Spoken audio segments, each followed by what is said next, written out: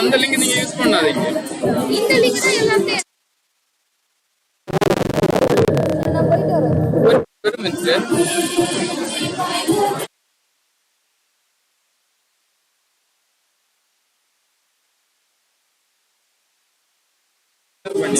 இந்த லிங்க் வந்து ஷேர் பண்ணிடுறேன்.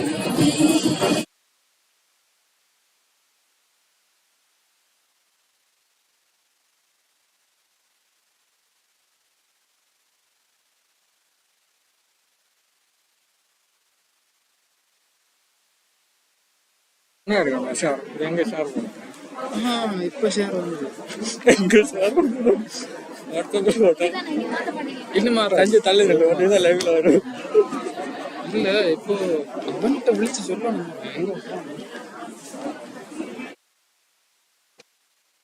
இது வந்து அவனுக்கு ஐயோ வாட்ஸ்அப்ல ஒரு குரூப் வச்சாங்க.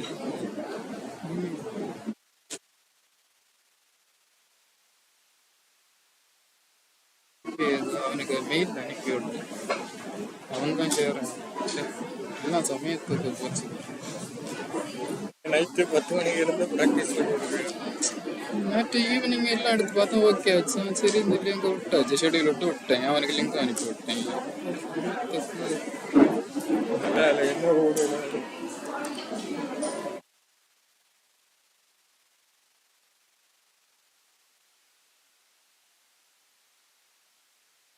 பேப்பர்ஸுக்கெல்லாம் இது போகும்ல, அது போயிடுச்சா? அது போயிருக்கும். ஆனா மத்த நிறைய இது வேற யாரெல்லாம் உண்டு இல்ல. காலேஜ் செட்டுக்கு அவங்க அனுப்ப சொல்லியாச்சு. நம்ம காலேஜுக்கு வேற காலேஜ் லிங்க் வந்துட்டு ஹெச்ஓடி அனுப்ப சொல்லி. அதான் இதுக்கு அவனுக்கு நீங்க சொல்லுங்க. நீங்க யார்ட்டெல்லாம் சொல்லுங்க. பிரின்சிபல்ட்ட சொல்லுங்க.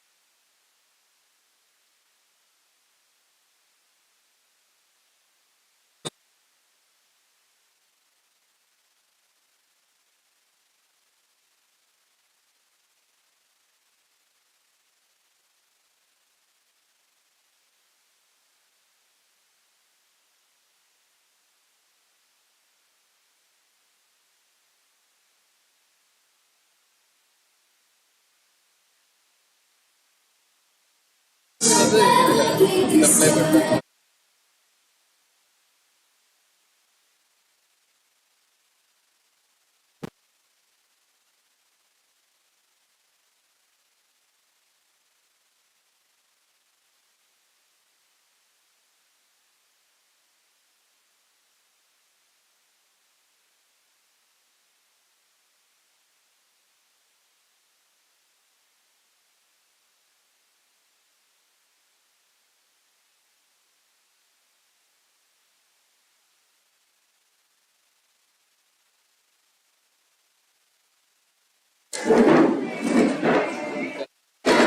பிளே நான் குறைச்சி மேலோட்டு வச்சு எடுக்கணும். கீழே இருக்கும், ரொம்ப கீழே இருக்கும். எடுத்தா விட விட்டுருவாரு. அந்த அப்பா எடுத்துட்டு போட்டு போயிட்டு எடுத்ததே இல்லை. யார்கிட்ட கையில கொடுத்தது. எனக்கு கசின் எடுத்தான். அவனை எல்லாத்துக்கும் போட்டு இல்லை மாட்டேன். சாயங்காலம் ஃப்ரீயா நல்லா ஃபோன் பண்ணுவாரு. ஃபோன் பண்ணிட்டு திட்டமா நீங்க பக்கத்துல கொடுத்தாரா? என்னத்துக்கு என்ன இதுக்கு என்ன இதுக்கு திட்டாங்க உங்களை இல்லை எங்களை திட்டுவாங்க நானும் வாய் நானும் ஃபோனில் திட்டுதாங்க இது எம்பிபி ஒர்க் ஷாப்போட லிங்க் என்னது நீங்க இப்ப அனுப்புனீங்க. அது பேர் எப்படி கிடக்குது வேற அதான் எப்படி ஒண்ணும் மாத்தல. வந்தாலும் அவர் அப்படின்னா பேர் தான் மாத்திருக்கு, அது இப்போ மாற்றி விடுறேன். ப்ராப்ளம் இல்லையா? அது ப்ராப்ளம் இல்லை, லிங்க் இது லிங்கில் அந்த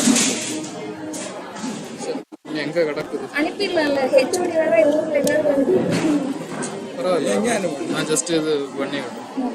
கொஞ்சம் ஒரு கேமராமேனை பார்த்துதா யாரா?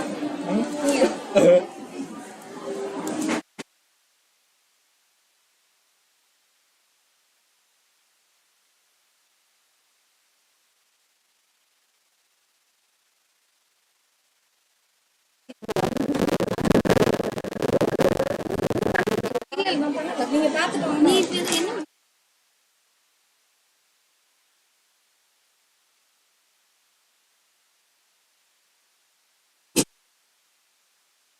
இன்னும் வரைக்கும் ரெஃப்ரெஷ் பண்ணி பாருங்க கரெக்டாக.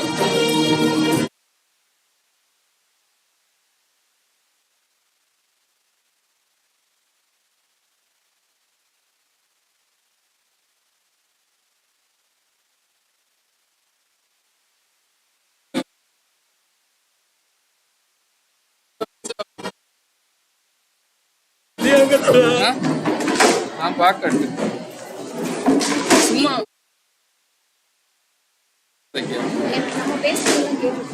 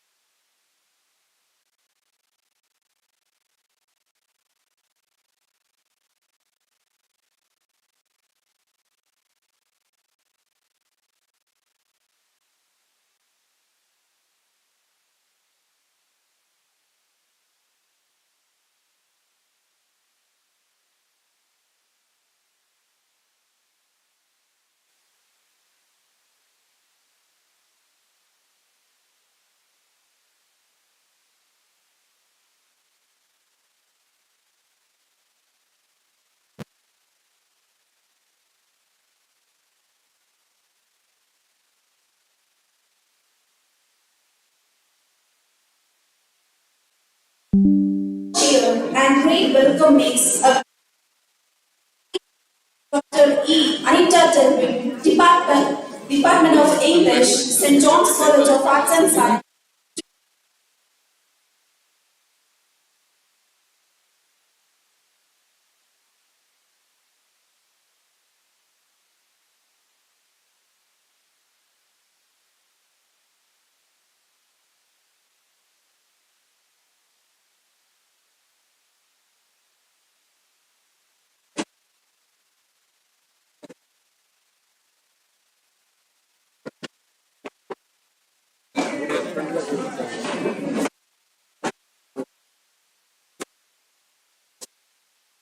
கனெக்ட் ஆச்சு பக்கா. Camera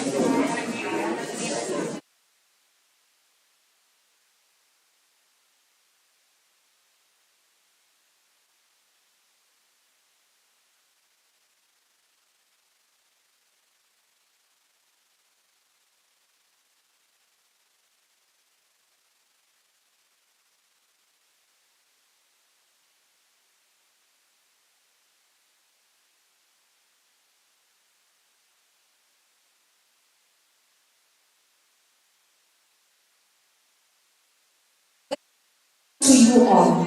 Tamil Nadu there.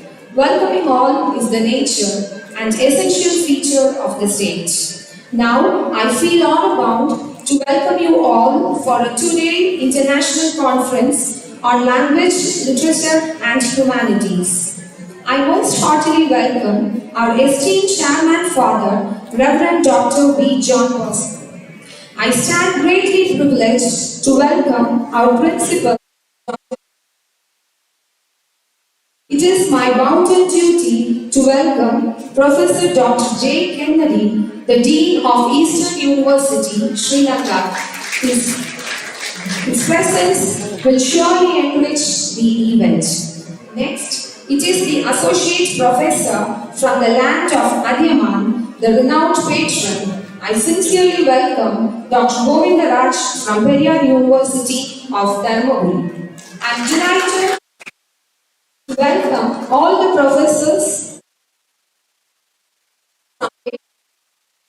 I am pleased to extend a warm welcome to Dr. Regit Silvest, President, Cape Comorin Trust, faculties of my department, my dear students, and the non-teaching staff. I guarantee that the conference will be productive and welcome one and all. Thank you.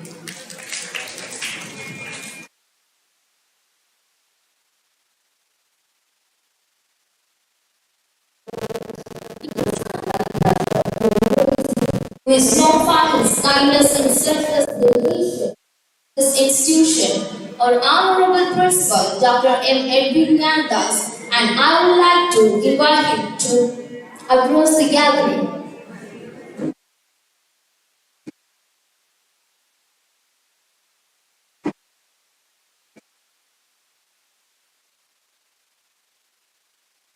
Respected chief guests for this international conference organized for in association with the Department of English, St. John's College of Arts and Science. I am glad that this conference on language, literature, and humanities is being organized by the Department of English in association with the Cape Common. It is indeed a matter of pride for a relatively new college in the district that is known for higher education to organize such an event of this scale. The event that is drawing global attention will only enhance the reputation of the John's College of Arts and Science among the academic community. Though today's offline session is limited to this small gathering of scholars, students, and language enthusiasts here. Tomorrow's webinar will take the faraway shores. Academics in university around the world will then sit up and watch a great conference happening in the campus of a college in a remote village in India district. Though the founders of this institution had a mission to educate the marginalized hostel, especially the hostel communities, by starting this college. The college is actually excelling in academics to not just educate the students but also prepare them for the job market once they passed out. This campus has seen several conferences organized by the various on a wide range of subjects, especially mathematics, commerce, and including the English department and the other computer science, computer application organizes so many international and national conferences in this college for the benefit of not only the children of our college but also for the benefit of the children.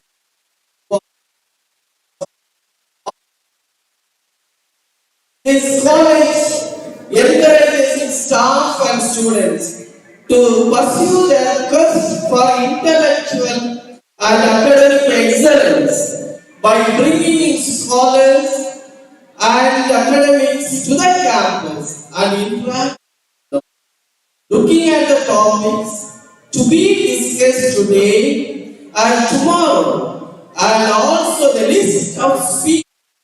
I was amazed by the knowledge of the organizers whose quest to gain more knowledge has led them to chart the course for this fabulous event. While scholars in the campus and outside of it share their knowledge, the major beneficiaries are the students. The wide-ranging subjects listed for discussion are so comprehensive that every participant will have a lot of knowledge, information, ideas, and perspectives to take home. It is through such exercises that the academic standards of any education is for it benefits everyone taking part in the proceedings. With a word of thanks to the organizers, participants, speakers, I wish the conference all the best. Thank you. May God bless you all. Thank you, Madam. Thank you. Thank you, sir. I'm profusely dignified to call upon the dignitaries on stage to honor our chief guest, Dr. J. Kennedy, Dr. C. Govindaraj.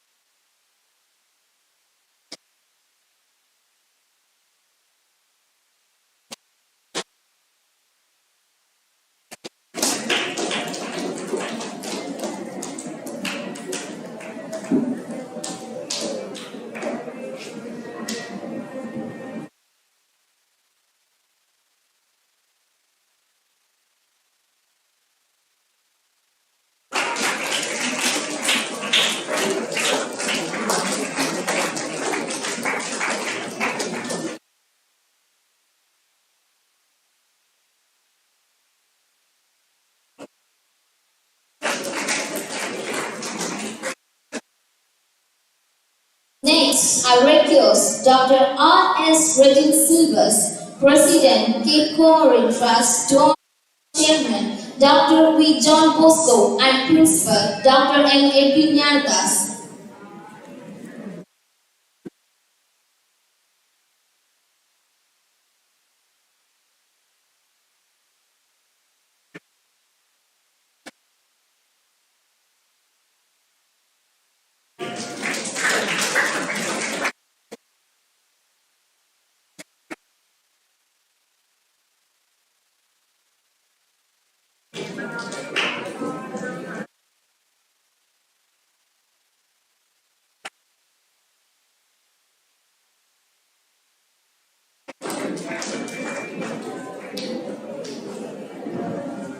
I invite all the dignitaries to release the abstract proceedings. I request Dr. R.S.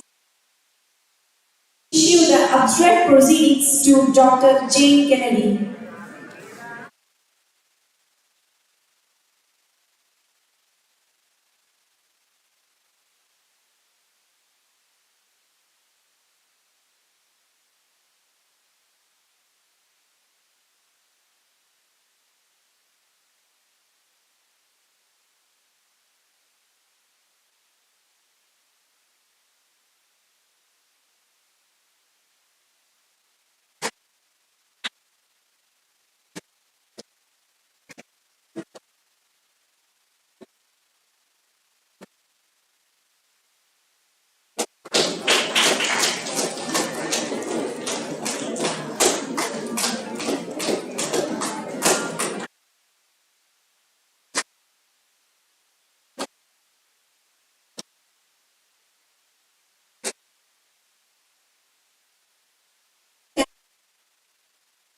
It's my privilege to invite our Honorable Chairman, Reverend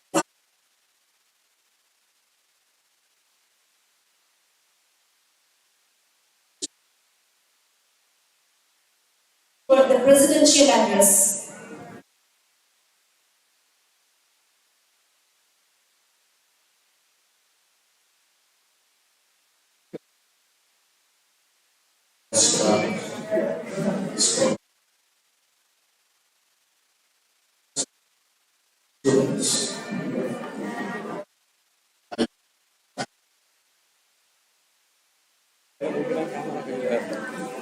To note that Dr. Edwin Janadas has arranged a wonderful seminar with the help of Dr. Reggie and I appreciate all of them and I insist our scholars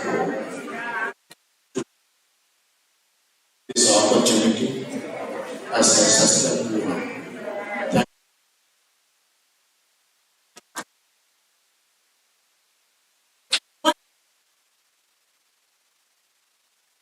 Even begin to be a better man. I would like to call Miss Gladys Dawes, Assistant Professor, Department of English, St. John's College of to introduce the chief guest.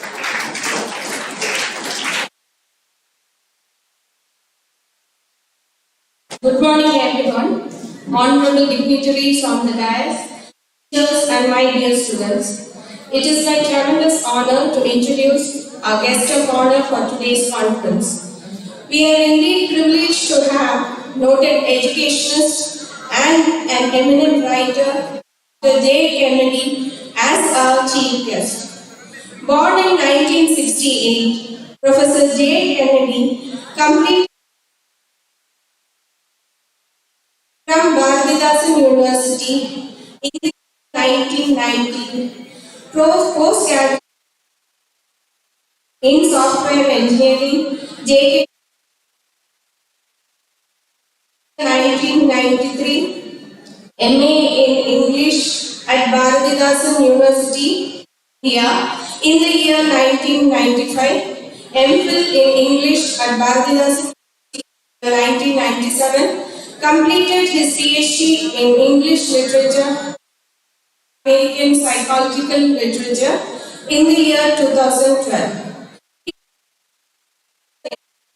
Department of Languages, Eastern University, Sri Lanka. He is the Dean, Faculty of Arts and Culture, Eastern University, Sri Lanka, since 2019 till date. He is the author of book titled Deers and Dogs, Mangalum, Naigalum, a collection of Tamil short stories published in the year 2020.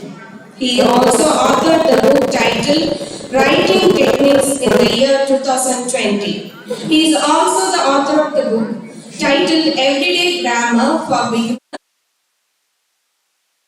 He has translated a play from Tamil to English titled Poison Man, Nanju Manidan in the year 2021. He was a translator and co-editor for titled Rituals in Eastern Sri Lanka. He is a foreign evaluator for Doctor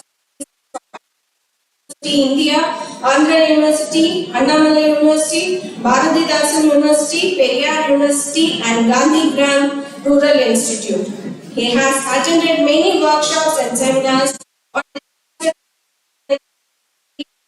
entrepreneurship and coastal community resilience. He has been awarded with International Academic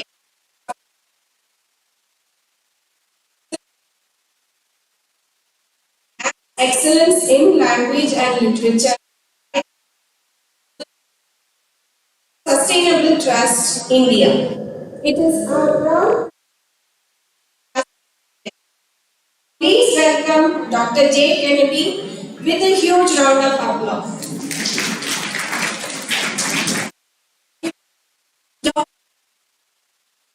Present a gift to our English department.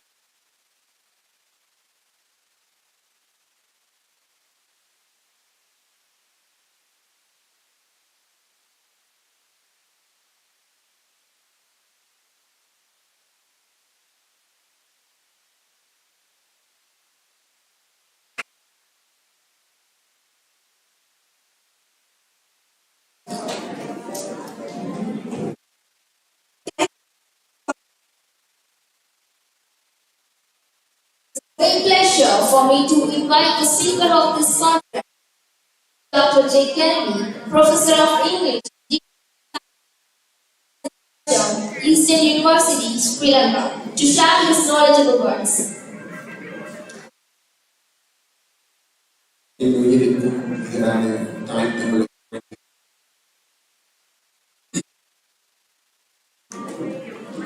Dear Secretary of this institution, my dear co-speaker Dr. Govinda Rajan, Dr.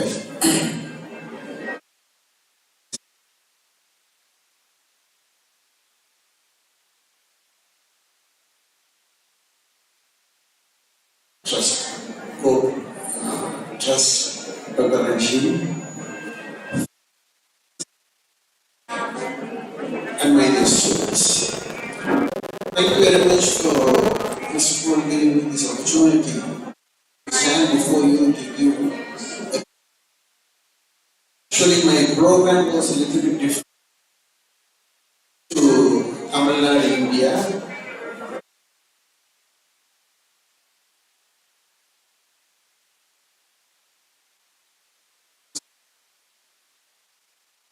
Tamil Nadu Teachers Education University. So Regine said, no sir, you have to give the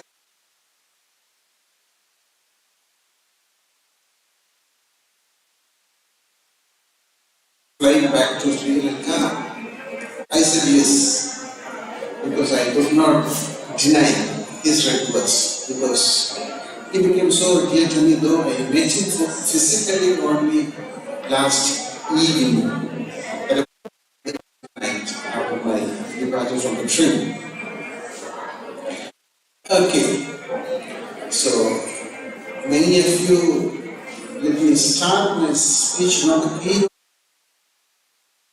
because many of you may be a little bit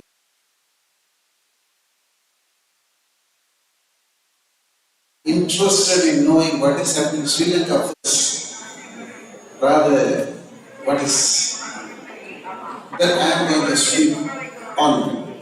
So Sri Lanka is now facing a lot of financial difficulties.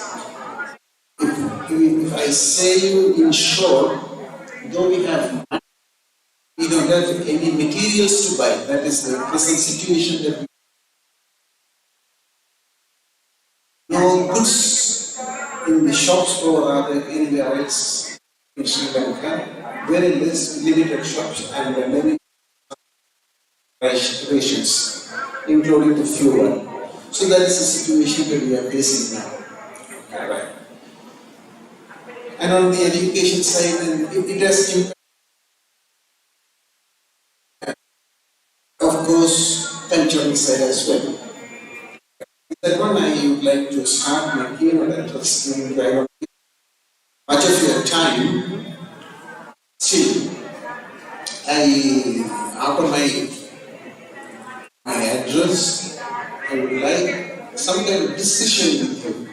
I need some questions to be raised from you, and I would like to answer those questions as well.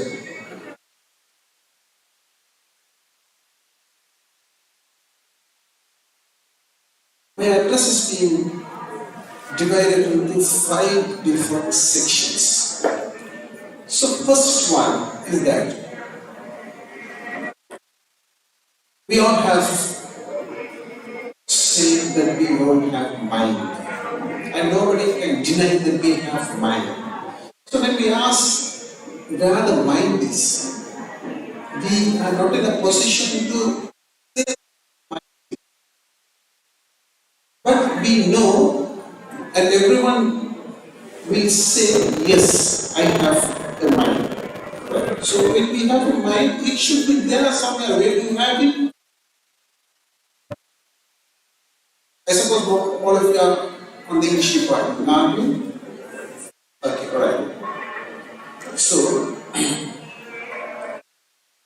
English language, especially on the nouns grammar, we have 2 kinds of nouns. That one is concrete noun and second one is the abstract noun. Alright, that we all know. So, concrete nouns and the concrete things, the concrete material, those which has a kind of,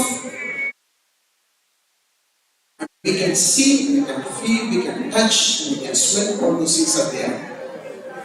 And in short, we have all those dimensions, what we perceive. What we dimensions, what we perceive are the concrete things. Opposite concrete, we have certain things like, we used to call it nouns, abstract things, nouns, abstract things, which we know that is there, but say where it is, how it is, and we can give any kind of dimension. For instance, we all know the color green, or the color red, or the color black, or any color. We all know. Take an example, red color. So when we ask, suppose I ask you to explain or define the color red, nobody can define the color red, but everyone knows. Say suppose that I am black, I am blind, I am unable to see anything, and I ask you what is red color. You all say, you keep on saying red, no red color. What is red? And is it possible for you to define it? You can define color, but we all know something like that. So, certain things are abstract. So is to the mind. We know that we all have mind, we experience all those things, and still we don't know where it is. It is unlike one of physical body like eye, ear, brain, heart, kidney, or whatever it is. We cannot say that. It is something like life. We we know we have life. Nobody can say no. Nobody can say no. Everyone has life. But when somebody asks you life, what will be your answer? You can't say, can you say it is inside your brain? Can you say inside your, what do you say, the DNA? Answer that.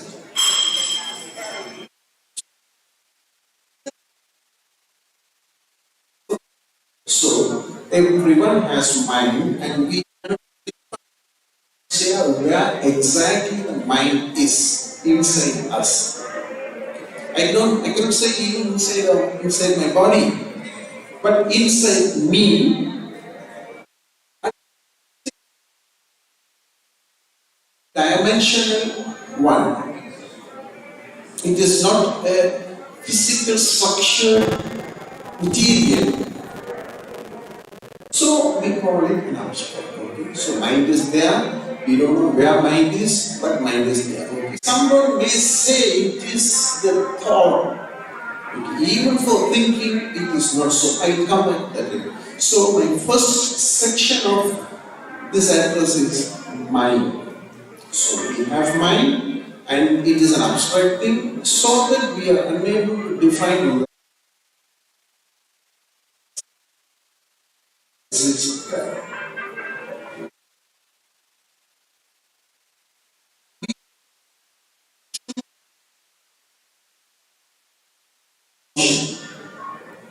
You all know. Yes or no?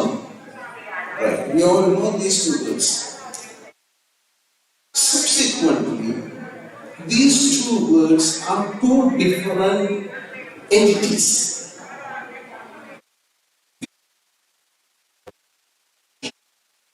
They are not together and they don't interlink together as well.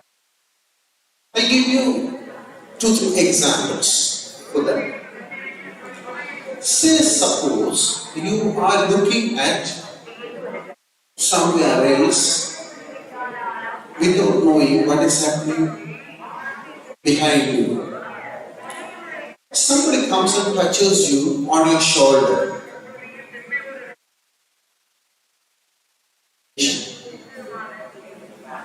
Somewhere the shock, and immediately you turn back and see who is that. Oh, what is that? Okay. Say the same thing. You are looking at somewhere else, and somebody comes behind you, hits, give a big hit. What will happen to you? What will be your reaction on that one? The reaction will be the same. Shock and look back. What's there? Oh, who is there? What's happening to you? The same reaction you all have. Okay. Now, tell me one thing, that these two incidents, touching and hitting, are the same or different?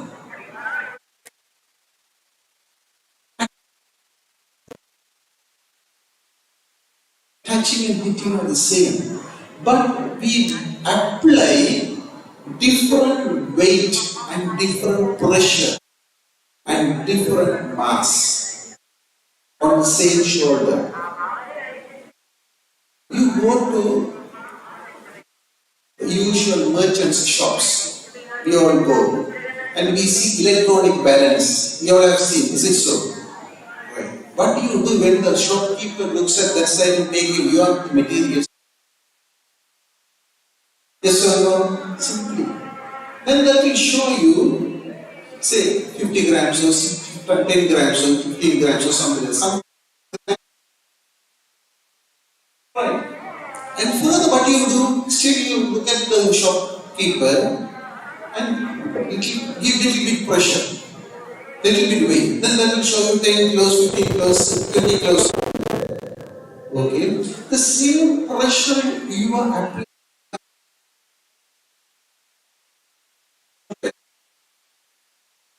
Maybe around 50 to 100 grams weight and heating. more pressure, more weight. That's all. Maybe 5 kilos or 6 kilos or 10 kilos.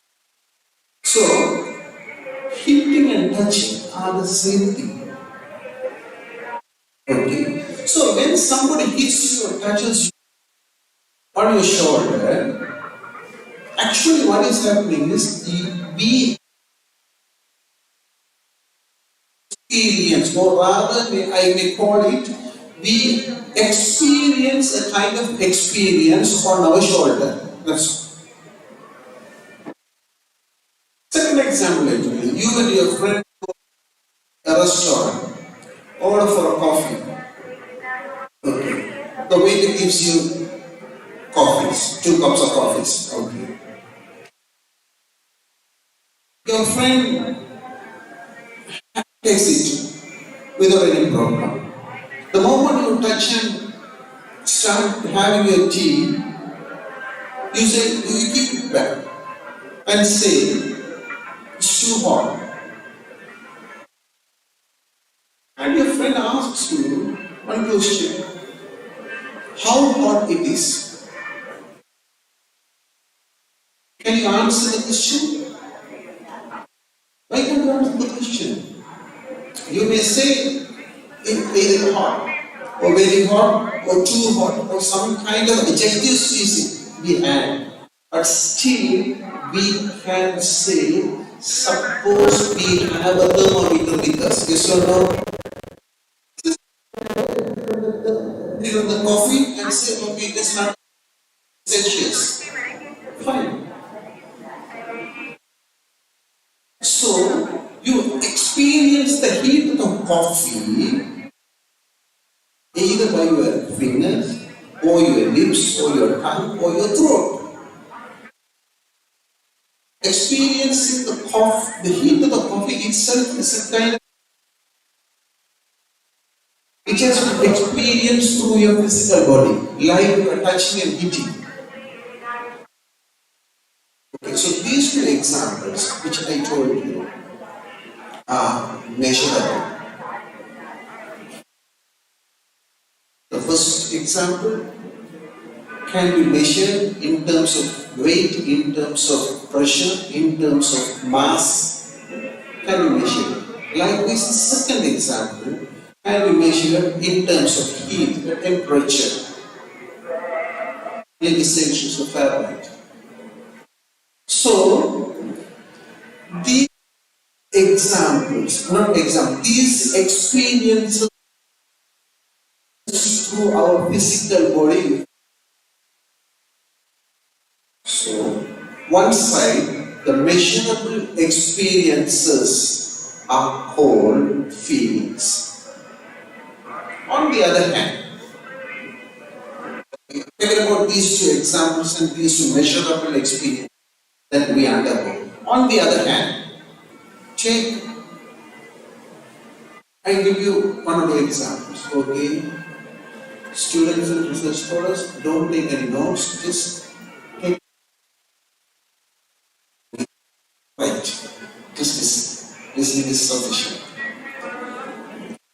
So, suppose that you have a pet, maybe dog or cat or parrot or whatever it is, let it be, you have a pet, right? Then you love your parents, okay?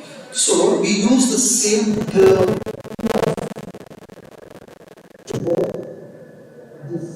pet and your parents, and you say that you love both. Suppose I ask you a question,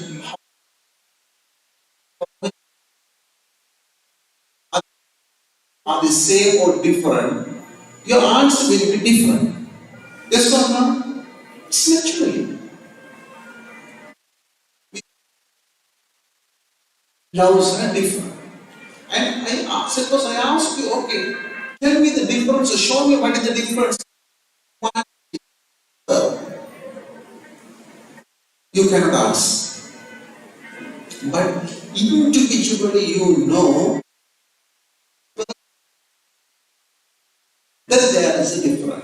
between these two. Second example for that one. Say suppose you lose just 5 rupee pencil. Just 5 rupees pencil. You lost it this morning. Okay. We kept on searching here and there and could not find out, so it feels so sad. Sadness comes to you. Alright. 3 days back, you lost 1,000 rupees. 1,000 rupees.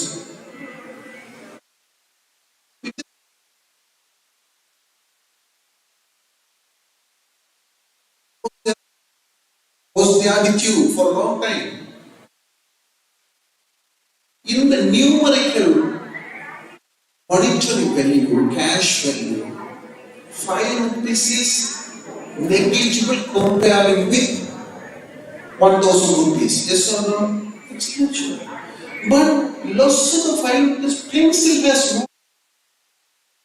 Probably somebody might have given you, or probably you might have bought it some a place which is a memorable place, memorable moment. So, can you say that how much are you sad towards losing the pencil and towards losing? You cannot say how much, but only you know the value.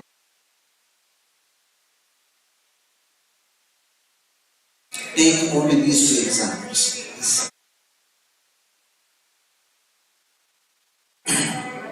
When loving somebody or losing something else, when love or the sadness, okay. So, and let me give another example. So far I have compared only 2 more comparison. Say, I am angry with A, I am angry with B, I am angry with C.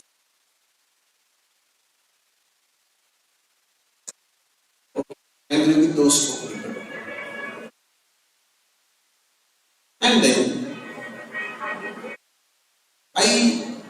when A crosses me, I don't look at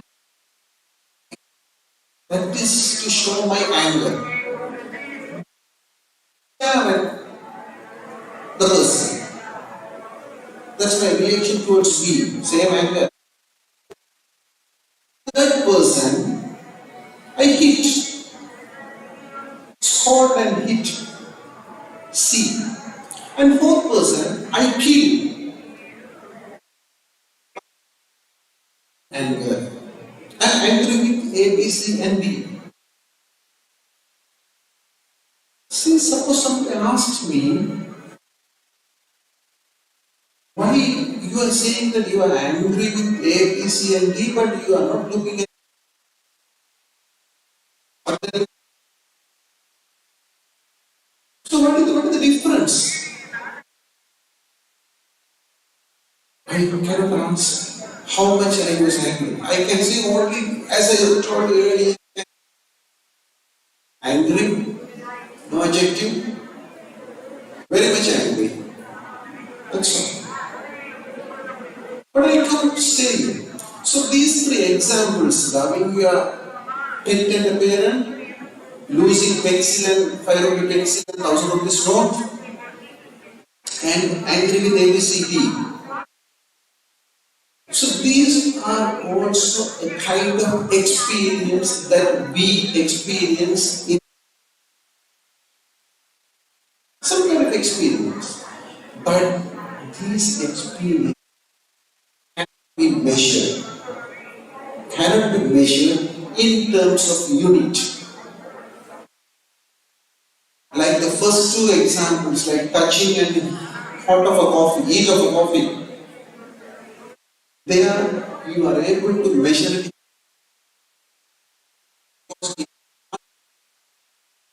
and it they have been experienced through. Here, these three examples, okay, these three experiences are being experienced by us, the same person. Where we are unable to measure them, we are unable to quantify them in terms of unit. But individually or personally, there are some differences which I cannot explain, which I cannot define. So, let me join my first part and the second part. So, these kinds of experience which are unquantifiable, but still the experience that have been experienced by a person, by us, can be. These are the things called, this kind of immeasurable experience are called emotions. So, measurable, quantifiable experiences are called feelings, that's the definition, and immeasurable, undefinable experiences are called emotions. So these are the basic differences between. So what is the link between this emotion and the mind is the emotions are being abstract part of the body, mind. So that since mind is there and mind cannot be identified, defined, since mind is an abstract phenomenon inside us, we are unable to define these kinds of experiences. Okay. First part is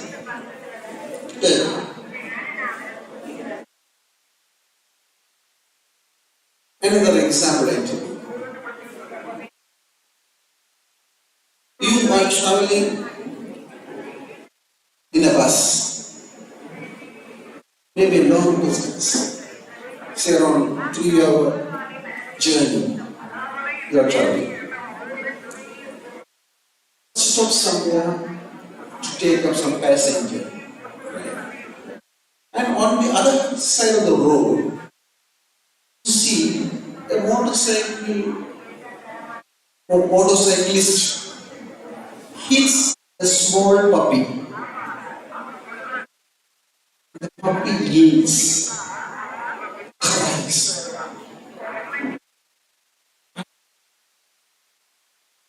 So understand the pain of the puppy. This is what we call empathy. Fine. You are not in a position to get out from your bus and go and help them. But still, the pain, you are carrying it.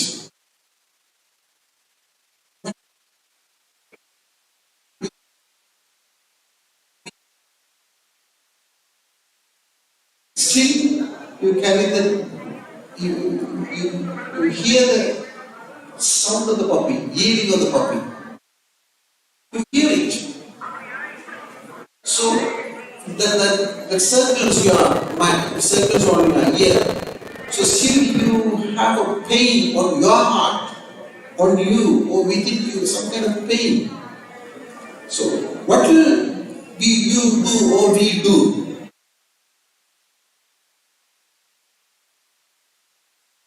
Either you go there, go home, have a coffee or something, have a bath, or immediately you will call some of your close people and say, share the same pain and all the experiences that you underwent. Third one.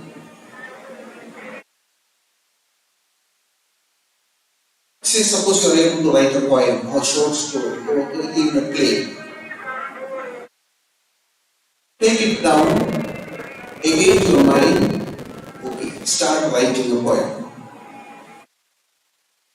And then you are relaxed.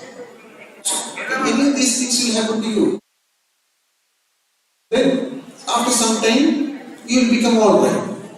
You forget about that pain, that cry, that you forcefully bring it back. Okay?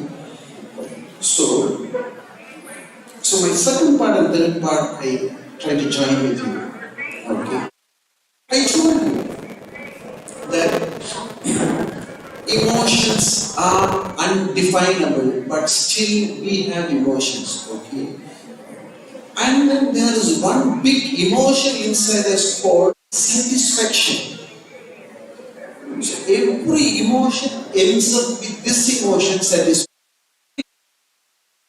Say no, every emotion will end up with satisfaction.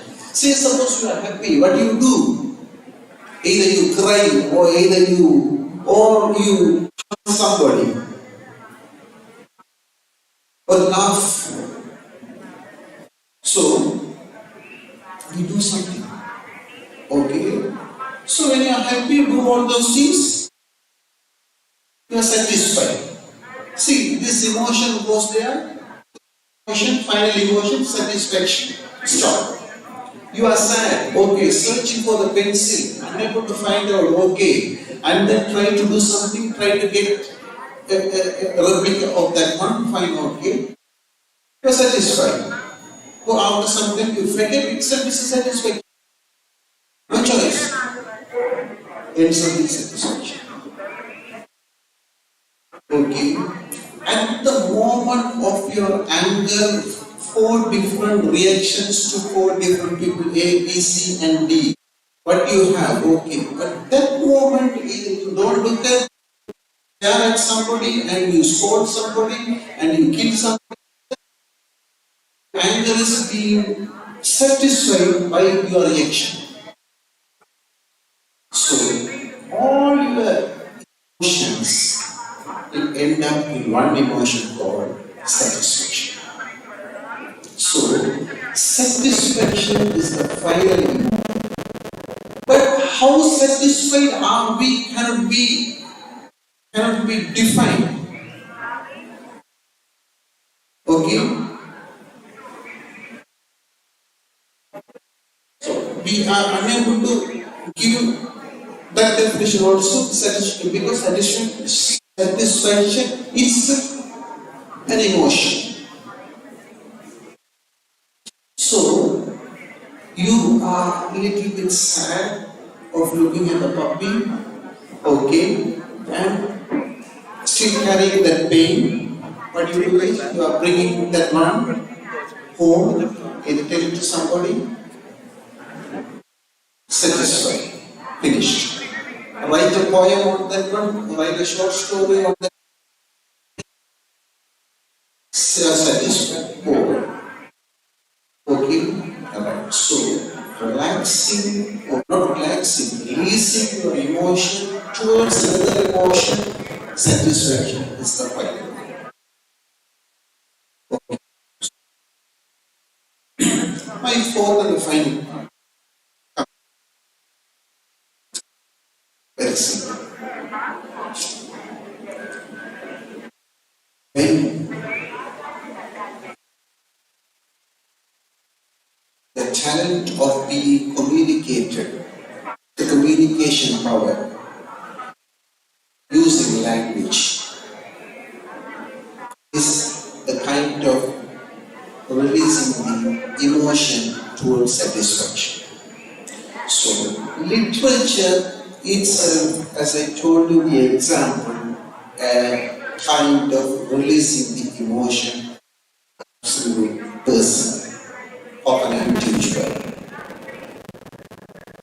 When I am able to write the poem on the pain of the puppy, which I experienced, not on that spot, maybe later, as you also said, emotions being connected with tranquility. Okay, look at the puppy. Eating and come back, write a poem, release that. Where here language comes. What is language? So literature part, emotion, all those things, okay, fine. Then what is language? Oh, where language? Language is a form of communication, that's all. Nothing more than that.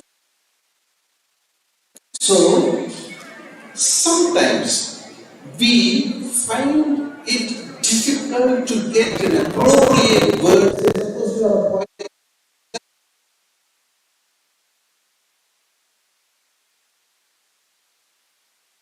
we cannot worry about it. We write some other word or just place a dash.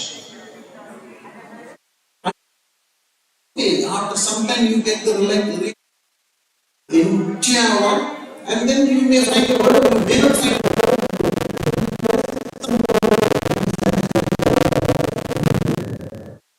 So here language comes in between literature. So it is a humanity, the third part of the conference caption theme. There,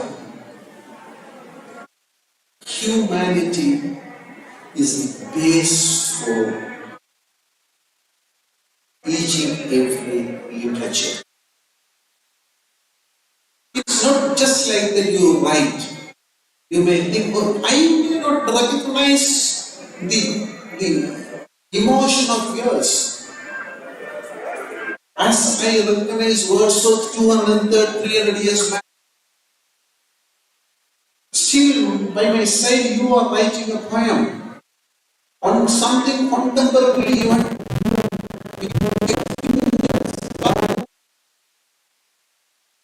When Wordsworth is able to write his own emotion, was able to release his emotion, and finally he says, when I am sleeping on my couch, I recollect still that song comes to my mind and gives me a kind of relax, a kind of satisfaction, so that I am writing now.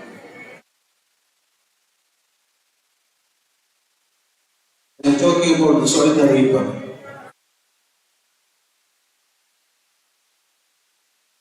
So I'm little bit happy. The kind of experience when I saw daffodils dancing and tossing its heads. The kind of emotion I have. The same emotion you and I have, which is useful to us now. This is what humanity. Looking at nature, getting angry towards somebody who is destroying the environment, the nature, and getting angry, a kind of emotion. When you write a poem on that one, when you write a short story on that one, or when you, what do you do? I'm satisfied. So, these are the basic links between among literature, language, and on the reverse side, humanity, language, and literature are intertwined. Finally, these three things make literature in without recognition or recognition. Don't worry about others' comment because others may not have the same emotion as you have. So with this one, I conclude my address, and any questions from your side, please.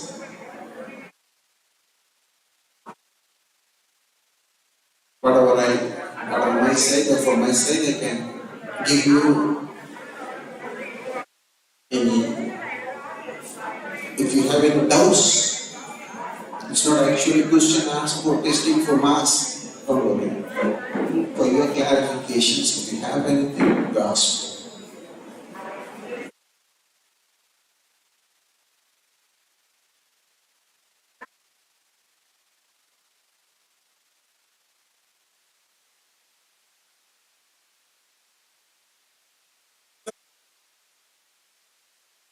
Emotional intelligence.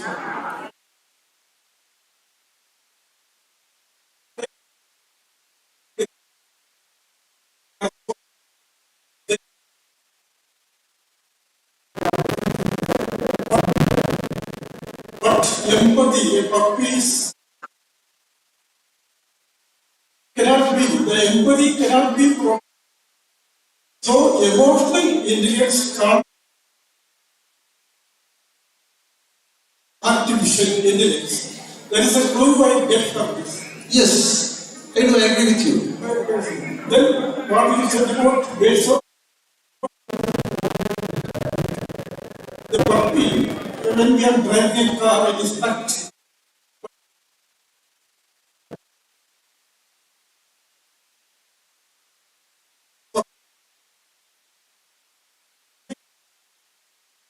So down and quiet. Yeah. So then since you are, what I learned is that it is because of the debt trap by China.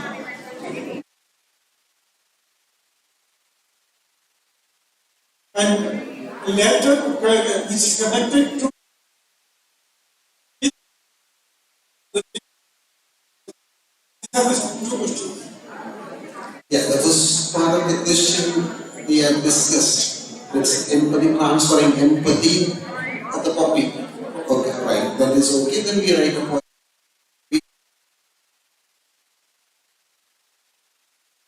Second thing is a little bit crucial. It's high, which I do not want to speak on the stage. I'll answer you personally after this.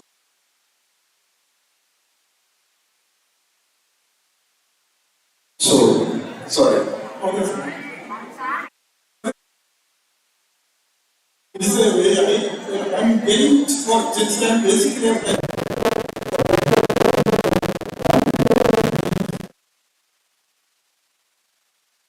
Yeah, no. Actually, quantifiable experience is feeling, and unquantifiable experience is emotion. That's my perspective. that is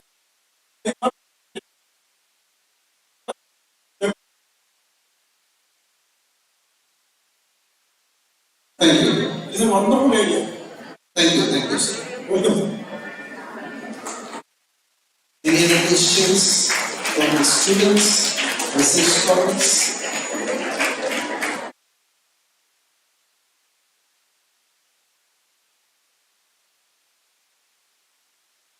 Questions? Okay, so with this one, let me conclude and I thank all the organizing team and the St. Joseph's Trust Fund for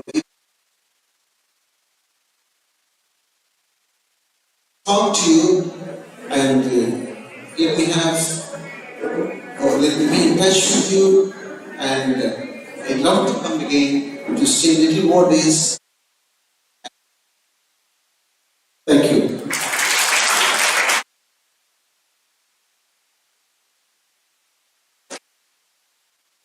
This wonderful explanation about differentiation between abstract and concrete things, feelings and emotion and empathy with perfect illustrations. Thank you, sir, for sharing your wisdom and experience with us.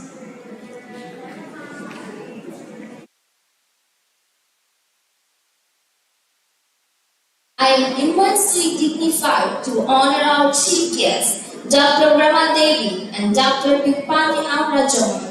We'd like to welcome Reverend Father Dr. Chief guest.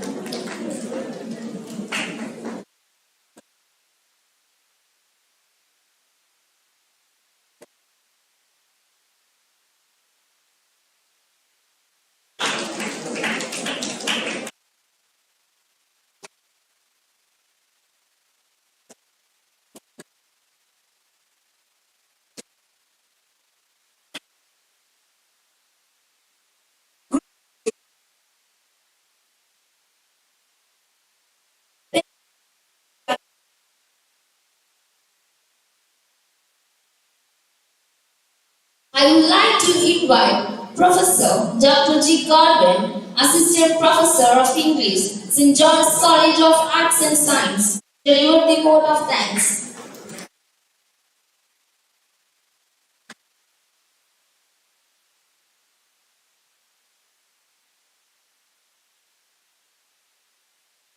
Morning to one and all gathered here. On this wonderful morning, I would like to present the vote of thanks. We take this golden opportunity to thank Reverend Dr. Father John Bosco of this institution. Next, I extend my sincere thanks to our Father Sam F. Matthew for his continuous support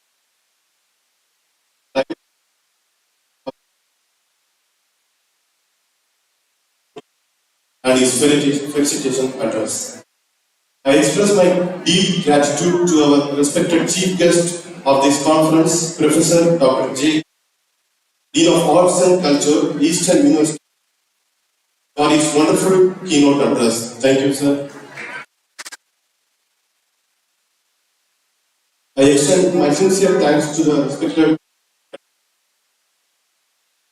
Thank you, ma'am. It is my pleasure to thank the dignitaries,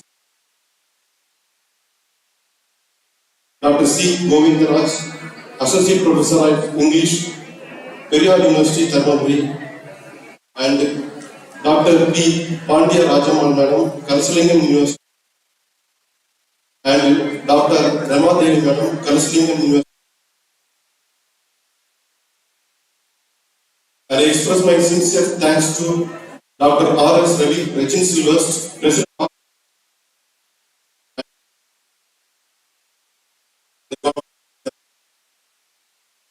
the third humanities are sweet, those unheard humanities are sweeter. Yes.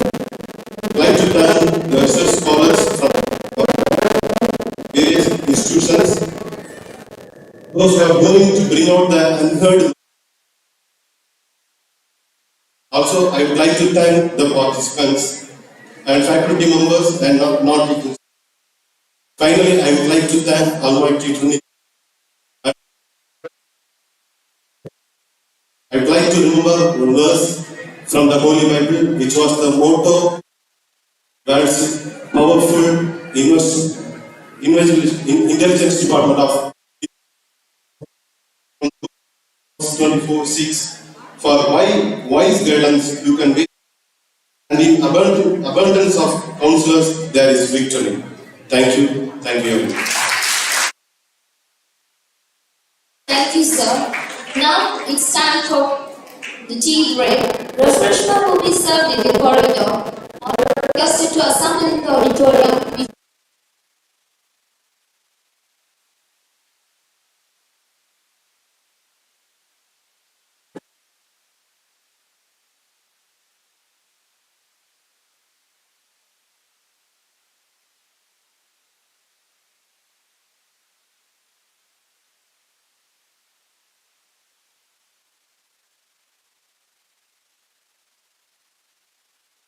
Now it's time for the tea break. Refreshment will be served in the corridor. All are requested to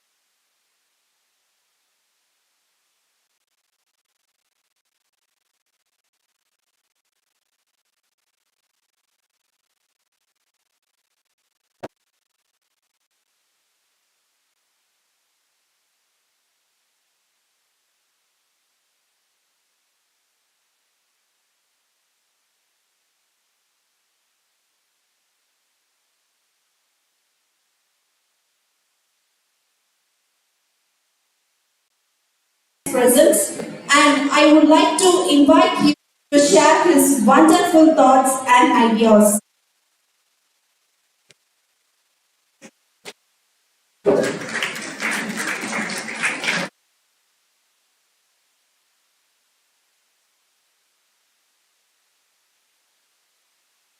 கனியில ஏறிய சுளையும் தலையில ஏறிய சாரும் பனிமலர் ஏறிய தேனும்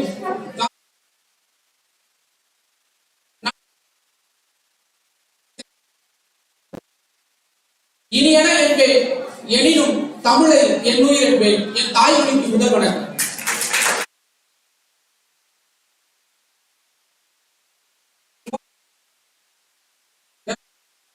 Chairman of this prestigious institution,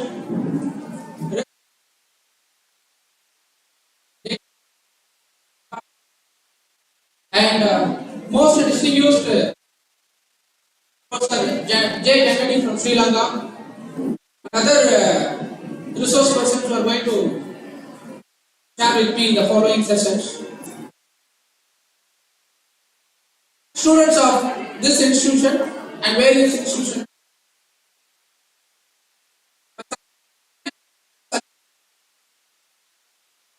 It gives me immense pleasure to be here as a part of this two-day international conference on language, literature, and humanities.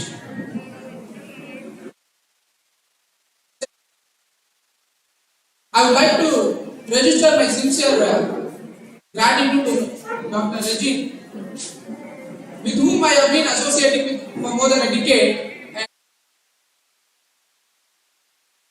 organizing many events, academic events like this.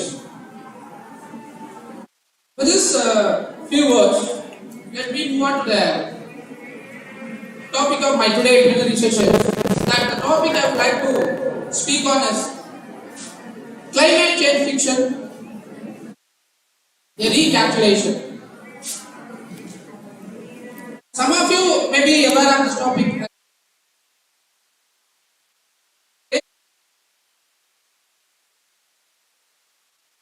Anybody? This is not a thematic analysis of theory. Just I would like to introduce you a new genre in the field of English literature. I think if coming down on the rest, it will be fine to explain you the PPT that I am going to project.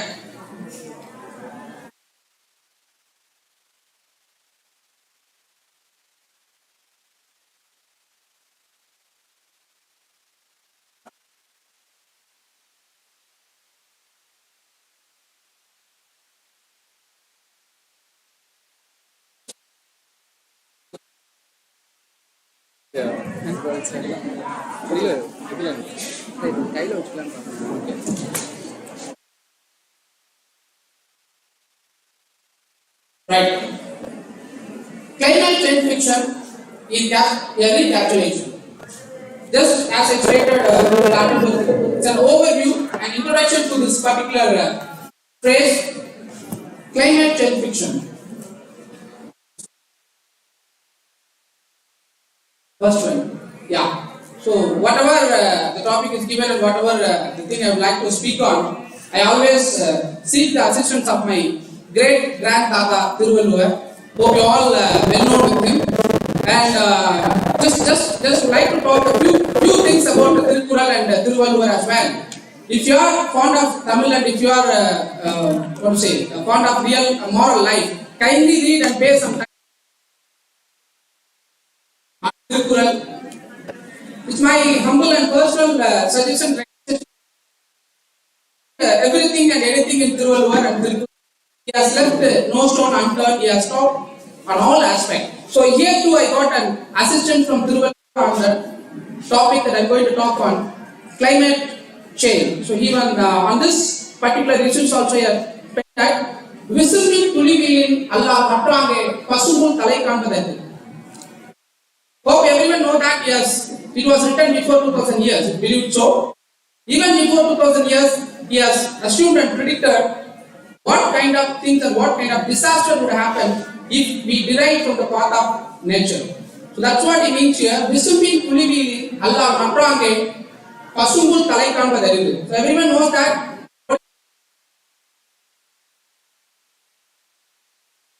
we are with the assistance or help of rain. So if there is no rain, nothing will grow up. So that's what he means here. Visumbin Vanam. Right? Visumbin Kulivila Malay Allah Matrange Pasungul Talaikan Badaridu. If there is no rain, so that's what the today's session, that's what the today's topic is going to explore. And this is what the plan of the session. I would like to make you to understand what is climate change and what is climate fiction or sci-fi and how it emerged. Emergence of sci-fi, climate fiction, which is in short known as sci-fi, and usually what kind of themes and settings are being employed when writers going on with this particular aspect. And the next one, climate fiction in English. And the next one, climate fiction translation. So that which means that not only English writers have penned on climate change, and many other writers belong to various languages and writing. That's why I have given a space for climate change fiction in translation. And the last one, conclusion. So what is meant by climate change? Don't go and don't think that climate change, I am not entering still. It talks about climate change. Everybody we have a little knowledge about climate change. If you look at it in a scientific aspect or livelihood aspect, we don't have a second thought, a second opinion, how we destruct and how we are against nature. So usually the nearest state, Kerala, is known as God's own country, right? Even there, now we have started to deforest and some other kind of things which go against nature. Usually climate change refers to a long-term change in the average weather patterns that are which will have to define Earth's local, regional and global level changes, which in term or which in short we call it as a global warming.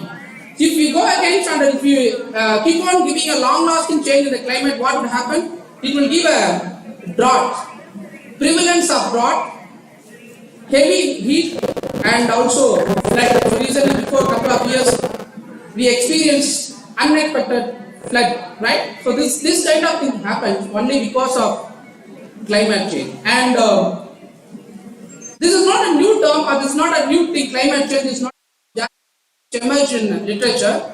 It has been from a classical and from an ancient period also. But now this is a time of, it's a need of the hour to talk about it and to worry about it, to be frank. We have to worry about it. And the present United Nations General Secretary, Antonio Guterres, in the year 2018, he addressed in a conference and he specially mentioned about the climate change. What was his word is, quite simply, an existential threat for most life on the planet, including and especially the life of humankind. I unquote. I'd like to repeat again, I quote, quite simply, an existential threat for most life on the planet, including and especially for the life of humankind, by General Secretary of United Nations Organization in the year 2018. So that's what a brief intro about, a brief understanding about climate change. And the well-known writer Amita Ghosh has come out with a wonderful statement, and he too worries about the least space is given for climate change. Climate change has a much smaller presence in the contemporary literary fiction than it does even in public discussion. So here, from we move on to climate change, understanding of climate change to climate change fiction. So as a writer, as a literarian, as a critic, he worries about a lot. For your kind information, he is the only personality from Indian writing literature who has taught climate change fiction. We will see on in detail in the forthcoming slides. Next one. Okay, now let me have what is meant by climate fiction. Any idea about it? There is the name is given Dan Bloom. He is none other than Dan Bloom is a American English teacher and moreover is a journalist. He is the one who coined the term, but actually he did not come out with coining the term, new term for this particular phrase, climate change or climate change fiction. In order to create awareness among the public and to talk about or think about climate change, he just wanted to give a catchy word. That's why he got a phrase or an abbreviation called the climate. But unfortunately, coined the term, it has not become famous. But only in the year 2000, the African American writer, female writer, she tweeted this particular. Then onward, it got a tremendous famous, and people have started thinking about to write and to talk about climate. And that's what I never defined or even tried to define a new genre. Instead, I merely wanted to come up with a catchy buzzword to raise awareness about global warming. So nowadays, climate has become one of the famous terms and most expected and wanted term among the literarians. So just after having the understanding about climate change and climate change fiction, there are many writers who have defined what is climate change fiction. Just think about it. A genre of fiction that deals with global warming, which is defined in Oxford English Dictionary, what is meant by climate change fiction. And follow that, just now I mentioned the author Margaret Atwood. Climate fiction refers to books in which an altered climate is part of the plot. I quote, climate fiction refers to altered climate is part of the plot. That he just insists, she insists and she wants a citizen of the planet that we have to pay utmost concentration, utmost care about the environment. And Karen Hill, yet another critic and as well as a writer, he says that climate fiction is resolutely contemporary. That when you start thinking about the climate change fiction as an part of our own issues, that will give you a solace for our rest of the lifehood. And another American writer, John Scudrock, she comes out with a climate is famously genre defying a topic found in many genres. There may be a slight difference or a confusion between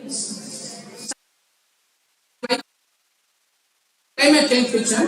The critic says that, and they coin and they define it. Climate fiction could be considered as a sister concern of science fiction. Right? Now, so the emergence of climate. In the beginning of my talk, I just mentioned, I talked about it. This is not a new term.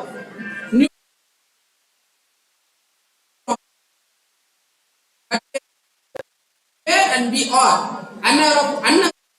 That's why I'd like to give a brief emergence about the climate, and it is divided into divisions.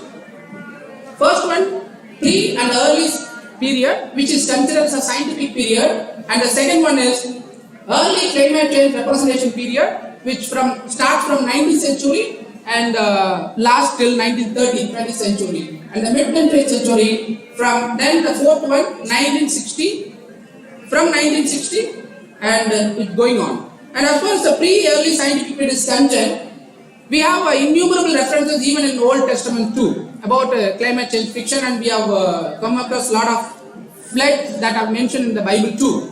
That's what that could be considered the pre and early period, and where this particular representation as well as encryptment can be found in one of the works of Mary Shelley, Frankenstein. I repeat it, Mary Shelley, Frankenstein, where she talks about a climate change as a concept which was relatively and rapidly accepted, yet unsure of the causes, which was characterized by works describing catastrophic climate change, which was caused by comets and cyclical awakening of the sun, the oscillations in the earth's axis and technology, that we give a lot of disturbance to the nature.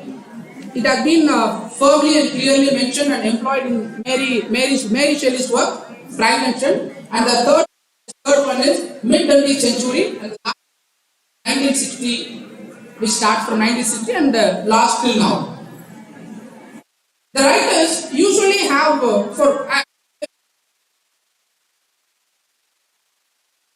they start to write about any aspect, they should have settings and plots and themes. So writers of climate change fiction, they usually will have some themes and settings to talk about or to write about the climate change fiction. So what usually will be? Certainly they will talk about all the times, which means present, past and future. And sometimes all the three may be, sometimes any one of them will be there. And that I'll explain this thing with some other examples written by some famous writers who have mentioned, and we have talked a lot about the climate change fiction. And the second one, majority of the climate fiction, which will be set in undetermined and unpredictable.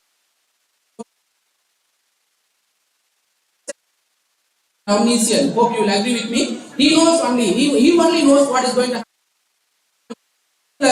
நோக்கம் நம்மளுது ஆக்கம் அவனுது. We may expect something to happen. Man proposes, God disposes. So in the same way, the writers, usually writers also படைப்பதனாலே. So writers, all the writers are considered Brahma, who creates, right? In the same way, they have some prediction. Writers, they have some prediction, and they could have something to say in their writing what is going to happen. So we are witnessing, we are right now witnessing, with which I will talk about it in the coming slides. Majority of the climate fictions set in an undetermined and unrecognizable future. Author seem to favor setting in a distant future created after a global natural disaster. What we have been experiencing for the past couple of years, and here and there, recently before a month, there was a heavy flood in Assam, one of our states of the country, and here and there in many countries, recently France and some other countries also they experienced a flood. So these are all flood. These are all the things. These are all the lively examples that we come across as far as climate change is concerned. And the next one is Earth. Usually they will describe, and the writers would take up any one of the countries or any one of the continents to think about or discuss about the disaster that the particular country or the particular part of the earth is going to experience. And the last one, the setting should be endangered cities, islands, and remote Arctic regions are common locations. So whatever the theme the writer has taken up for writing, there must be some locations, right? Like Ethiopian nations, Ethiopian islands, and if we take up North Island, we have Malpudi, right? And Kamalada. So any writer, they have their own. Writers of climate change, they would take up any cities for their projection. And as far as themes are concerned, climate change or global warming would be the major theme for this kind of writing. What would be the event? The event will be visible or imagined, that this is going to happen, right? And the next one, water or fire or heavy drought. So that's what I just mentioned in the understanding of Cli-Fi. Drought, heavy fire or heat, that would be. Next one.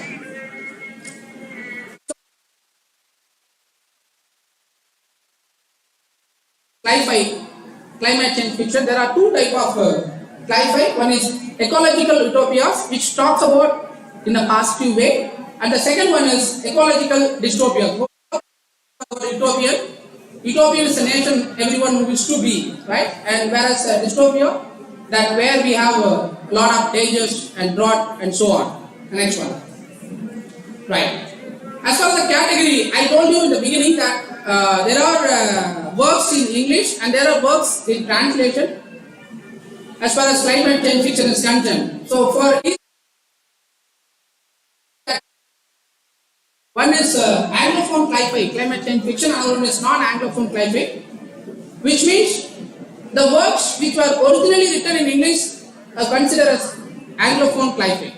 Originally written by English author, in English, the author may belong to any country or any nation, right? But it should have been written in English. Those things are considered as categorized as, and the works but were translated in English. Those things are considered as non-Anglophone sci-fi. Right. So these are a works, list of works. Don't think that these are the only works which were written in English as well on climate change fiction. This only limited text I have brought at your disposal. The list goes on, endless. A few for your disposal. And the floating world, solar, a friend of the earth, American war. This is how the works goes on. The drowned world, fight behavior. So these are the number of works which talks about climate change fiction. As I stated earlier, these works could be considered as Anglophone sci-fi, which were originally written in English. And the next one,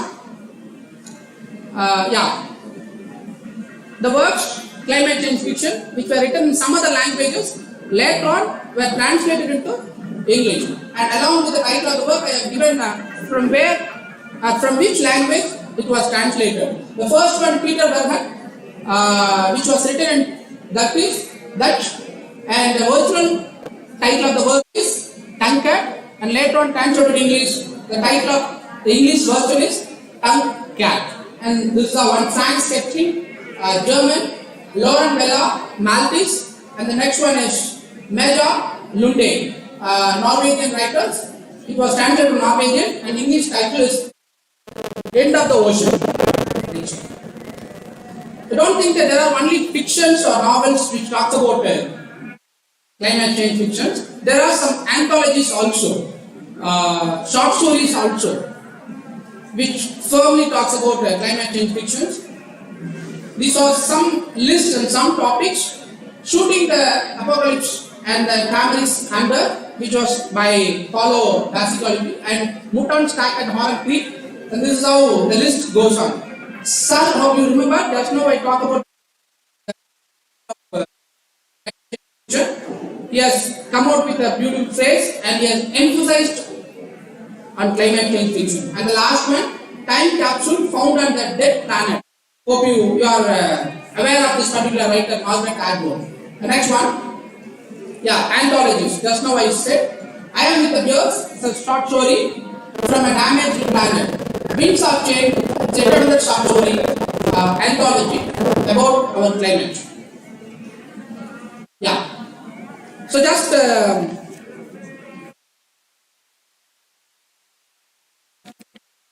when we talk about the works, list of works, I projected a number of works which were there on, which are there for climate change fiction. Even though the list is endless, I have taken up only a few works to talk about or to describe what kind of theme or what kind of settings it talks about. Right? So among them, J.G. Ballard, who is considered as a pioneer of this particular genre. Right? He could be considered as a pioneer for this climate change fiction.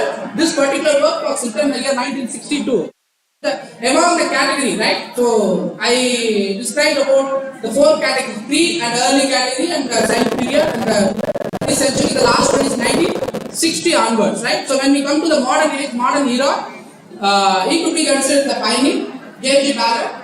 The most famous and renowned work is Drowned World.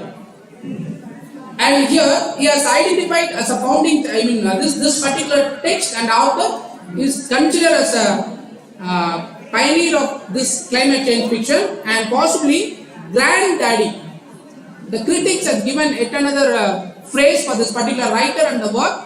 It's nothing but a granddaddy of modern climate, which since it starts from 1960. And so when we talk about the settings of this particular theme, usually there will be a city, endangered cities, right? Hope you remember that, endangered city. Only present or past or future would have been at the time setting. Here, this author talks about future time settings. He has assumed and precaution, the happenings is going to, the thing is going to happen in the London city in the year 2145, 2145. How the theme, how the settings have been done by the author is, the flood, heavy flood is going to happen in the city in the year 2145, and it is an unrecognizable or unexpected happening. The entire city is going to drown, and the people could not be able to have their routine livelihood. That's what the predicted theme of this particular book. And next one, this is yet another famous writer, Kim Stanley, right? Kim Stanley Robinson. This particular work also talks about the future unexpected event which happens in the year city New York, whereas the previous author, since he belongs to, talks about London, whereas this author belongs to America. He talks about another continent, America, New York. The thing is, it happens in the year 2040. Usually we may think about, or we may imagine, we just think of it. We are having four, then train, and last one is vehicles, right? Bus or car. Just think of it. There are only two mode of transportation. One, not even flight, only ship. And we supposed to fly only in the sky. If you want to go from one walk on the land, you have to just fly, or else you have to have a ladder between the buildings. You cannot come down, you cannot walk down on the land. So that was the situation. It happens in New York City because of the flood, and that due to the climate change. That's what a theme and prediction of this author. See, when we think about, when we talk about the settings and theme of this climate change, we may think that whether all the authors talk about only the now, there are some authors who talks about the optimistic view of climate change fiction also. Is Kim Stanley Robinson is such writer. Next one. We are prepared. This is also another book to talk about the climate change fiction. And next one, there will be a the Carbon Diaries. Carbon Diaries, Cecil Lillard, and published in the year 2015. So just now, when I was having a conversation with the Professor Kennedy in the morning, he was narrating and discussing about the present scenario in Sri Lanka, how they struggled because of the economical crisis. Right? Just many of you may have two-wheeler, isn't it? Just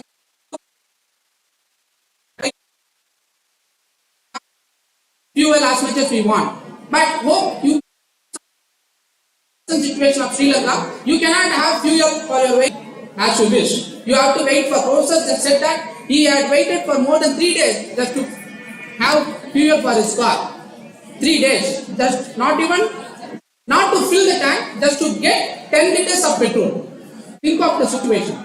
10 liters of petrol, if you want to buy, you have to wait for 3 days in petrol bank, that too in a queue. It happened. We have a present example, contemporary example among us. Professor John Kennedy has experienced in his own country. That is what the theme of this particular work, the Carbon Diaries by Cecil Lillard. What is the theme of this work is actually, as far as the writers of this work is concerned, a new ration system is introduced in this country.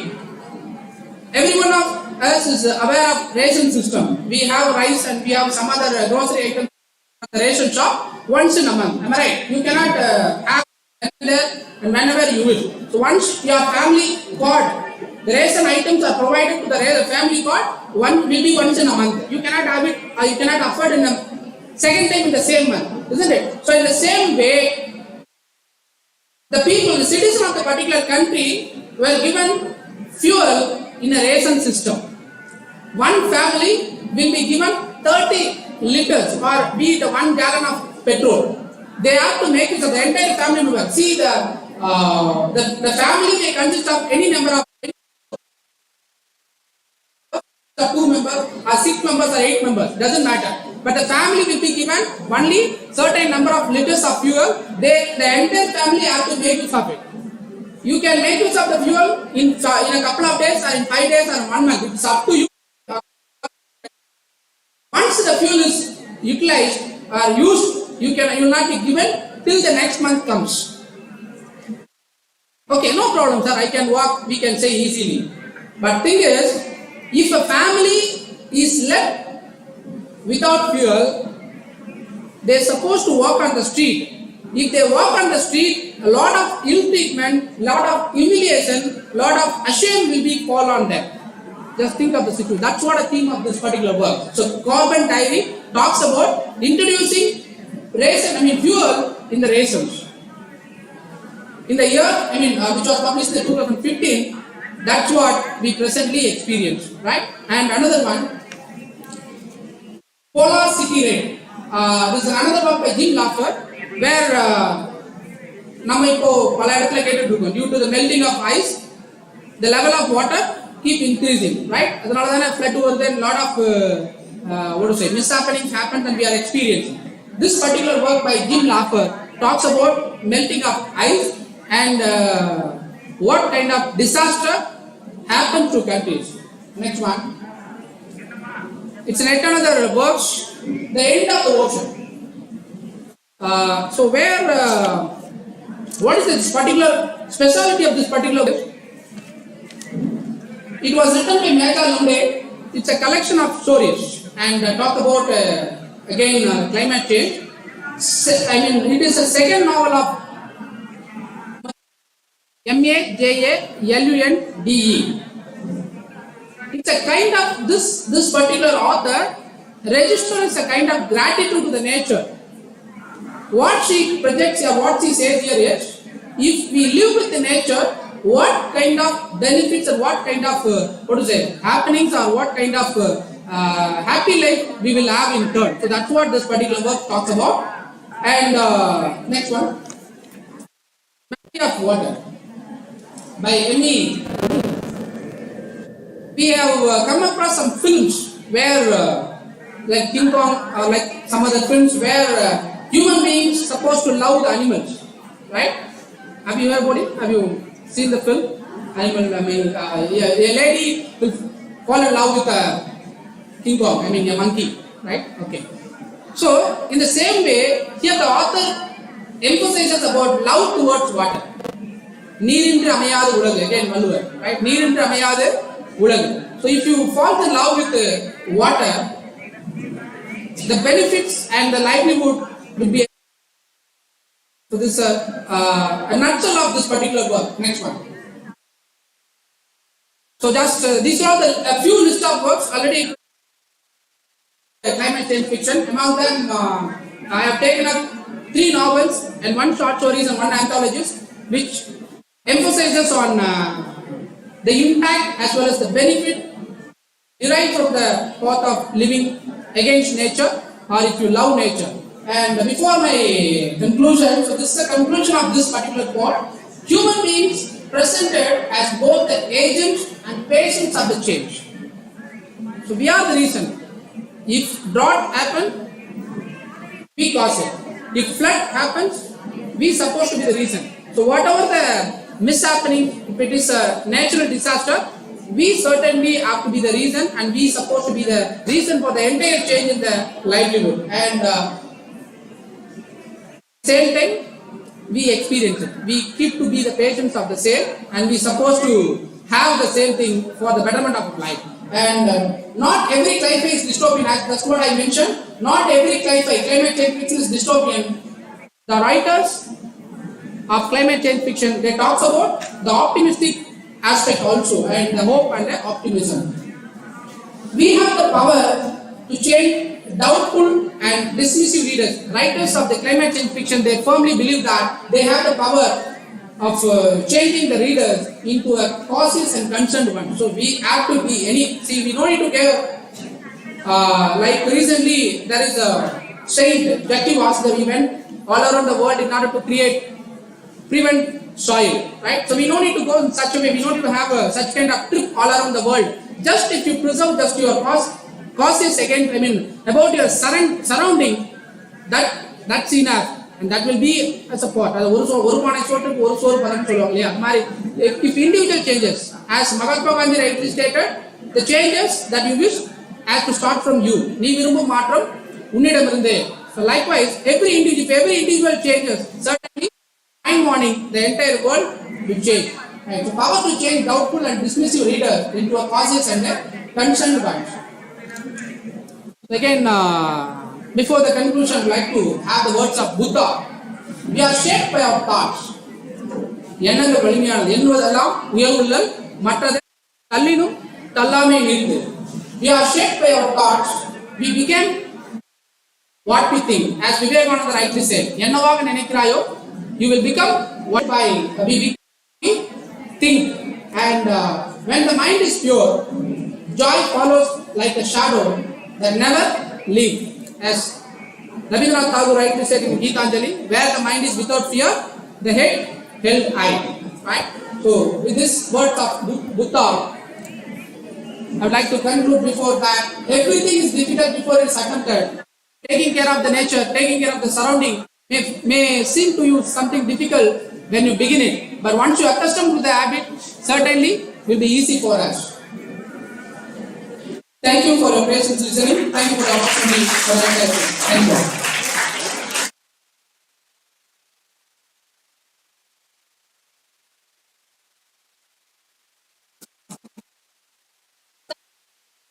Your profound thought on climate change, a need of the hour, and also about crucial role of literature in preserving. You are truly an inspiration to the young.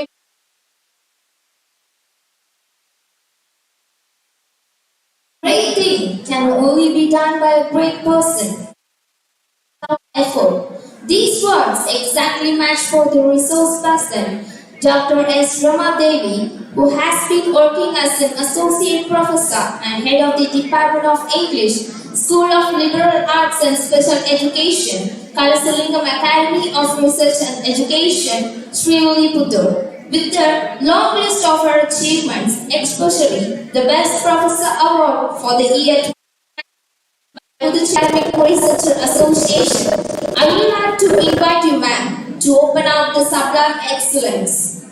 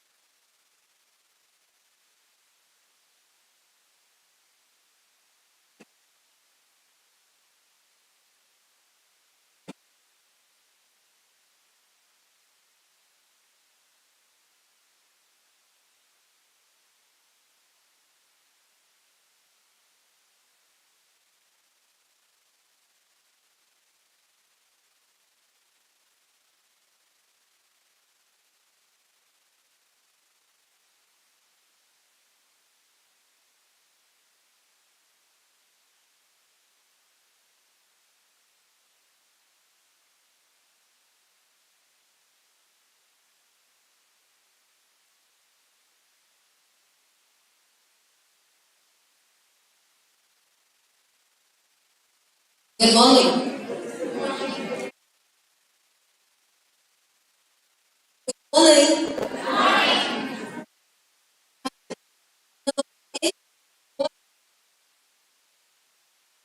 No.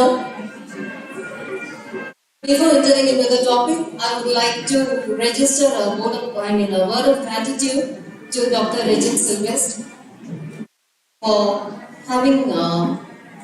I'm happy that my name strikes his mind when he plans this conference, and really happy to meet Dr. Kennedy and Dr. Govindraj and Dr. Rajama here. This is a sort of homecoming for me. I do not know how many of you know this here. Once I was a faculty here before 4 years, and this is a sort of a homecoming. And I should really thank Father Bosco for Now,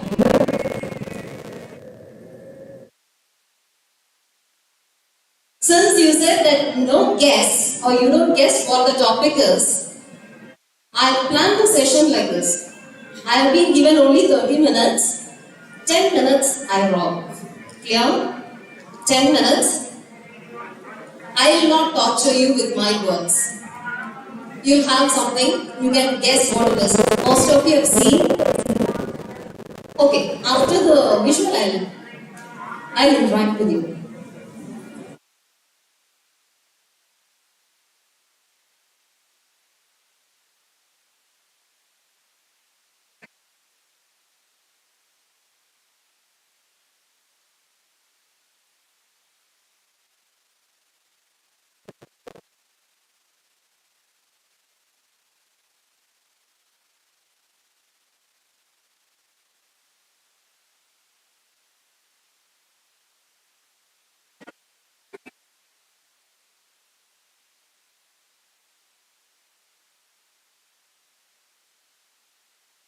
Sorry for the technical issue. Now,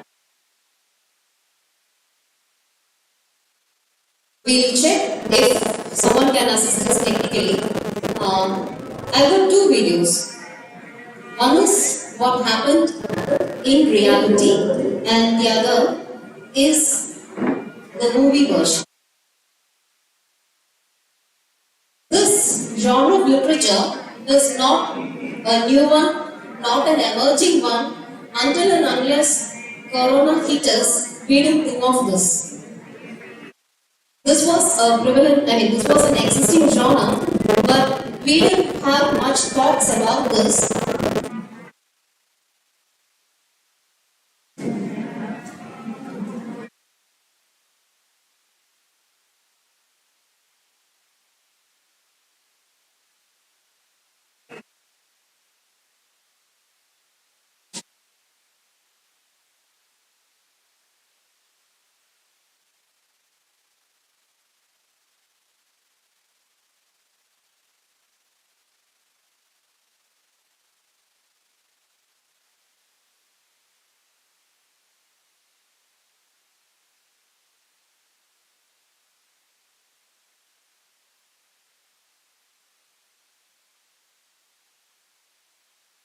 Yes, this is a real life incident.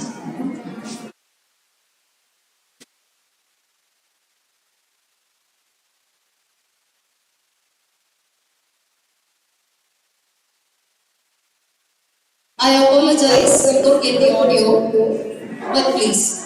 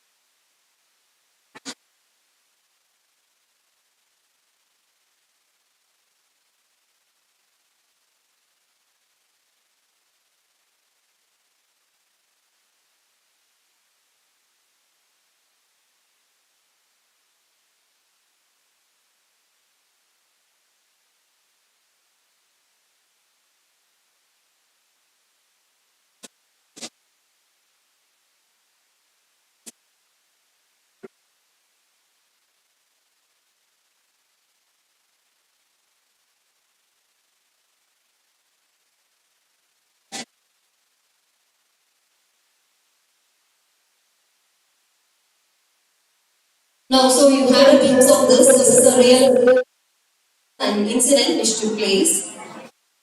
Now, you have the movie version of that particular.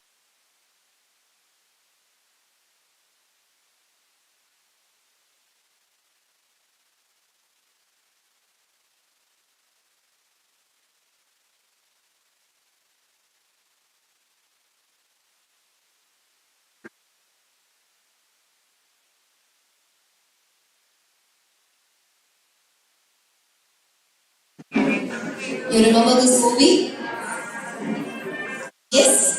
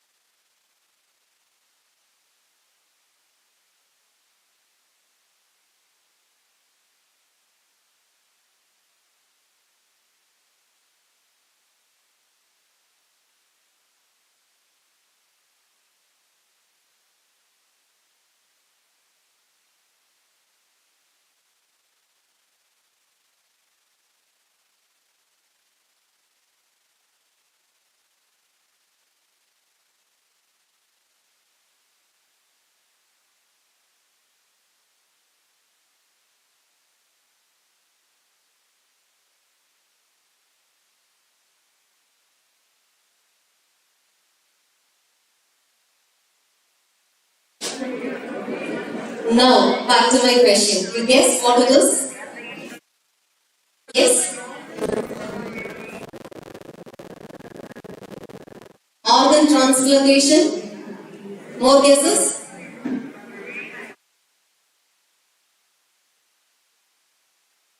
My voice will be like, ma'am, இதைத்தான் நான் சொல்லணும்னு நினைச்சேன், அவங்க சொல்லிட்டாங்க, right?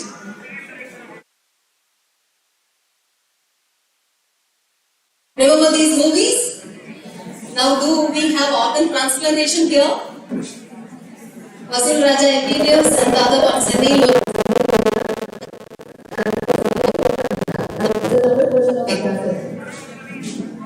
Virus E.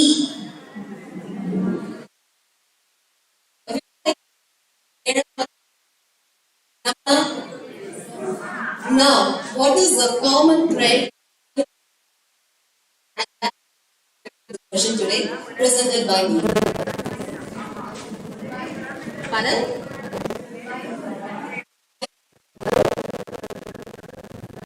Bioweapons. Wow, such a nice guess. Good. You are nearer. Humanity. Where? Now it's the umbrella term that I want. You have talked. Now, why don't you all upload when someone gives an answer? Thank you. Uploading has two good effects. One, the speaker feels that the speaker is recognized for telling something. The second, when we do not sleep, we do not want our neighbor to sleep. So we disturb them with applauses. Got it? Twofold. Now,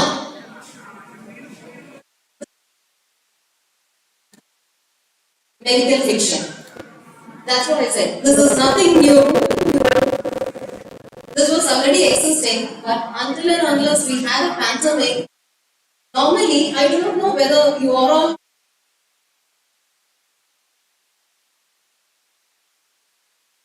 the Black Death in London. No? Social history of England. Yes. Oh yes, that thing. Yes, that. At that time, honestly telling, when I was listening to my professor, I just thought, oh, that is no medicine, no drugs to be administered. So obviously the death toll would be high, quite natural. But now, in this century, when a pandemic hit us, how did you all feel when we were locked down in your houses? Happy? Excited? Now, so this is what medical fiction talks about. Clear? Medical fiction always centers upon the themes of a hospital, medical professional, ambulance staff, or any medical fiction. And this is the contribution to the society.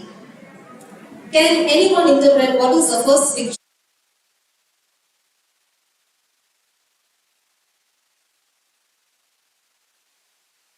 I don't want whispers. Want the mic there? Huh?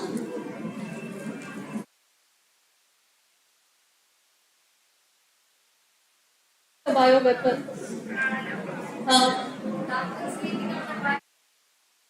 Doctor sleeping. So, now medical education is the main contribution.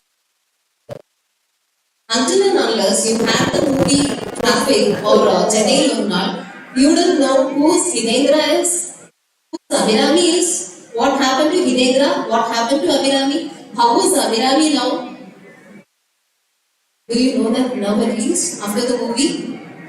Hinendra was the victim of, his brain was dead in an accident and his heart was transplanted to a girl in Bangalore called Abhirami. She was 9 years old and this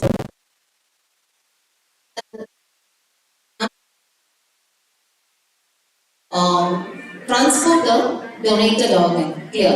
And what you saw in the real video was that of the life-saving mission of a 9-month baby.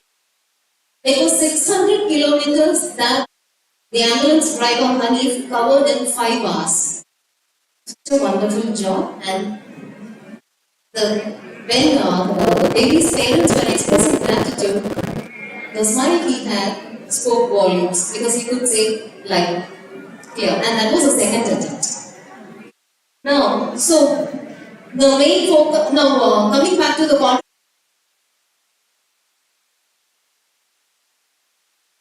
it gives you, it throws light on. After your plus 2, normally you have confusions, right? Which track? Basically, our parents will show us only 2 tracks: engineering, medicine.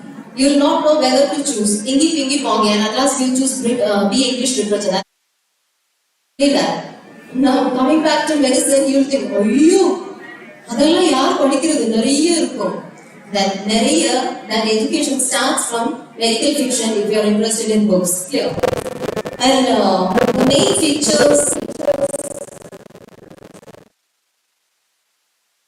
The main features of, the main focus of this medical fiction is that people talk about their experiences with specific diseases. Now imagine you explaining to the next generation or the next generation. You have volumes to tell them.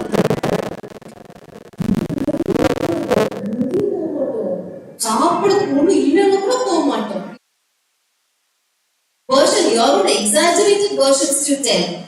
Now, this is what comes in medical fiction. People's experiences with specific diseases when they are facing specific diseases and experiences in certain medical institutions. Recollect the movie Ramana. I do not know how many of you have watched that movie. I'll be bilingual at times. Apologies for that. Now, Vijayakant would have admitted a dead body in a hospital.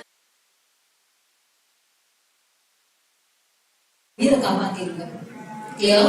He's taking a dead body to the hospital, telling him, so they start their business there. So, in a medical institution, when you have bitter experiences,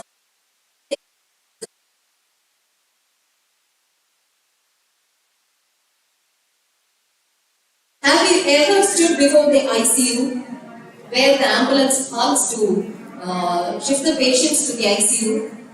I've been there ample times.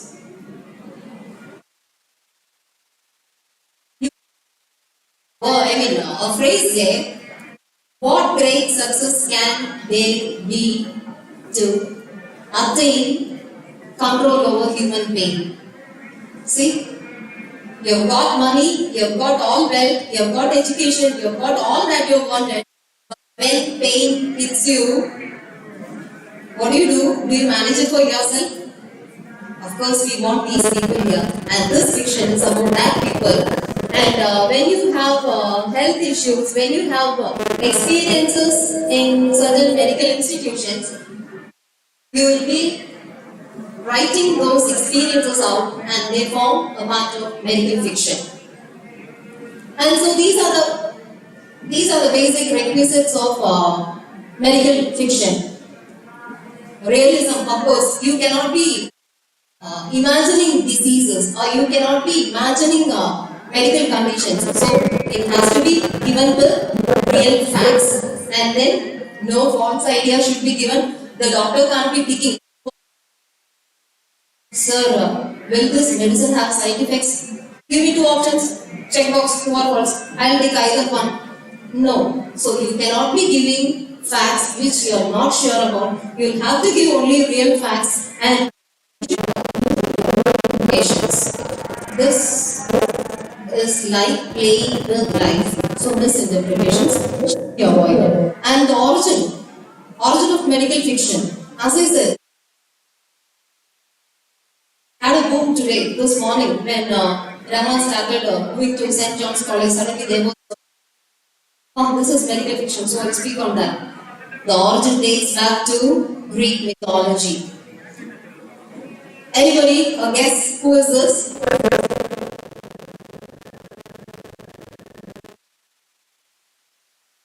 All Greek gods will be like this. Identifying them is quite tough. Even Alexander the Great will have a similar face, right? Our history books had Alexander's face like this. So it's a little bit tough identifying, but still, with all his with all that, the snake and the man, the symbol. Now, do you know, can you recollect where this?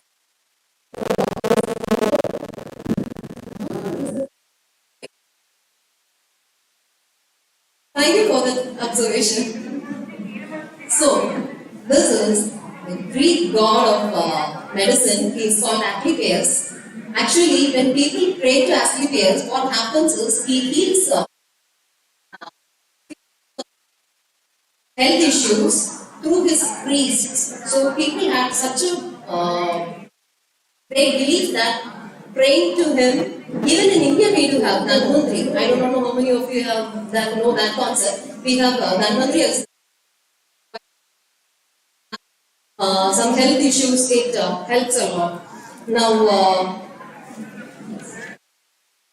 so what are the features? If I fill these PPTs with black and white letters, will you be reading that? Thank you. No, I just wanted to know if your eyes are there on the PPT. Fine. Now, what are the features here of medical fiction? Guess with the picture.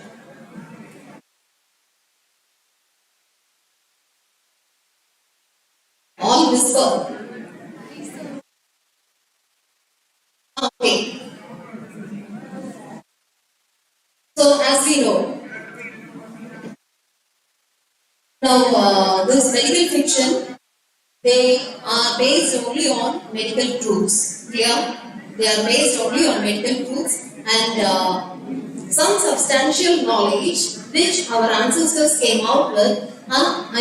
Those ideas are expanded now in medical fiction. Fine? Era Marigu movie, Bodhi Dharman. Until and unless you watched the movie, how many of you knew who Bodhi Dharman? What happened to him? But this name was in every history book published by the government of Tamil Nadu.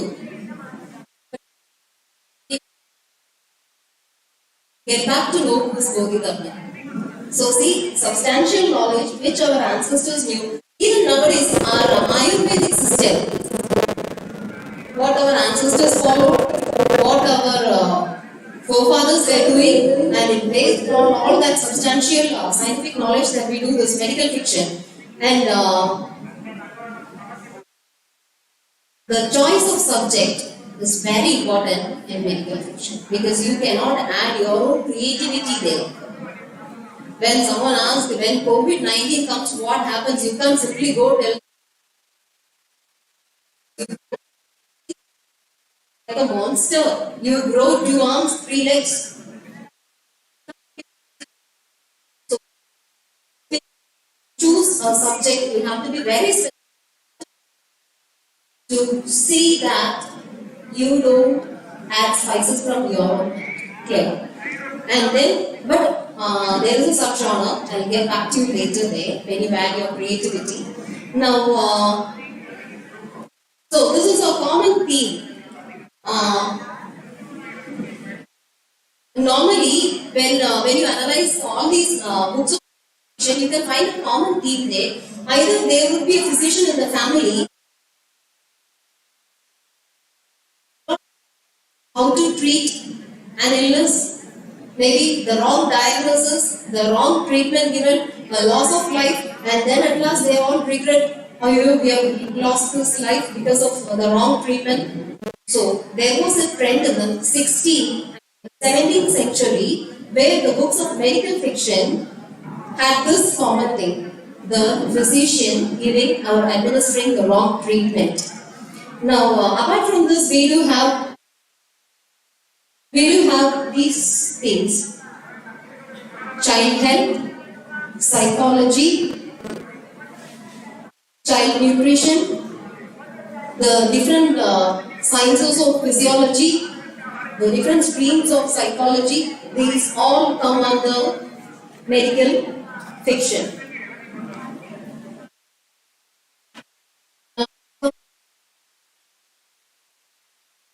Sorry for that inaccurate criticism.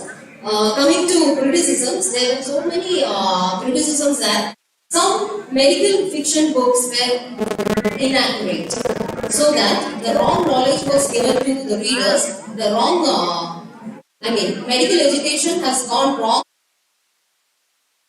Society has gone wrong. So there was a very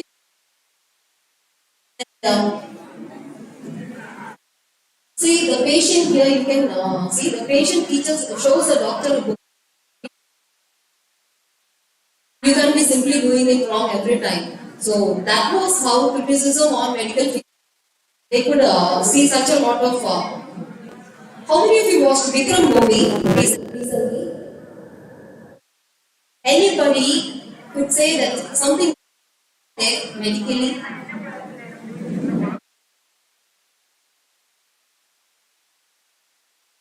Did you all watch? Yes. Anything wrong medically? I mark it within double quotes, triple quotes, or whatever it is. Medically, anything wrong?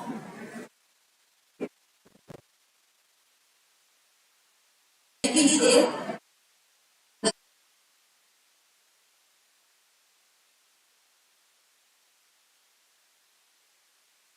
When was artificial respiration given to? So the hero, the baby can wait till someone comes till Fahad Fasil comes to the rescue. Kamal Hassan handing over the boy to Fahad Fasil. Okay, Fahad Fasil uncle has come. Now Fahad uncle will take me there and he will give respiration. So I hold my breath till then. That was a blunder mistake. A blunder in the movie. Clear. So similarly, there were so many inaccuracies presented, and now I would like to mark a disclaimer. Fiction, but hope you would have all watched movies. That's why I take examples or I quote examples from movies.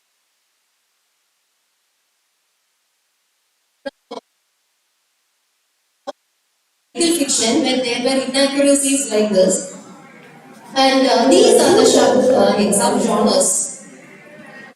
Medical romance. I'll come back to every subgenre. Medical romance, doctor novels, medical crime, medical research fiction, medical comedy, medical science fiction, medical poetry. Now, coming back to medical romance. Yes. Can you guess what would be the features of this?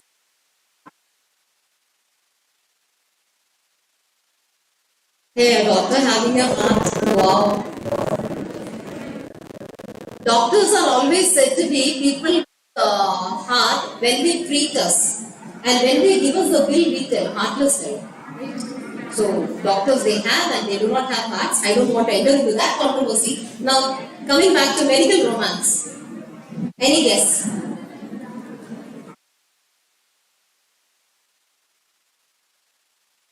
Now, in medical romances, you will have Remo. The setting was a hospital, and the character was a man or a woman. A male nurse or female nurse. So that was a male nurse. Really? No, female. So that was a female nurse. Now we get what is medical romance. Clear. So medical romances always deal with particular settings, particular characters, and the settings will always be about comical events in the workplace. Now, how many of you witnessed videos during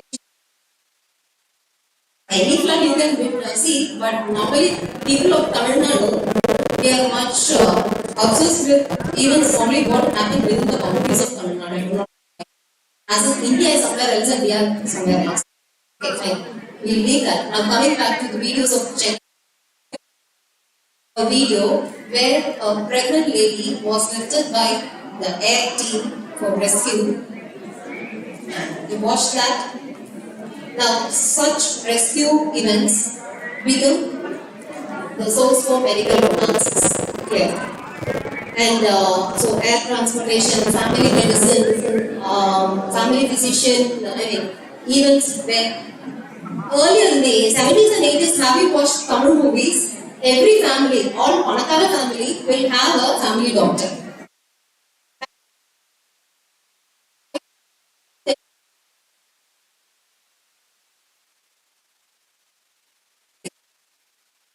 வருவாங்க எந்த நோயா இருந்தாலும் ஒரே injection whatever it is ஒரு injection தேய்ச்சி விட்டுட்டு rest எடுத்தா சரியா போயிடும் how nice இப்போ போனா starting from your blood test blood test to your CT scan they rob you off but we wish for doctors who were there in the earlier 80s now so they talk about family medicine obstetrics gynecology. These are all the sources for medical romance. Normally in medical romance, what happens is will be a nurse and the male character will be a doctor. Either the relationship of the doctor and the patient, or the doctor and the nurse, or the patient. Earlier we had a movie, Pavitra. Watched Radhika and Ajit Kumar. It's a mother-son comedy. Ajit does not have anyone. He is admitted in the hospital. Radhika is a nurse. I don't know how many of you listened to the song. Azhage Nilave. Kadavil Thirandai Arigil Vandai. You will all listen only to Anirudh beats? Yes. Very sorry. You are missing a good part of music. Now, so these are the sub-themes in medical romance. And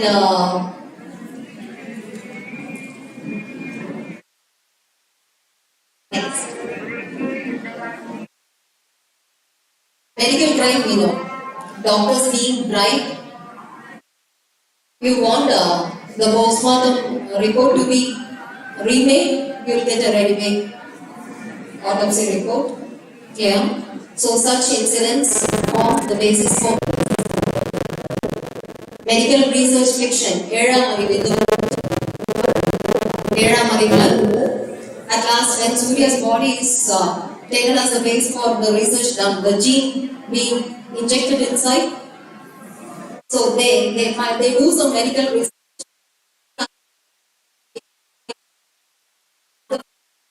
This is the right point, so we inject this.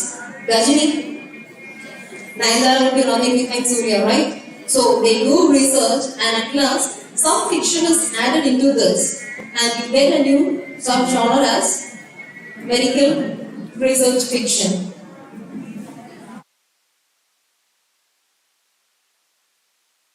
How sweet.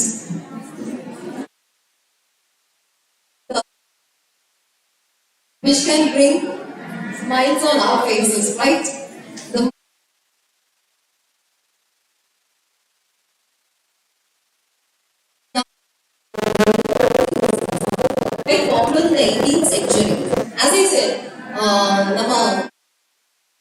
மூவிஸ்ல வந்து எப்படி all பணம்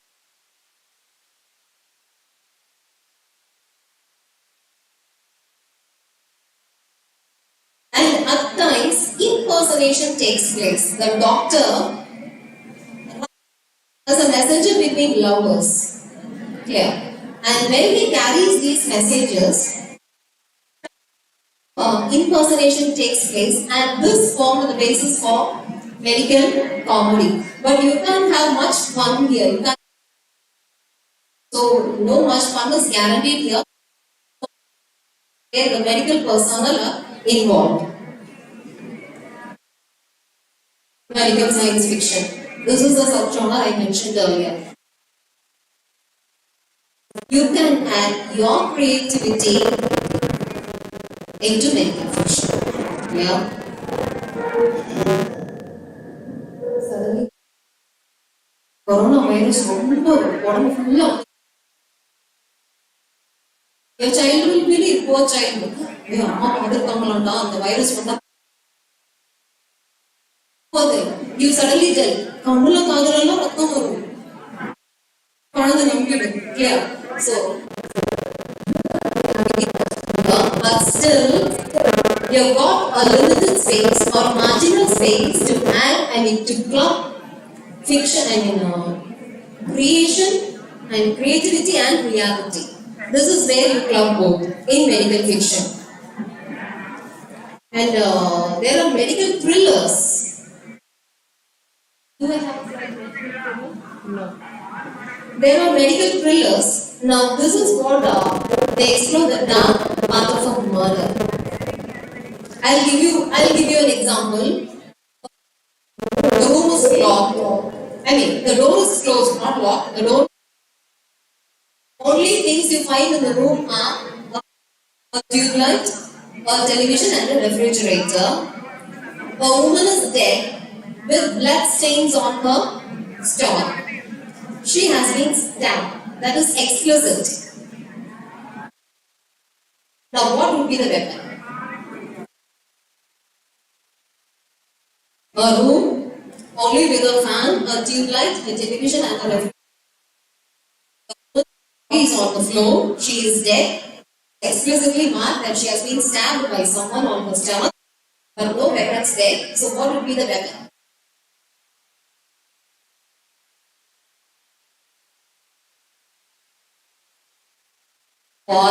பசிக்கிற நேரத்துல போய் weapon என்னன்னு கண்டுபிடித்து exactly high five. Any guess? A piece of glass.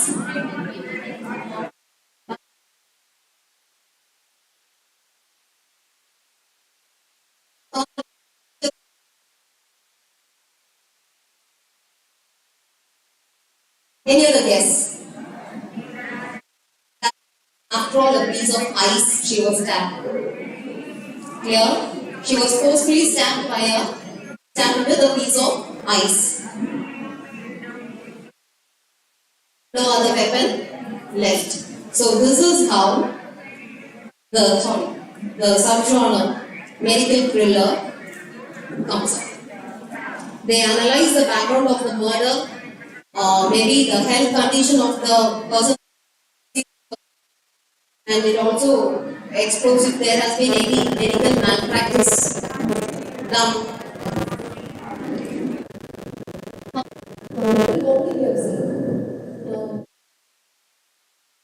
Coming to medical poetry, can I have next slide please?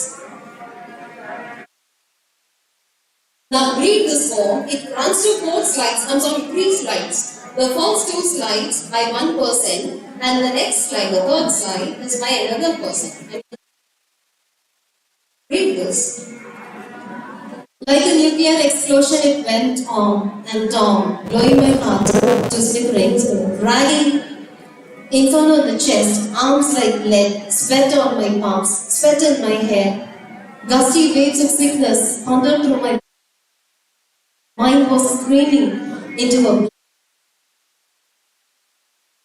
There were distant voices. Stemming air ambulance was best. The cat lab. Someone was doing something to my arm.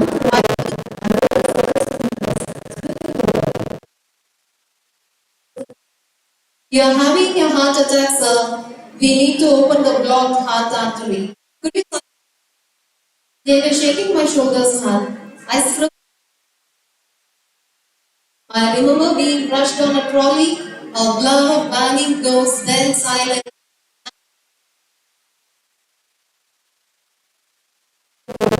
These lines in particular.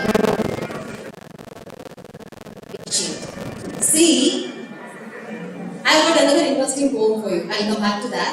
But see, normally when we tell someone is ill, maybe a distant relative, a distant friend of some our family, let all be well and good. Logo samstha sukhino bhavantu, but still, when we hear of some illness, what's that? Attack. Right? We simply pronounce the word attack. Imagine the mindset of the person who was experiencing that pain. People, I do not know how many of you have this experience. You're into a hospital, not apart from. You see all nurses standing around you.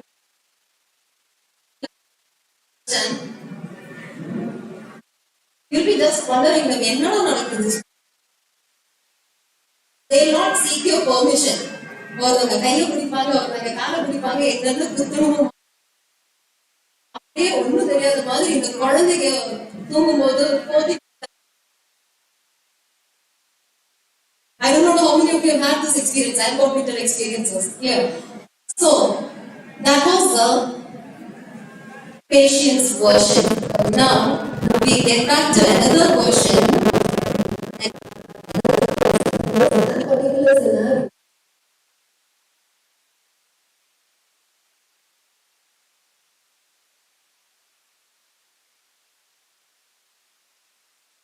Can you read what is in the praises? Whose version is this? The doctor's version. We all say, he's a doctor. He's a doctor.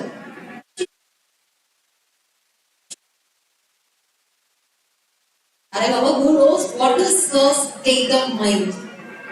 You take a handful of food, you put it in your mouth, you get a call. Would you prefer running or the food? That's why we are not doctors. So this is the doctor's version.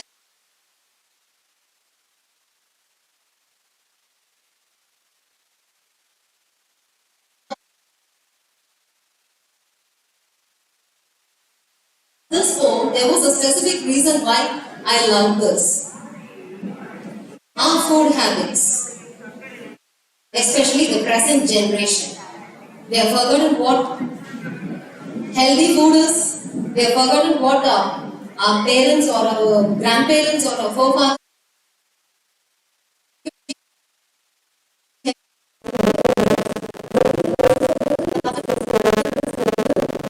with a drink to match might propel you into the diabetic patch. Smoking is sin, fats taboo. Yes, it's you I'm talking to. So, warning by some doctor or by some patient who has been running through all these pains, has given a message to the reader. Go for these food, avoid all this, or if you go, I'm sorry. They are given a warning to the present generation. Now, I've got a poem called Die.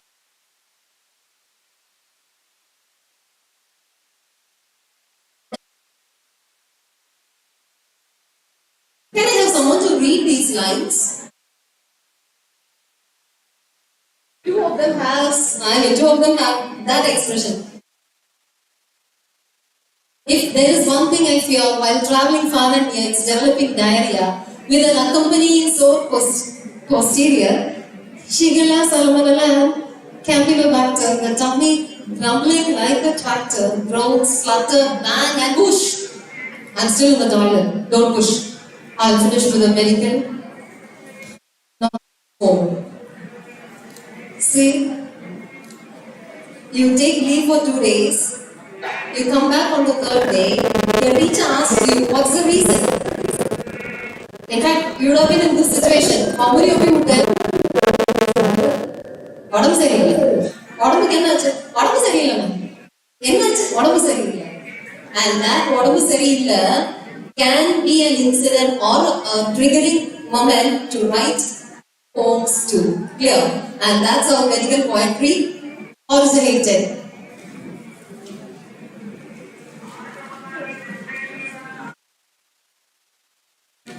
These are books of medical fiction. As I said, I do not know how many of you are good in reading books, how many of you have come across this medical fiction. Read books as medical fiction. So I quoted examples from movies, and now the books are on display for you.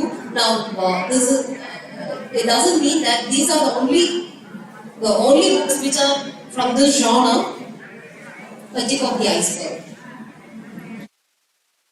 And for further reading, we can go to Goodreads. We have got such a wonderful list of 39 books that you have to read. Hey, things fall apart. You've read?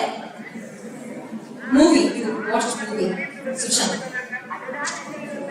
You didn't read it. Now there is something, my personal opinion, there is a problem. When you read your book, you have your own imagination, your own world, where your own protagonists. But when it comes to the movie version, you will have to stick to what the director shows or what he projects. Yeah. So read the book, especially things on. That was the first medical fiction book I read. So, thank you for that patient listening.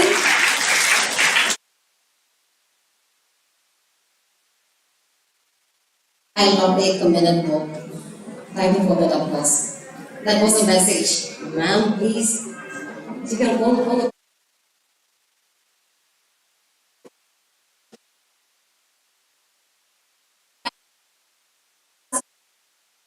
Talk about medical fiction, the importance of medical studies, the optimistic and pessimistic sides of medical field, and the subgenres of medical fiction. Thank you. Success is not final. Failure is not fatal. It's the courage to continue that counts. Dr. P. Pandiyarajamal, working as an associate professor in Kalasalingam Academy of Research and Education, and is well known for their academic excellence and teaching competence. She is also being an editorial English and Literature of Chicago. It's a great privilege to have such a. I'd like to invite Dr. P. Pandiyarajamal to deliver the plenary lecture.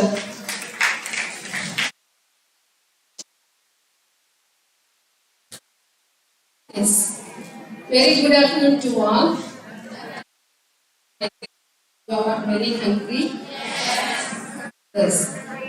With a few discussion, I will end soon. Okay.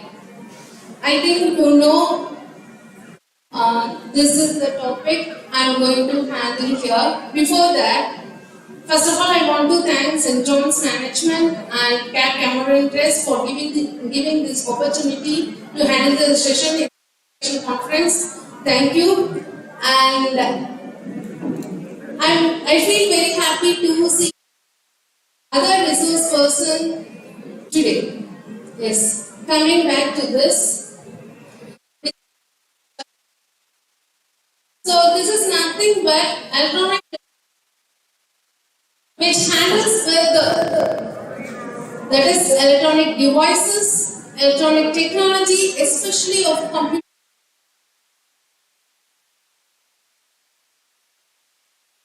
tablets. That is created digitally and is need to be viewed digitally. See that explanation for this. Electronic literature is generally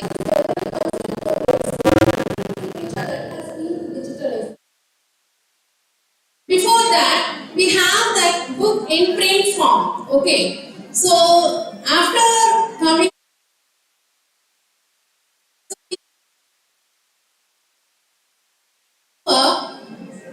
digital book, that is e-book.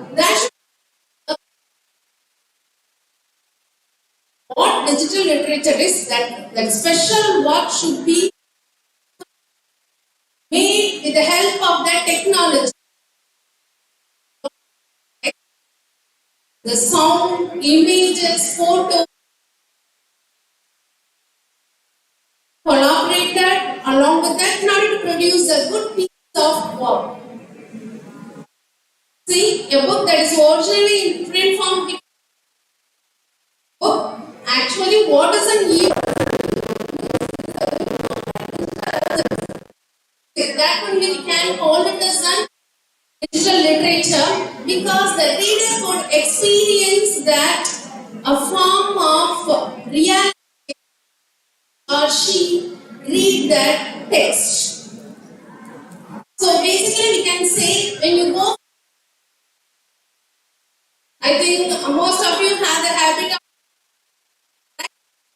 so video game is a kind of adventure game or otherwise we can call it as a, right? So in that game and all, we can control the hero as what we wish, right? So this is we can call. So in 1930 itself, the topic book has come, but in 19 which entered to the public, and in 1971 only we can consider, and before that itself we can have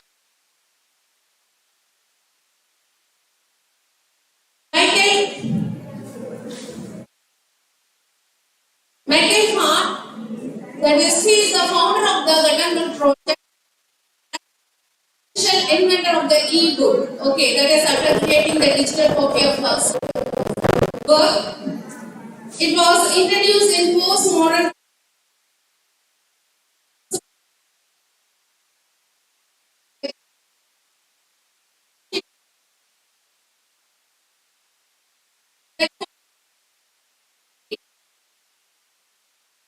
See, that is, we have said that electronic literature is an emerging one, and we can say that print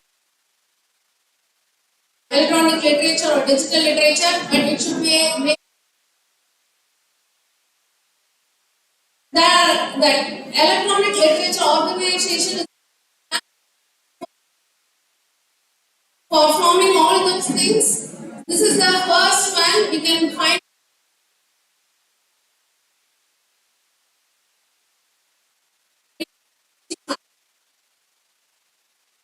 See, according to the electronic literature,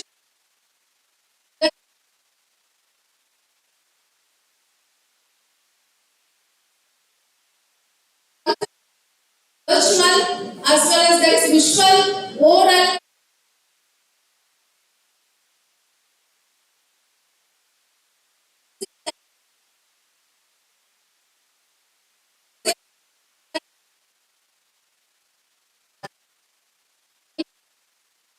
They work especially in digital literature also. So these are the works we can find. Michael Joyce Afternoon a story in this. It takes advantage of technology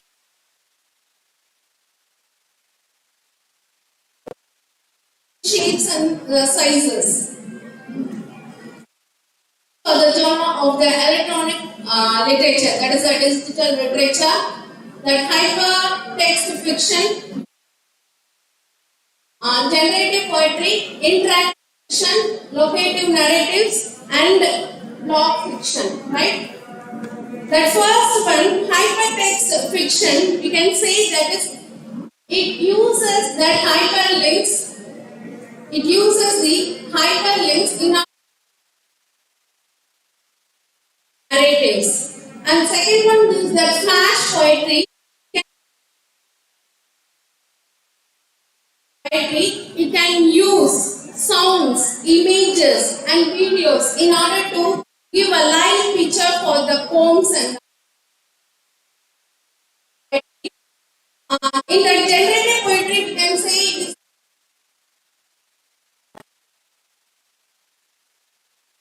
is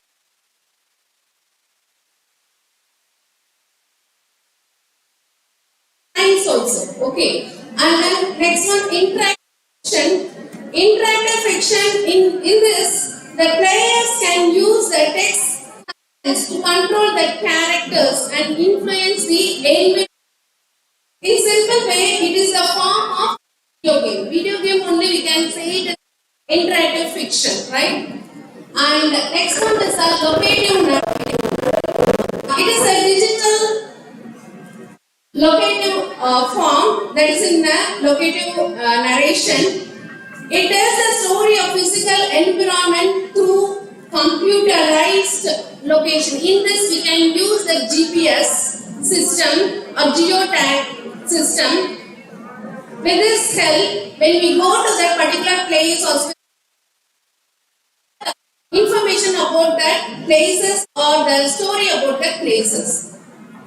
And next one is a blog fiction. It is a form of a blogging that can be defined as any forms of we can get many journals in this blog fiction also. Now coming back to this hypertext fiction. In this one, we can choose, that readers can choose what the character has to do, what link has to follow. That reader has to decide what the character should, villain or hero has to do with thing. So for this, you have a good example.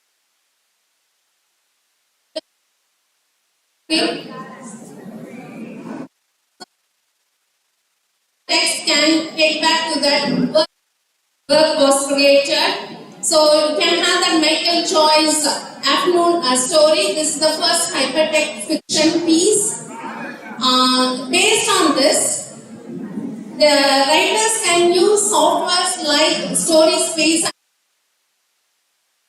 in order to use that technology.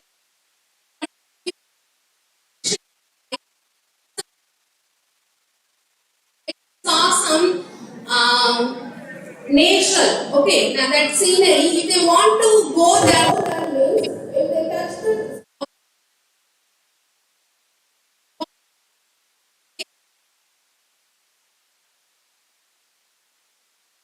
hyperlinks in order to enter that particular situation or environment. So this the Eastgate system only published Michael Joyce's work. So there are so many works like this. Sarah Smith, The King of Space, and Stuart Malthrope's The Victory.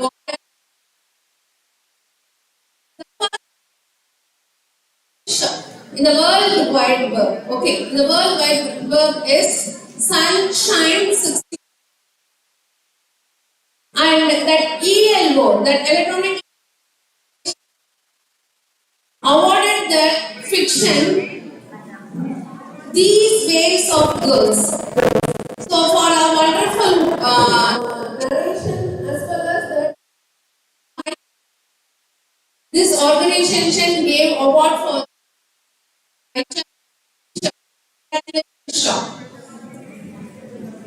so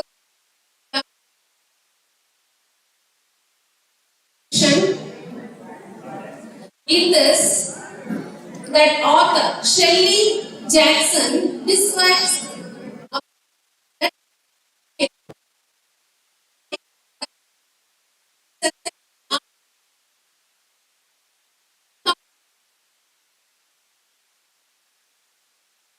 it is about a naked girl that parts of the girl in that picture itself. When you click on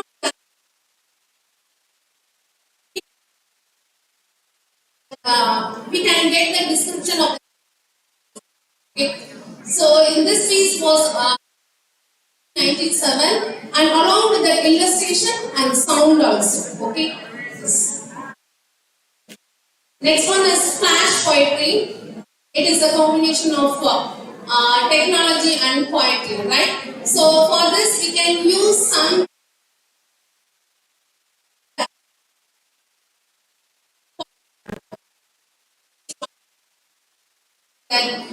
places and natures, etc.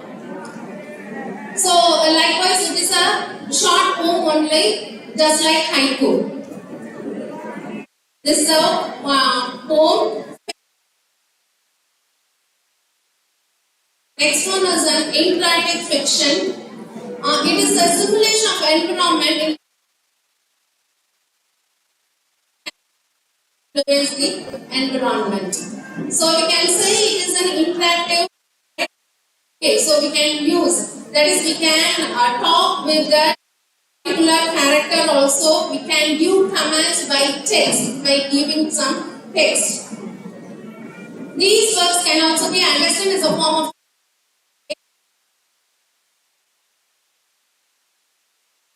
So the text adventure is a type of adventure game, and we can use the graphical text adventure still fall under the text adventure category. So we can say these types and all fiction. So this is a one kind of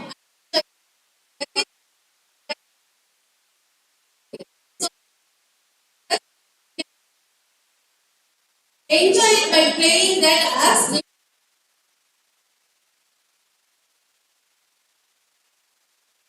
Next one is a generative poetry. Here we can use algorithms. It is a kind of algorithms to generate a poem, that is words and phrases gathered with a digital poem. Okay. So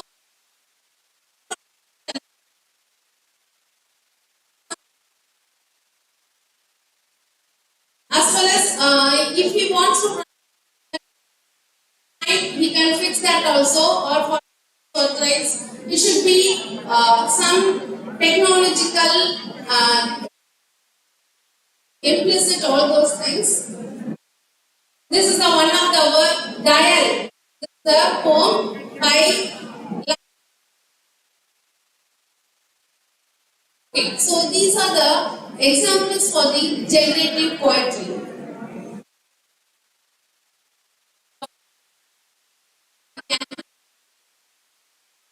Okay, so just like that, letters of some, and we can have it like this, but we don't get it in a lot.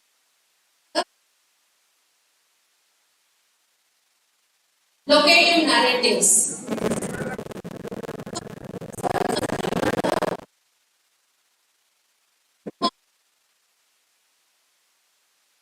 Some storytelling narrative format.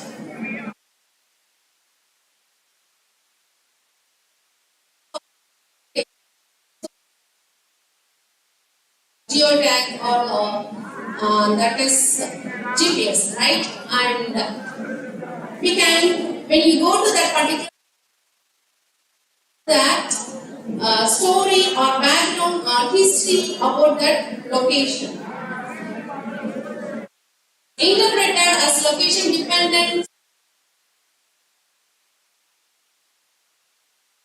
Okay, this is very important. We cannot get where, that's if you want to get a story about Mumbai or staying here, we cannot get it, but we have to present that. Here in this locative narratives also, we can use audio, photo, right? And this by this geotagging, in this also we can get that exact place.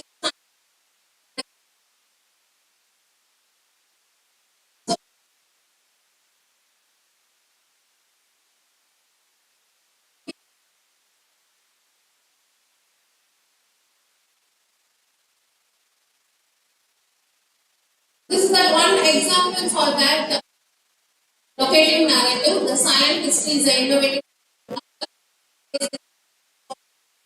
iPad as well as iPhone. We can have that 100 of location that is. The novel is about the story of a generation.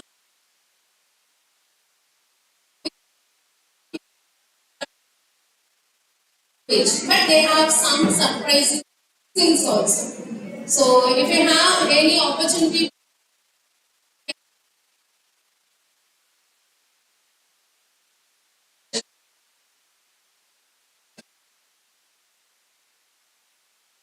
right? How many of you have blogs, individual blogs?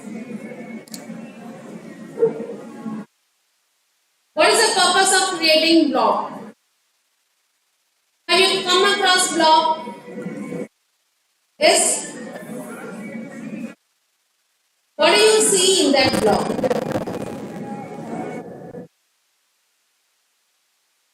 Yes.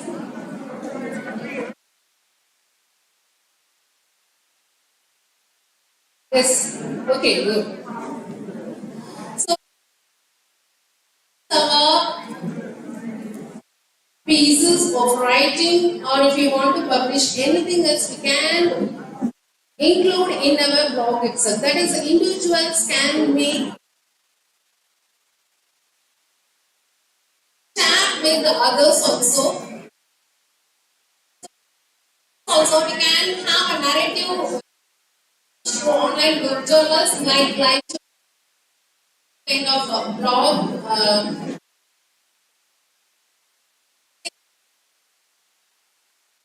Writers. So that this is a mood for the.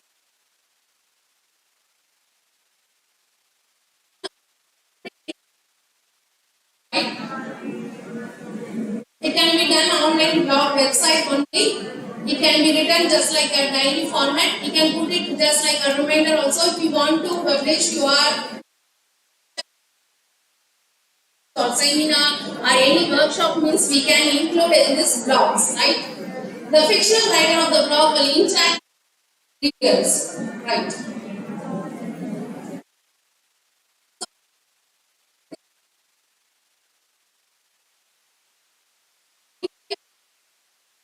They have to use this kind of narration.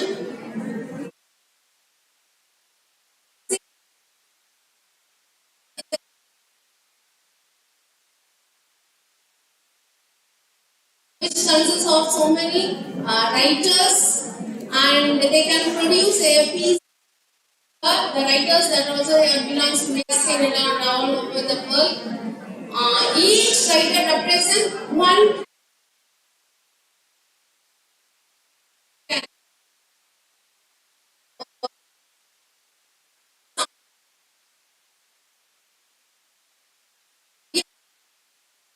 As just like a guest performance.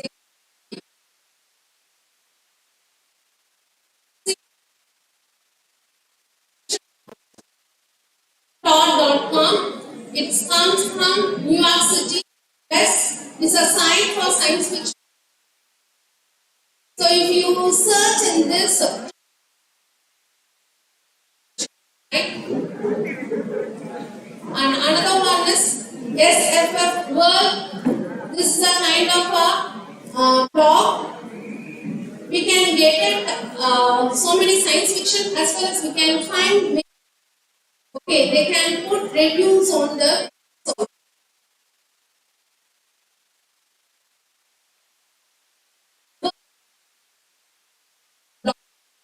This also comes from US, Texas. It's dedicated to bringing the best science fiction, fantasy, and so on. So many fictions. By using this kind of website also, right? By this, I end my speech. Thank you.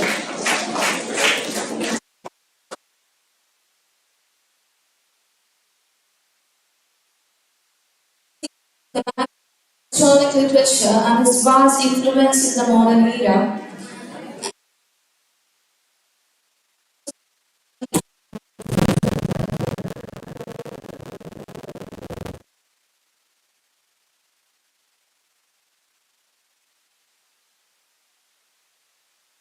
Ladies and gentlemen, let's have a break. You are requested to assemble back in the auditorium at 1:50. Enjoy your lunch.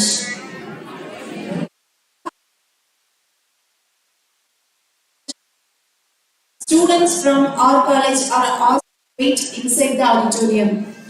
Participants from other colleges can have their lunch in the canteen. Students from our college are asked to wait inside the auditorium.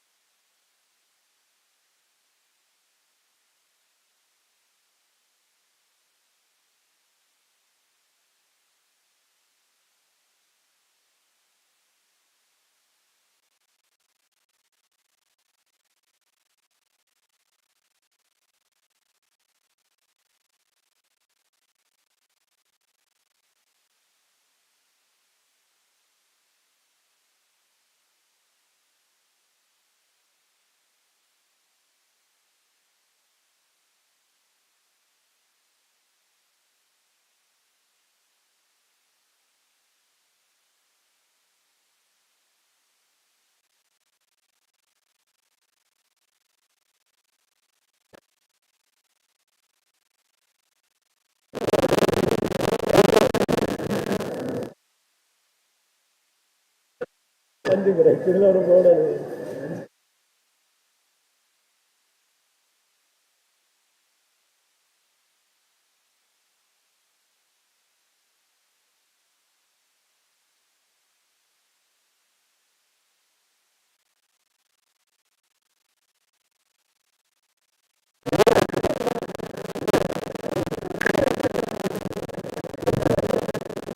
ഇത് കൂടെ ഉള്ള lens flash ഇല്ല ചേർത്ത് flash അത് 8,000.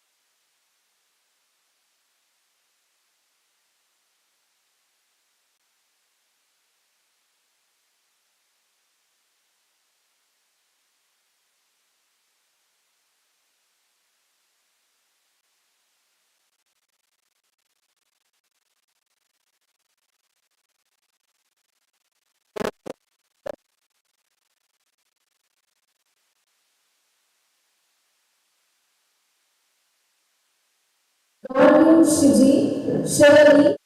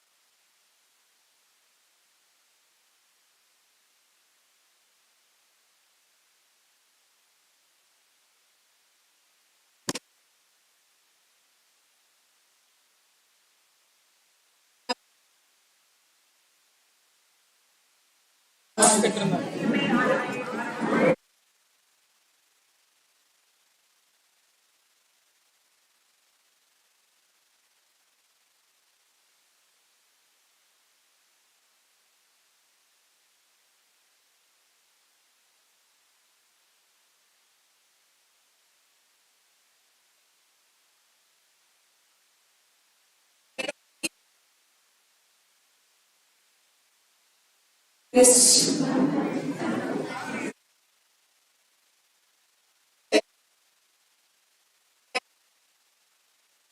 It is refers to a planning is. It is refers to planning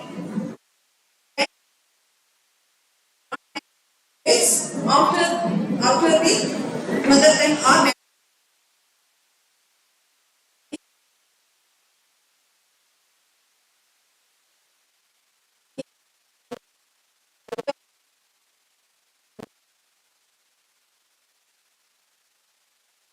and a conscious mind. But second language we learn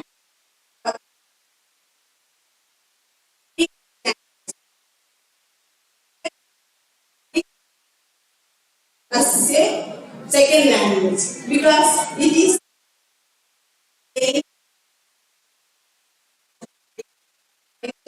a medium of communication. Other country or other state, we don't know their native language, and that time their English language helps us to communicate with others. So we consider English language is a second language. Yes, by hearing the word, presently it is a trendy word of learners and also especially our children.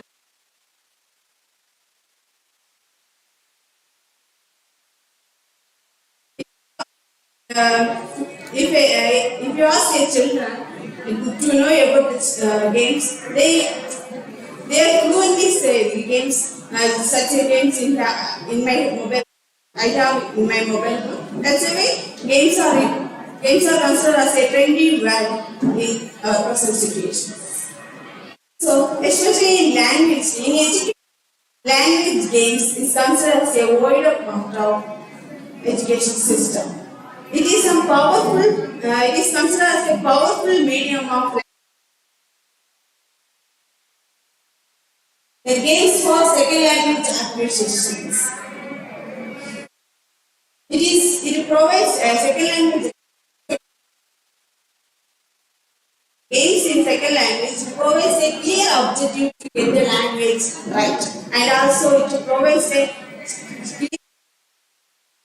structure for active learning, and also it is considered viable and effective structure practice. Games are considered as a viable or capable and effective.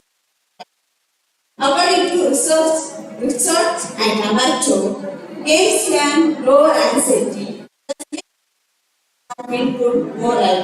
It means games reduce our fearness, nervousness, and shyness, and also it will make ourselves to engage or interest to do the games to a language games.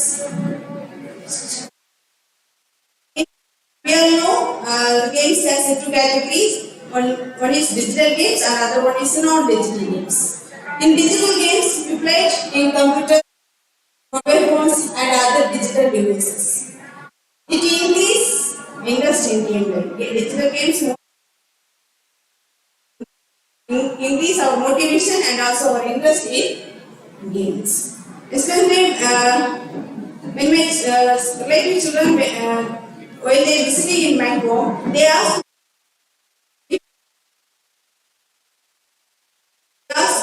sister, do you have game in your mobile? If I say, they don't need to me also. So it increase interest. Digital games increase interest in gameplay, and it makes us to unique in gaming environment.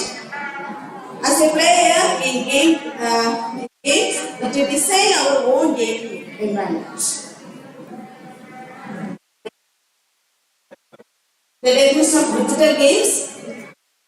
The word digital game-based learning is for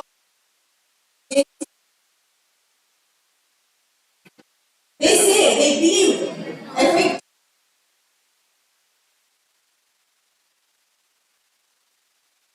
effective way to change the learning process.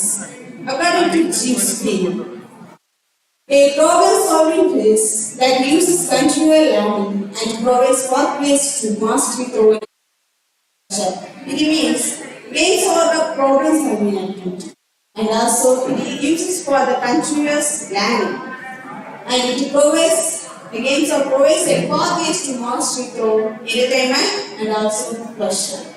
Then, according to Norton and Leon, they said they believe and they said the games there are two games. First one is instructional games, then another one is commercial of games. Sorry, commercial of lesson. In instructional games, it means achieve certain educational goals with fun elements. For example, serious games, it is only designed for certain primary purpose, not just for fun elements. So it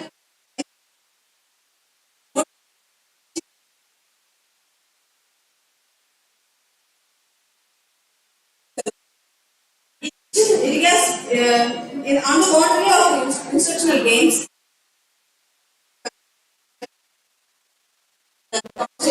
Commercial of result is that. It is only used for fun elements only. Then some of the digital games are Duolingo, Spellage, and grammar usage and memorize. The next, non-digital games. Non-digital games is simply digital games. That does not require the use of eyesight. It is an excellent way to practice for English language skills, LSRW, listening, reading, speaking, interaction. Social interaction and involves it is minimal cost. There is no need to pay for a bill for internet or mobile or computer anything. So it involves minimal cost and also the traditional non-digital games is considered unfashionable.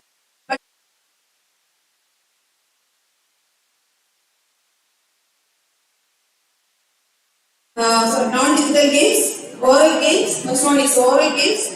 It must be thoroughly planned. The oral games must be thoroughly planned for second. The instructor or teacher pouring the second language the learners, but it may after some time it may bring boredom. So change the boring. The oral games offers a fun-filled, relaxed environment and allows the learners to express their feelings. Then pronunciation game. After maybe the learners playing the oral games, they may be a second language, even though they have a barrier or trouble to pronounce a single word. So, pronunciation game is a pivotal road to second language acquisition. One of the example of pronunciation game is it plays learners to roll the dice. That is the dices. So learners or students asked to roll the dice, and the teacher or instructor say the number or say the sentence or say the word based on their dice numbers. From the word, based on the dice number, he or she give one word. From the word, they find the learner or player find the phonetic symbol and spell it correctly. If it is correct, the instruction of teacher sources are taken. If it is wrong, the instruction is source go forward.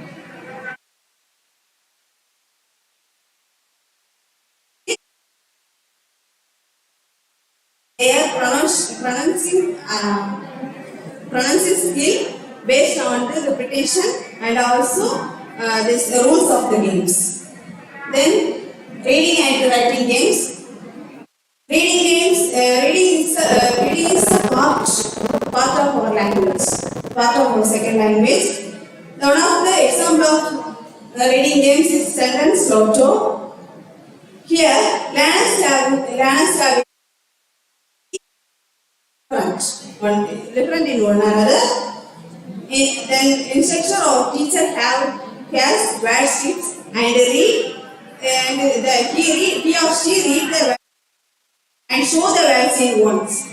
By the words, the learner should find the sentence from the box.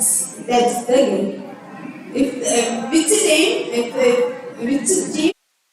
or claims the sentence is correctly, the team will be winner. Then writing game, like that, that's reading game, like reading game. On the other hand, writing games such as word games, missing words, stop the bus, and story box. Writing. Then spelling games.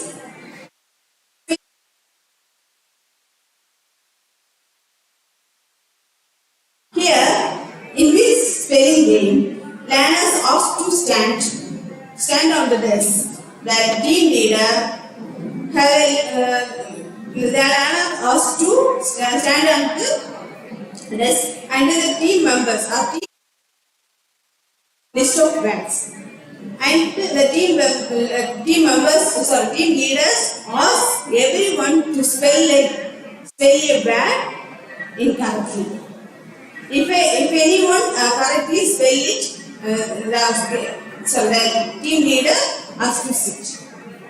If at last end of the game, which team members are fully sit in the bench, they are considered as a winner. Then physical games. By seeing the word physical, we think how it will be connected with the language learning. Yes, physical games also connected with language games, so language learning, language acquisition. For example, watermelon game. Here, the watermelon game has some instruction like moving their body to a song. Listen and love. Listen and discover. Listen and mind to listen. By hearing this, the language game, the language acquisition is based on watermelon game. The next, some of the advantages of language second language acquisition. It is interesting. No games are interesting to play and also to learn, and it provides motivation and make us to engage in learning. Third one is renewing. Maybe the lecture method or reading method, just simple reading method, maybe both to the learners. But so the games, language games, renew their learning style, renew their learners. Then hidden practice. Games have a certain game hidden practice, like vocabulary learning, sentence learning. But a hidden practice for the learners. I already said LSR problem. Then games of problem solving. Games makes us to problem. Next, disadvantages. It may be time consuming. Games are made more time to play. Then next, distracting. The play may be distract the learners.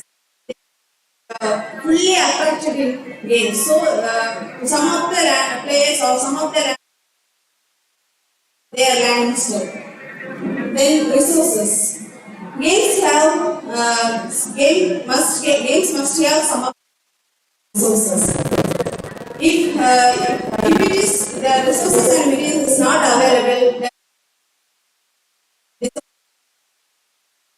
it's one of the necessary part of game. So maybe it is some of the learners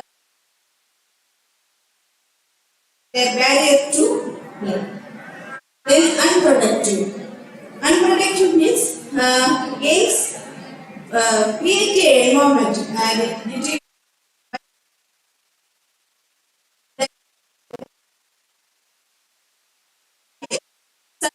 certain relationship.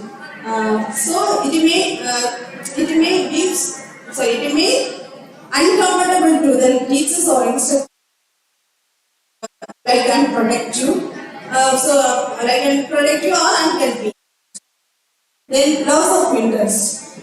Loss of interest means we are no games are provide interest and encourage and it has certain interest to gameplay.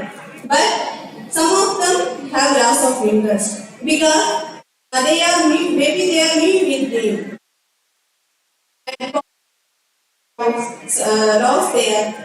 Lost their own interest to play or learning a language. Okay, thank you.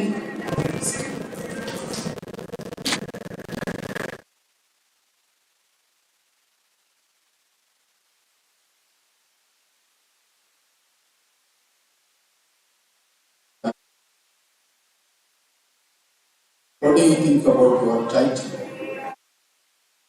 Second language acquisition through games. What is second language? Second language is like we learn a non-native language after our first language. What can it be a third language if you already know two languages? You intend to say anything about the second language? Is there a particular language like English or in all languages? Some of the research shows in our country, English language is the second language, considered as a second language. Okay, then through games? Through games, nowadays the technology is a part of our life and it increases the learning. It increases the games to make the learners to engage in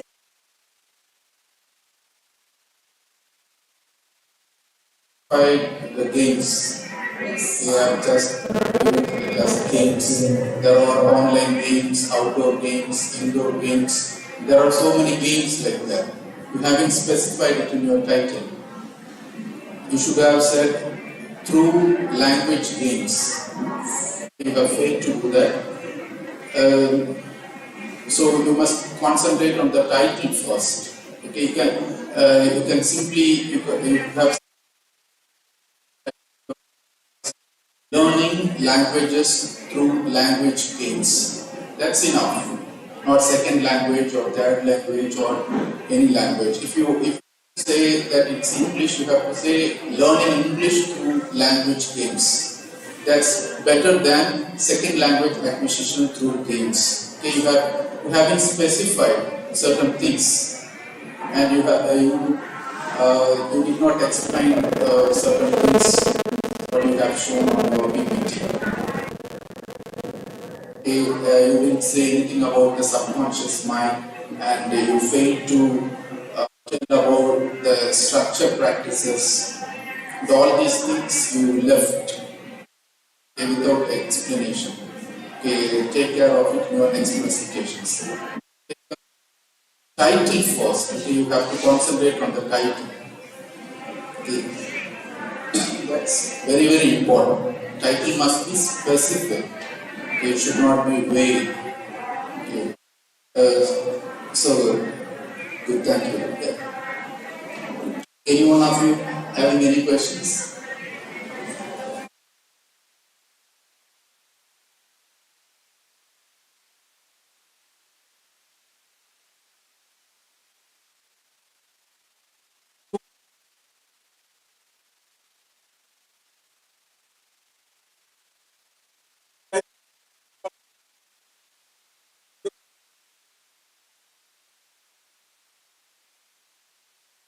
Fire means how do you manipulate the subconscious?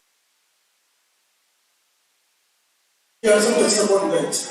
So, what is the modus operandi visualize in your mind when you say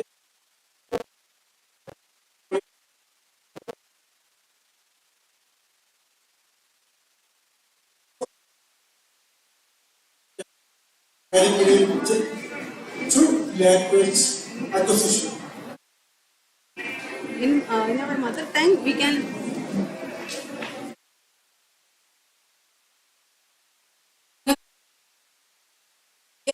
in conscious mind. And in English, our second language, we learn the language in subconscious mind.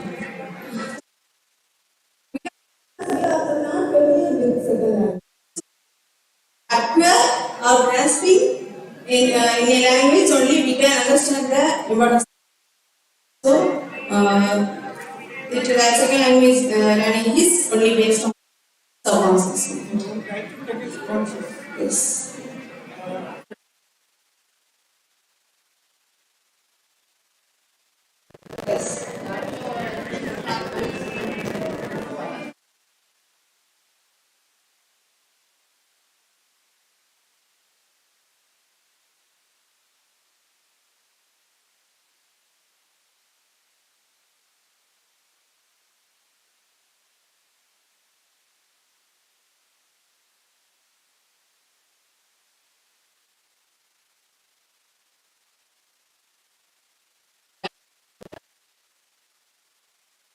Some states are opposed to, like Tamil Nadu. So, go to Delhi also. Many universities and colleges, when they go to conferences, speaking in English is not a problem. Even though English is good states, there are necessarily English is a weak language. And language also should be a link language.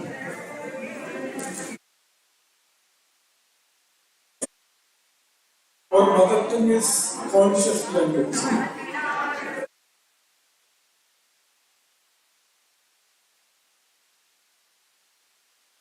Beyond explain, they are different.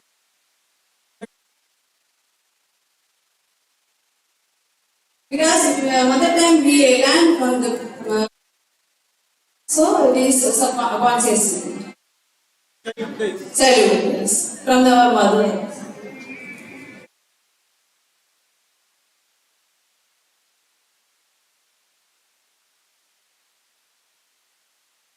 Next presentation.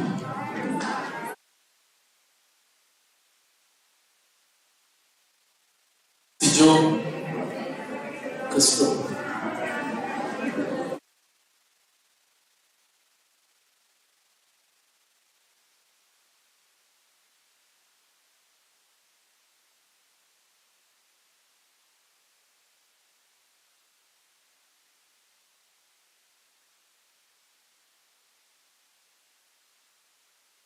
Let me introduce myself.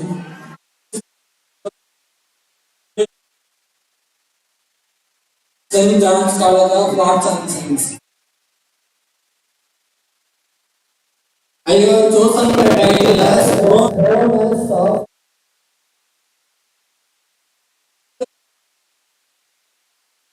Chain Novel, which is written by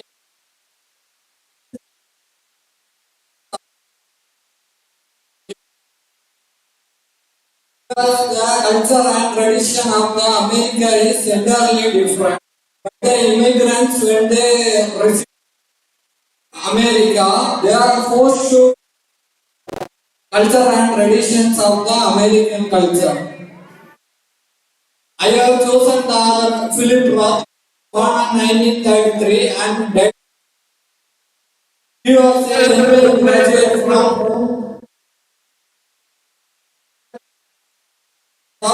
more than 40 years.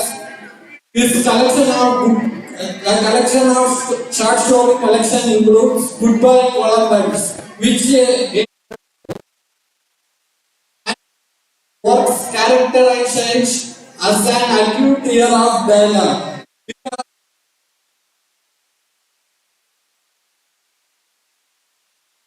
A writing style during the 19th century. But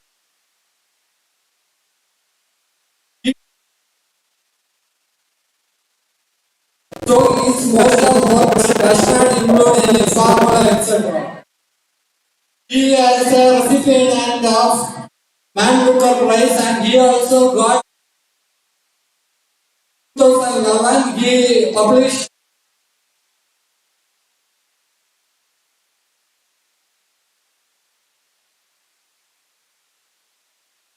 I have chosen the book The Human Stain.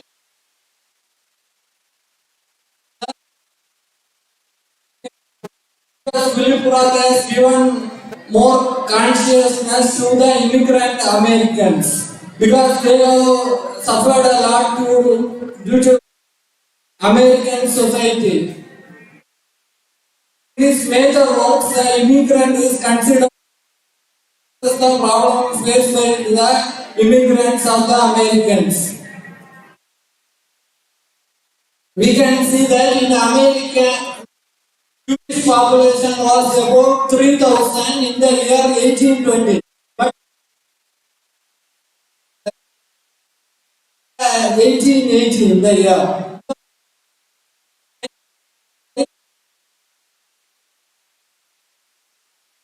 Central Europe, they came in the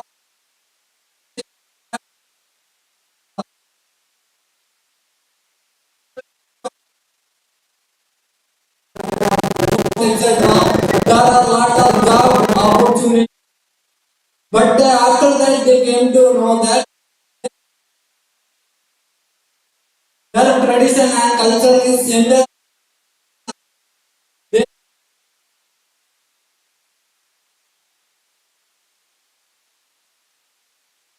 Europe swept the land, the European civilization.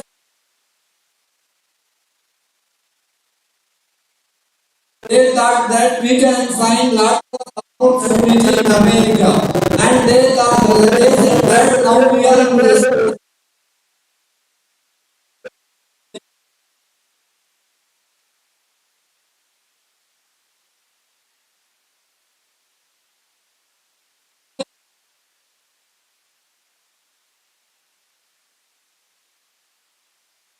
college. We can see Philip Roth shares the sufferings of the Jewish Americans. Nathan Zuckerman.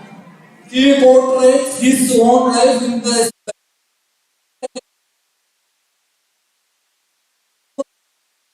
college professor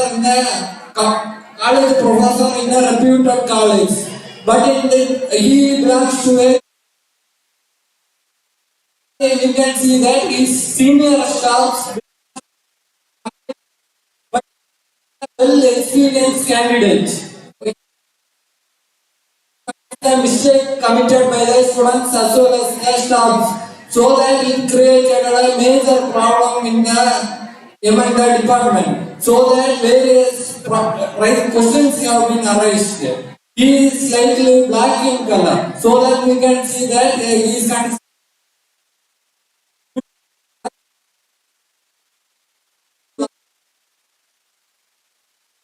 when promotion is given to him, but the other staff right, they denies the promotion. So we can see that how culture and tradition plays a so that he was forced to quit the college because problems among the shops, etc. And so that finally lot of problems.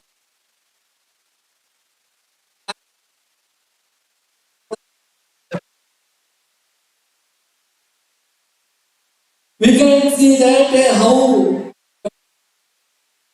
there is a clash between the tradition and the culture because Jewish is following a ordinary tradition, and in the America we are for example we can see that modern tradition plays an important role.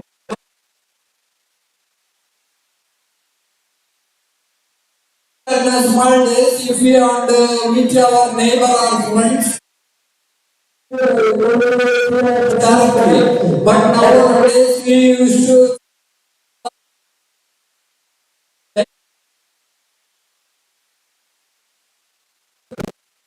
if there is a marriage in a family, they used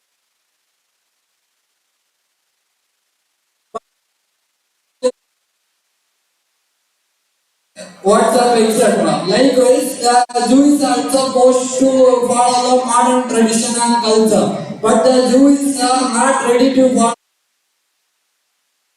because it is against their tradition and rules, their dressing style, etc. In America, they can marry two or more.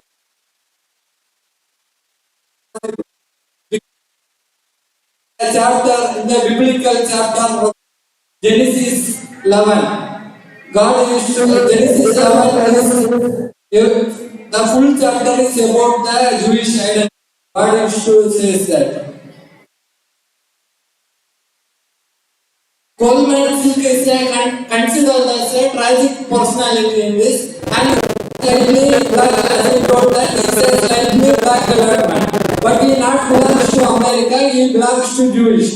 Because the culture and tradition of the America, he is forced to quit the job. His experience is talent is not seen there in the college. Only his tradition and culture is seen.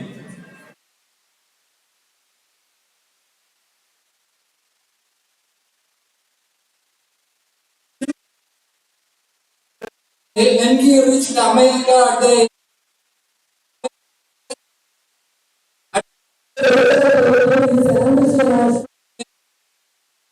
when we approached the Navy school, but according to when the rules are when we there is a rule if you got selected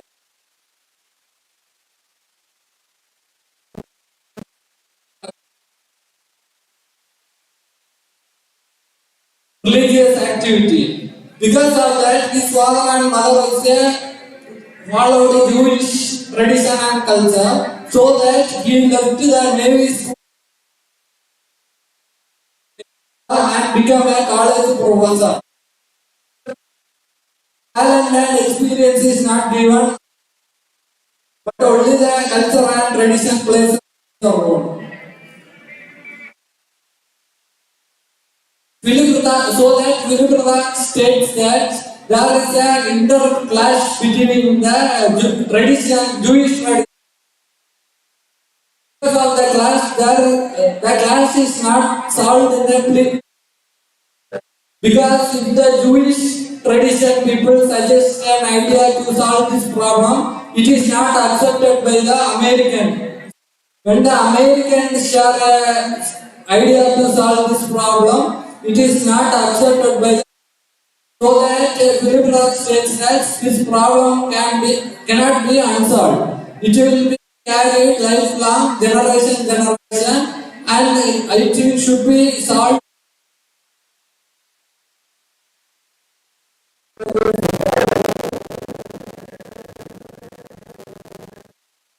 According to this, Philip states that American Jews feels that they are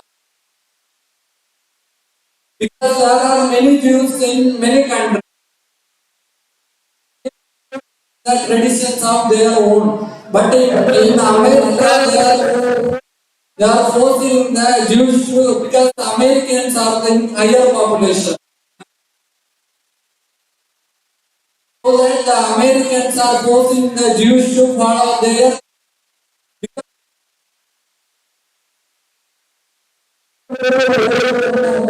so that other Jews came to the American.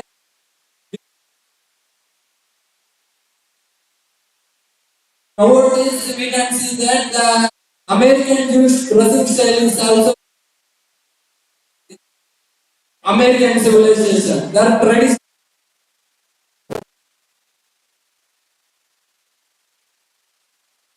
According Philip Roth also states that American immigrants Jews are unable to raise their voice, they are killed or they have been tortured in other ways. And they have American immigrant suffer in job, etc. They were not given. The Jews are talented ones, but they were not given promotion.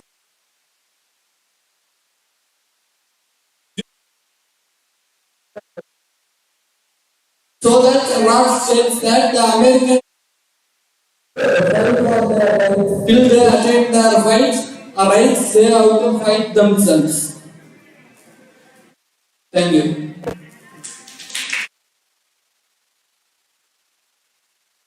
Audience, any questions?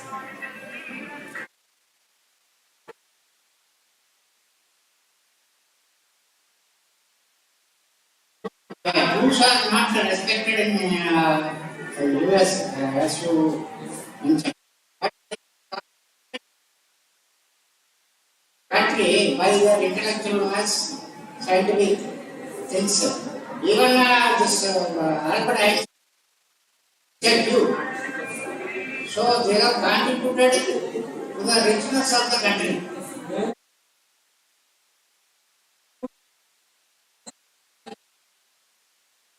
But nowadays they are fighting for their.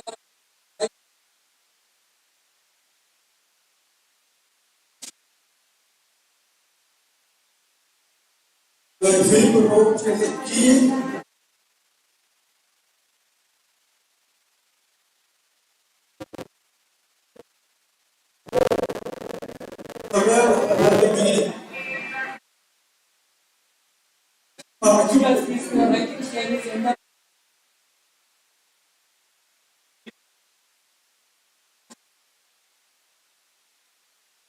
The suffering is faced by the Jews, because in that time we have to follow certain rules and regulations.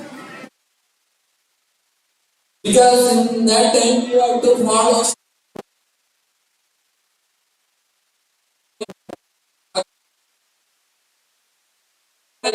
the problem faced by Jews. So he omitted the formula and he started to write about also in a simple language, and when we read this work it used to what will happen next, what will happen next. But in some writing we will be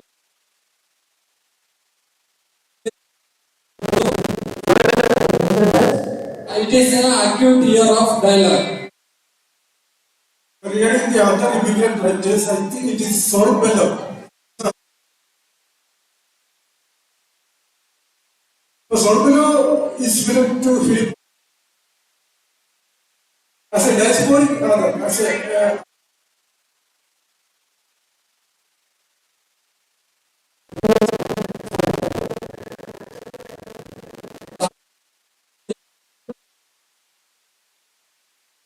Jewish problems, etc. But Philip,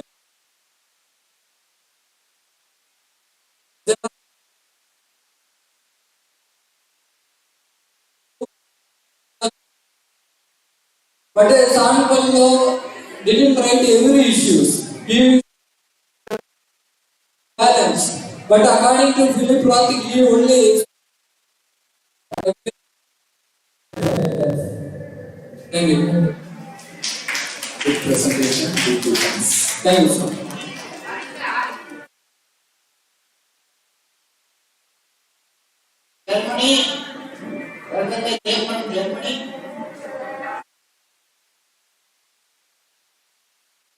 The origin of Jewish is from Central.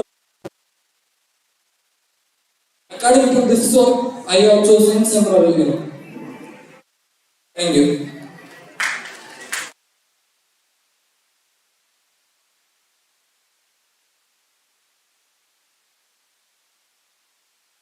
Next paper presenter, Godwin GS, CNC Europe.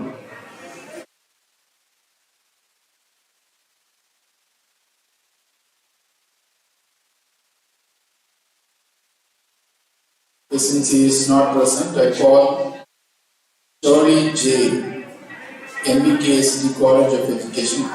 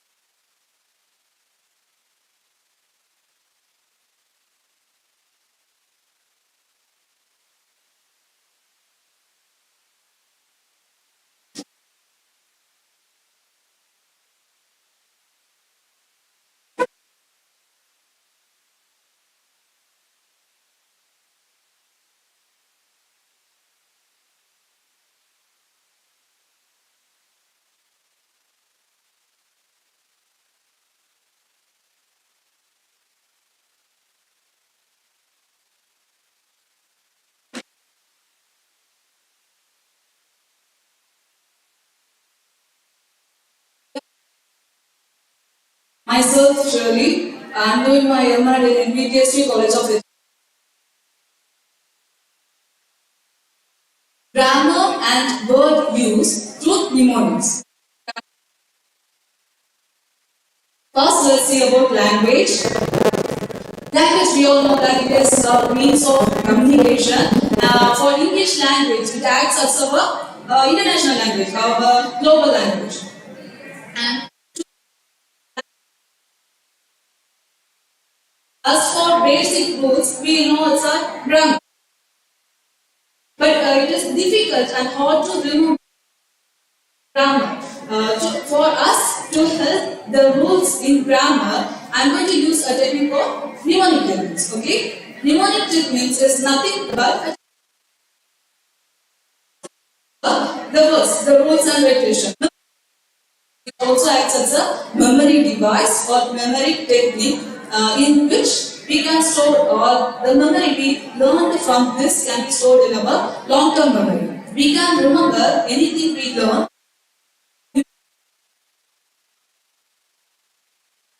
And remember it after 5 years or 10 years also. So it will be stored in long-term memory. Okay. Mnemonic techniques helps to improve the memory which can be stored in our long-term memory. And it plays a major role in the teaching. If a grammar is, if we learn a grammar with mnemonic techniques, means it can be stored in our long-term memory. And it will be in our learning process also. Okay. Next one.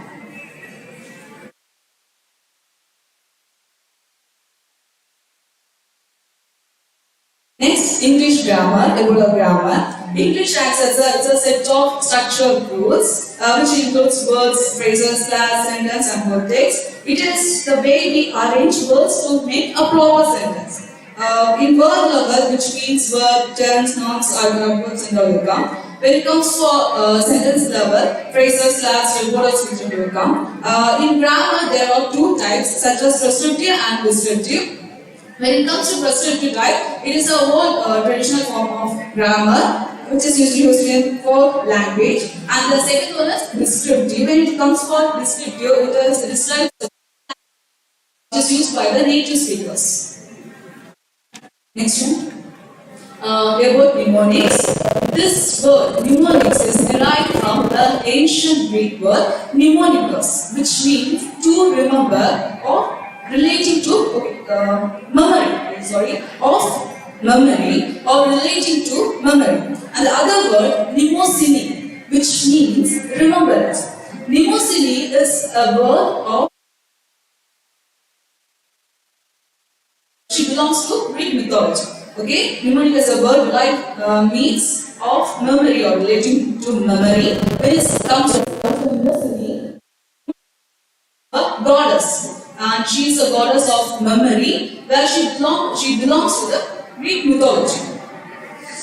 Learning Learning technique mnemonic techniques is a learning technique that aids information retention and in the human memory. Okay, with the help of mnemonic technique, which helps us to elaborate brain code, other acronyms or abbreviations. With the help of all those things, we can able to remember those things in a way of auditory form, which means learn grammar with the help of short poems, acronyms, and in other ways also by using words we can learn, and it is formed by body movement or muscle coordination. With the help of this also we can able to learn mnemonic techniques. And next, when it comes to memory acts as a capacity that allows us learn and make sense of our life with the help of our experience.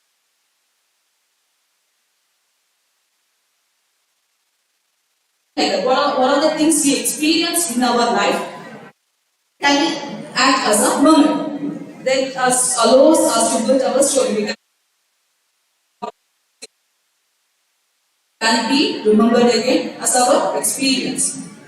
And memory and learning are connected. Okay? Memory also and learning both are connected with each other. People often confuse both of them. Learning acts as a process to modify.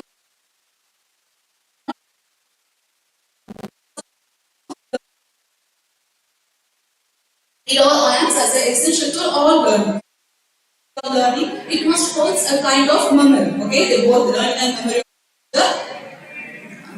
There is nothing but a God. In a learning process, memory must be. Next. When it comes to types of memory, there are three: sensory memory, short-term, and long-term memory. Sensory memory is nothing but the information we gather around us. Okay, what are the information we are gathering around us? More important, this can be a correct and a short form, short word also. We remember things, small incidents that happen today. Something like short information, but it must be a correct one. Then second one, short-term memory. This one is by gathering information. What takes place, but we will remember this for only a short duration of time. Okay, it won't be saved for a long time, but only a short duration of time. It can be an events. Okay, what are the today we are conducting this seminar? So this one can be saved in our short-term memory. Then next one is long-term memory. This one is also about gathering us, but this will be served in our or stored in our long-term. This not only means about events, but about also some other. What are the skills we gained in our childhood memory? Will be also saved till now. It is also stored. For long-term memory, there are two. When it comes to explicit, it can be done through consciously. Okay. The other name of explicit is declarative memory, which means we are all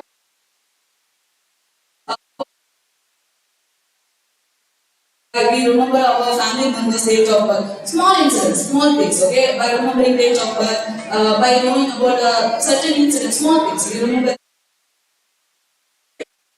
learn it or we remember it with our conscious. Okay? Small incidents. Then implicit, when it's in come to implicit, we learn with unconscious mind, okay? We are not aware of it, but we learn it. This non-declarative memory. In here, we use means more than language. Okay, we use about our skills, what we done in our childhood memory. Okay? But we never used language to learn such.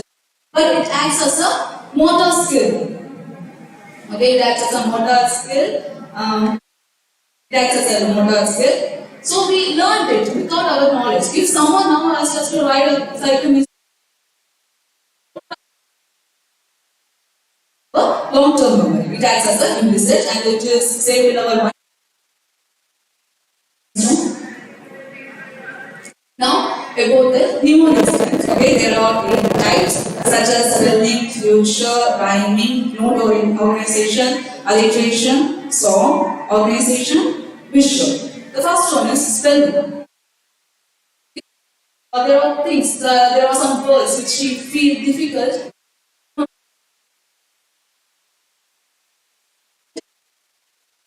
For example, separate. If we need to remember that word means, we can remember that it as there is a rat in a separate, or other as I come with the help of mnemonic technique or with the memory. Then next about future. To remember or their name, we can remember it with the help of mnemonic technique.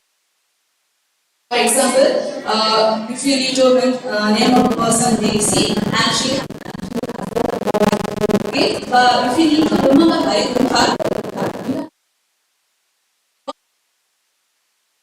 okay, we remember a person by their face character. The third one is time. To remember a thing, we can. For example, in 1492, Columbus sailed ocean blue. Okay, in 1942, Columbus sailed 42 and about the person Columbus and about the place which he traveled. We will remember this as a phrase or a sentence. The next one is note organization. In here, we give more about if we need to go for a presentation or if we go for a job, what are the things we need to take or what are the things we must have in our hands? Should we take notes? We should be aware of this and we should take notes regarding that. The next one is alliteration. If you remember a person named Sonu, we should remember the first letter of her about 3 of her character. She is stylish, sincere, sweet. Okay? By remembering 3 of them, we can remember her name as Sonu. Then next one is song mnemonics. Song mnemonics, we all know that if you learn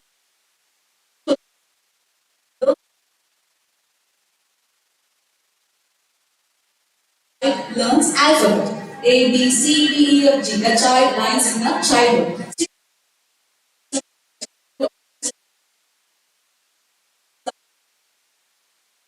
They are long-term memory. Okay, with songs, through songs, a child can learn many techniques. And about organization. Okay, in here, if you need to remember a phone number or any other phone number or other number, it is in a okay, if a number is more than 10 or 15, if you we can divide it into small and we can work out it and we can learn it. It will be stored in our memory more effectively. The next one is visual. Okay, this acts as a linking. If you need to remember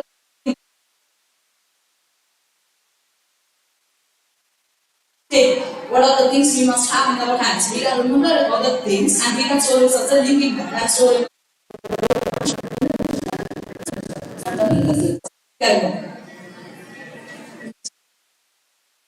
Using mnemonics in grammar. Okay, first in parts of speech. How can we use grammar?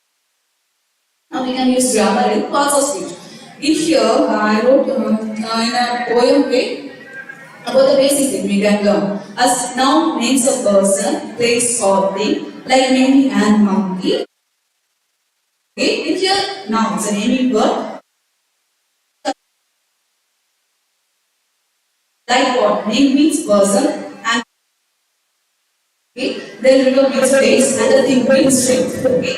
Then the verb, action verb. Then this one says the verb means action, something done. To read and write, to jump and run. Okay, to remember a verb, we can remember it as it's such an action word, which is something to be done and to read and to write, to jump and to run. You will remember like this in a point way. The next one is command. How we can use command? In command, we will use it in a punctuation marks used to separate class. For example, a cat has a class and the end of is pass. Double negatives. This is not commonly used nowadays, but two negative words comes in as the same class means we need to. I don't know nothing about double negatives.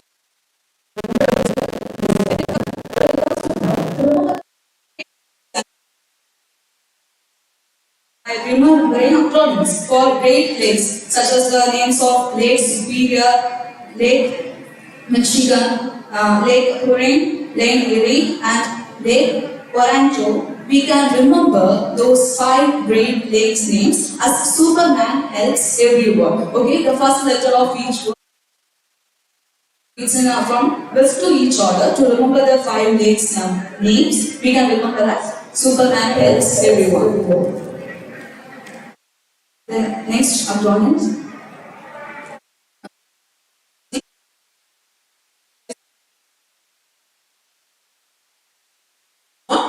For remembering this red, orange, yellow, green, blue, indigo, and violet. To remember, okay, if you remember the word, we can remember the order of the colors we used in that. Then next one is the organizing conjunction. The conjunction words we used to connect ideas of the word. For that, for, and, not, but, or, yet, and so. For using this word in order, we can remember the word fan words. For and, N for not, E for but, O for or, O for it, and S for so. We can remember this word. Okay. Active sentence is what we use in our voice in the subject, or what the previous do.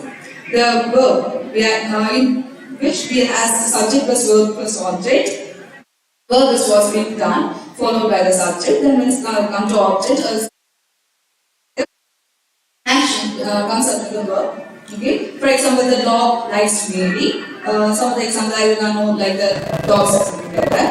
Then present progressive tense, continuous tense. In here, anything which is happening at the present by using ing with the verb.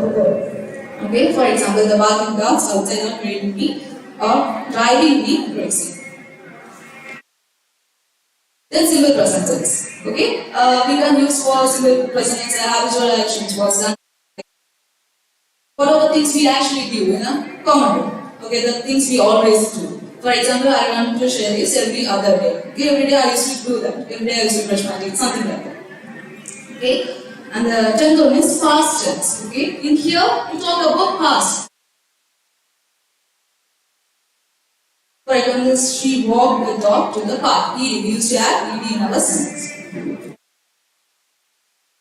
Then uses of mnemonics. Mnemonics can be modified to fit a variety of learning content. Okay, with the help of mnemonics, we can learn a variety of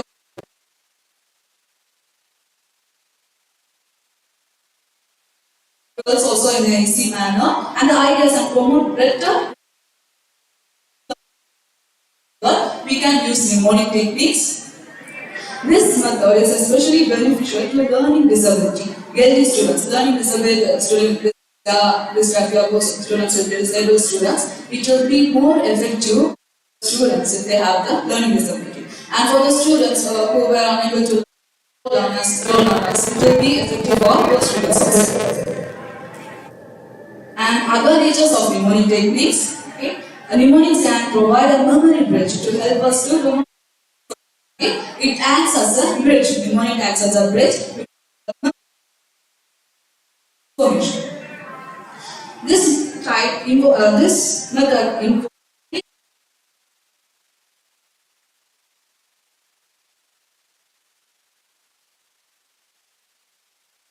to remember the words correctly and clearly for long term.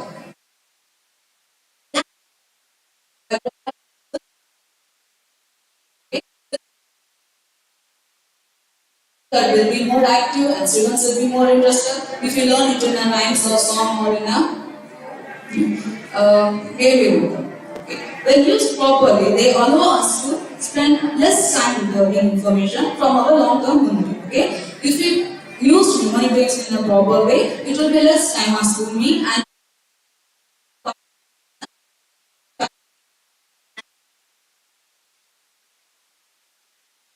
they must be recited and practiced and recited.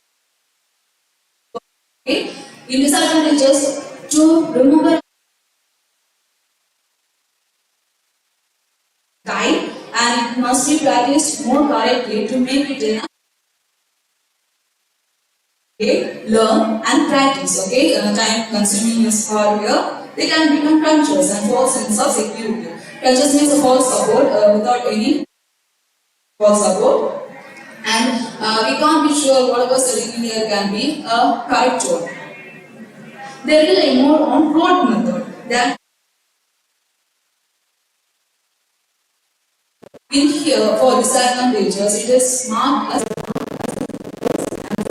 which we learn without any understanding comprehension way, but we learn it just by hearting without knowing a basic understanding.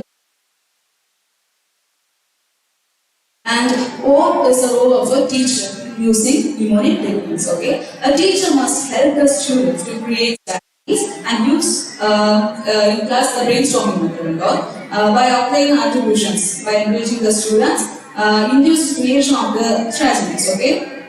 Mnemonic techniques must be provided in such a way, and by creating keywords. If a teacher is teaching a mnemonic technique, keywords must be there, and it must motivate the students to.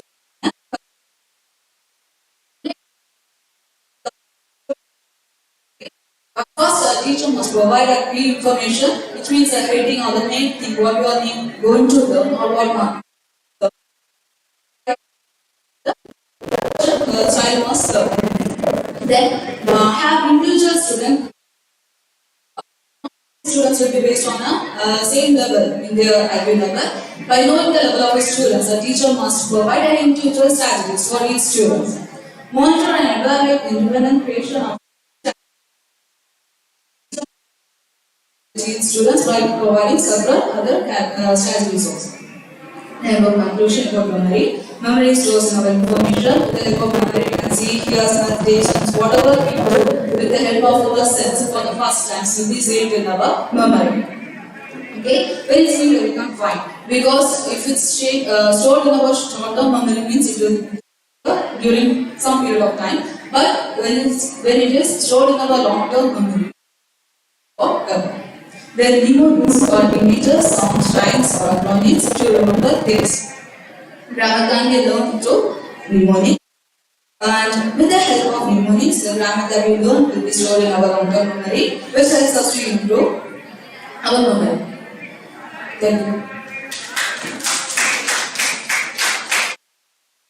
Once again, have a clarification about your title. Please read your title. Grammar and word use through mnemonics. Grammar and word use through mnemonics. Isn't it awfully incomplete? Grammar and word use through mnemonics. Learning grammar and word use or just grammar and word use through mnemonics? How we use our the title must be like this: learning grammar and word use through mnemonics. Yes. Okay, please take care of the title. What's your finding? I am finding that when I was a child, also I feel difficult in learning it with the mnemonics. This is already there. Yes. Okay, this is already there. You have just summarized. What's your finding? I'm going to do experiments.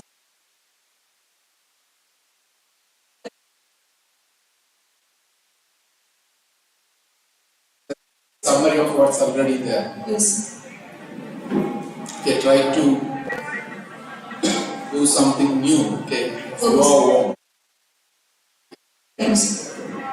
Paper is open for discussion.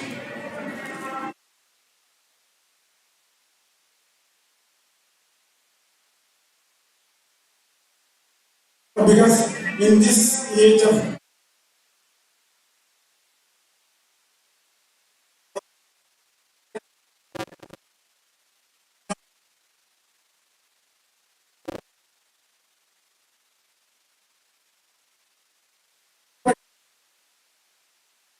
They have dyslexia, language.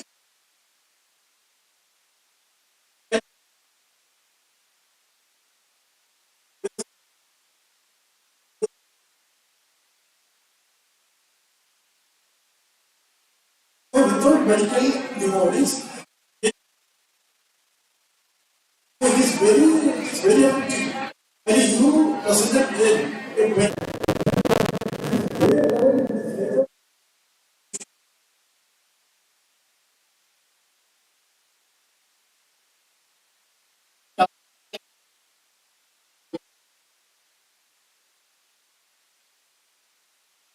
Here, that spectrum of colors is one was white, green, green. So I incorporate with Kia. Right? Last,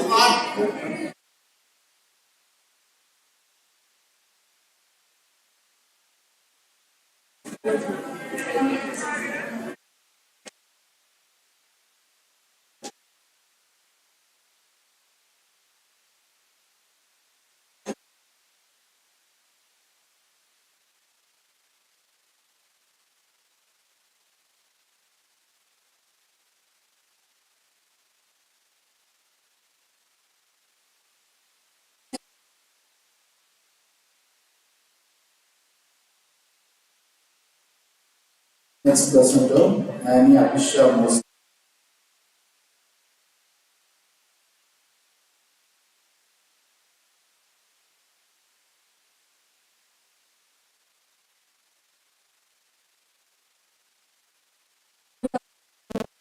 The topic for my presentation is reconstructing beauty standards in Chimamanda Ngozi Adichie's Americana. Beauty standards have been extremely prevalent throughout our human. It determines what is beautiful in height, weight, facial proportions, and women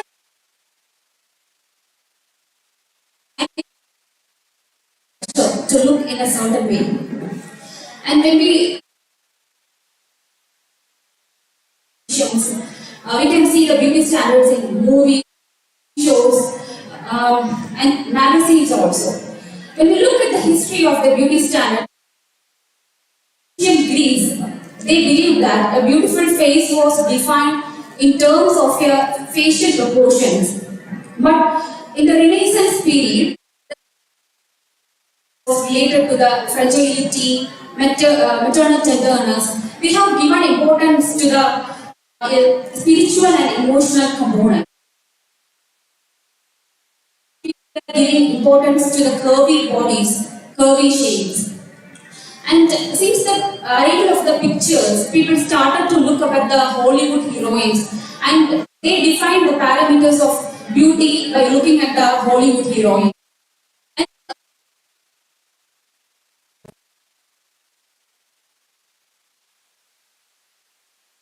They have each history and evolution throughout the history. And female beauty changed throughout the course of history. In India, if we consider India,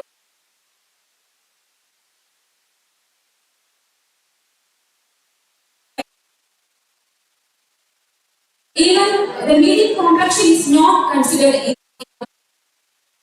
beauty standard is related to feminism. Why it is related to feminism? Because they say that women are creating as objects and they are given preference on. It values the cooperation of women, not the competition, which triggers the women to following throughout the years. Into four waves. The first wave was started in the late 19th century.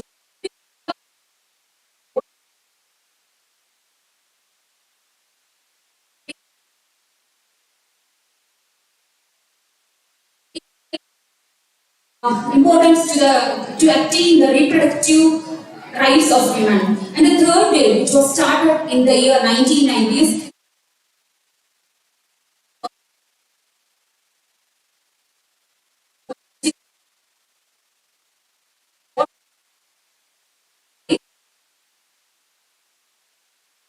which deals or which focus on the importance of sexual harassment, body shame, rape. It also focuses on the minor issues.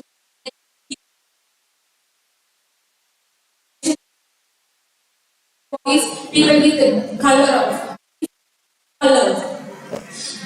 So, right was started to question about identity, and they started to give focus or importance to women's beauty. So, children.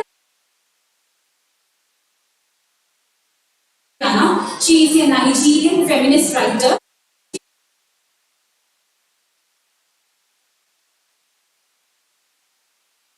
Yellow sun, the thing about your neck, goes on grief and so on. I have chosen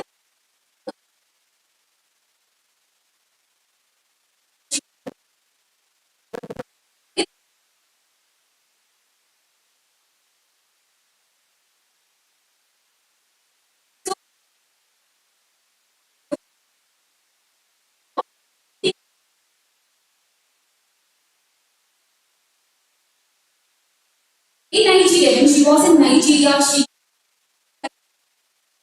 in US to look beautiful. She started to straighten her hair. So the black standards to be among them. When she prepares to go for an interview,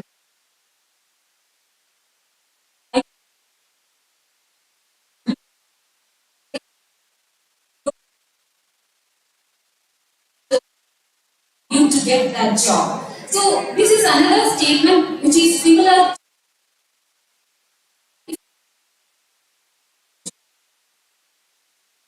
But instead of being confident in her question, she also says, I have to take my braids out for my interviews and relax my hair. If you have braids, they will think you are unprofessional.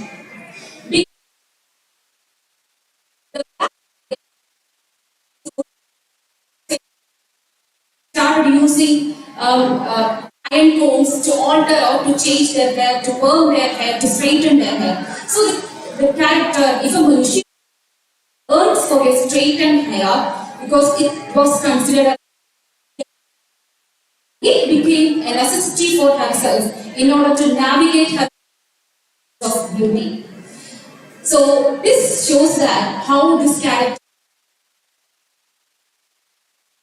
So the other main thing which I have noticed in this hair, the body type also creates a toxic environment. When Ifemalu arrives in USA, she unconsciously started judging another woman by look.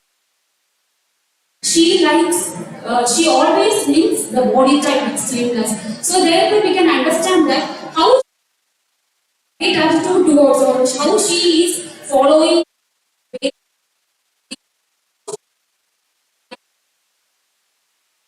The thing which I noticed is the fair skin.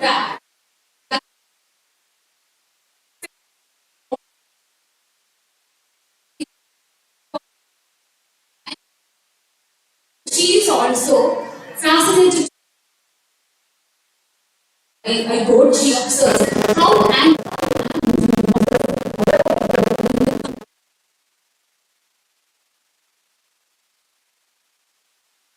getting lighter and lighter. Fair skin is appeared as a desirable.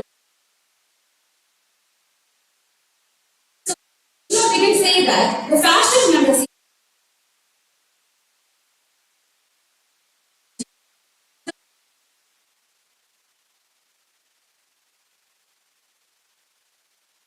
it gives interviews, but it doesn't have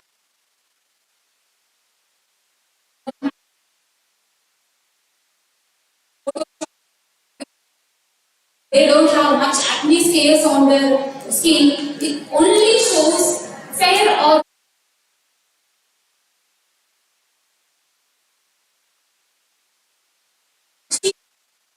variety of magazines to another character.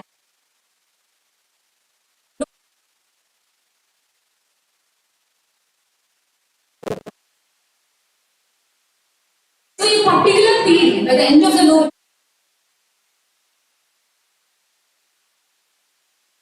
she lost herself. She feels loss of, she feels unbelonging, and she notices that thereby she seeks refuge on a website named happy.com. That is a website which was specifically designed for the black woman. Safer space for women like her to embrace their natural identities. In Chumanda Ngozi Adichie's book, another book she has written also, in that book name is Dear Rituale on a. There she says that we have to encourage all kinds of beauty and identities. So when we look at the Western beauty standard, and women are expected to change according to it. So she says that on an individual, we should be aware about our self-image and we should fall into this system. And the parents also teach their children to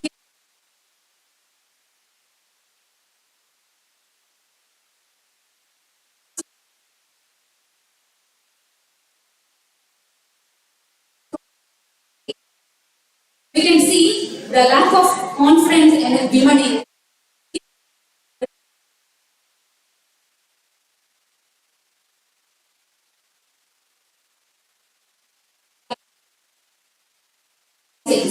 in magazines by featuring or representing different types of hair textures, different types of body sizes, different types of skin tones in diversity. And this will definitely encourage the women to be more comfortable.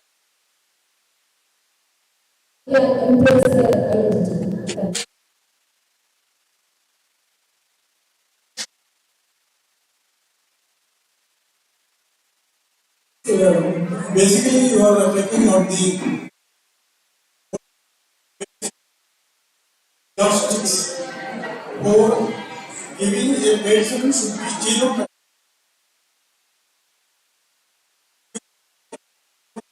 The more important.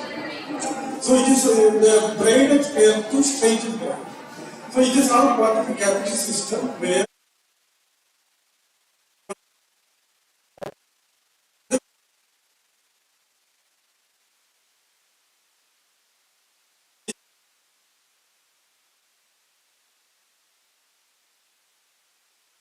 plastic of beauty concept. So it is a total beauty industry. Commodification female body structure, body type. So Europe plastics of beauty is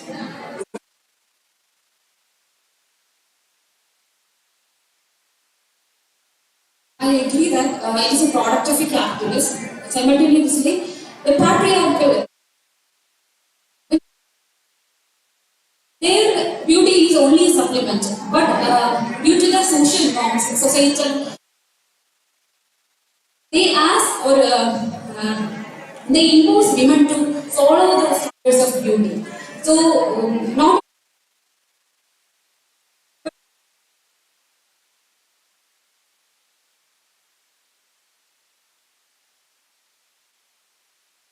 what is reconstructed? Does beauty standards or what do you mean by reconstructing? Is constructing again what's destroyed? That's reconstruction. that's what I said by representing all kinds of skin tones, all kinds of hairs in the magazines, in the movies. That's what Reconstructing beauty standards. Does the beauty standards or reconstructed? Is it copied or reconstructed? Already the society has a lot of Reconstruction is constructing again, which is destroyed or which is not in use. which is not in use. We have So, so you say that the black women are following beauty standards, which is not.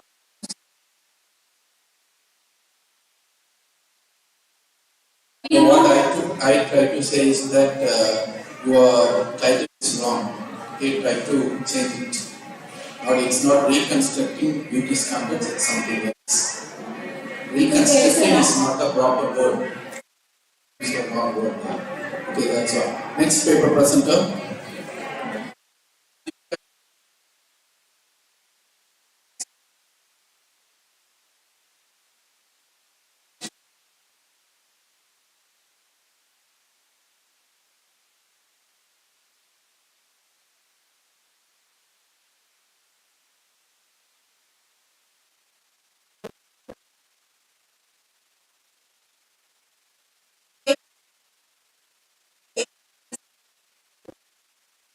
Paper, empowering English language teaching through neural.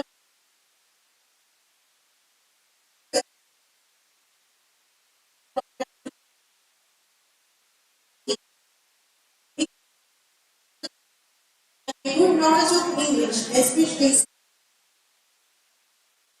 better employment opportunities in today's competitive and challenging world. English has become the international language, business, trade, and commerce.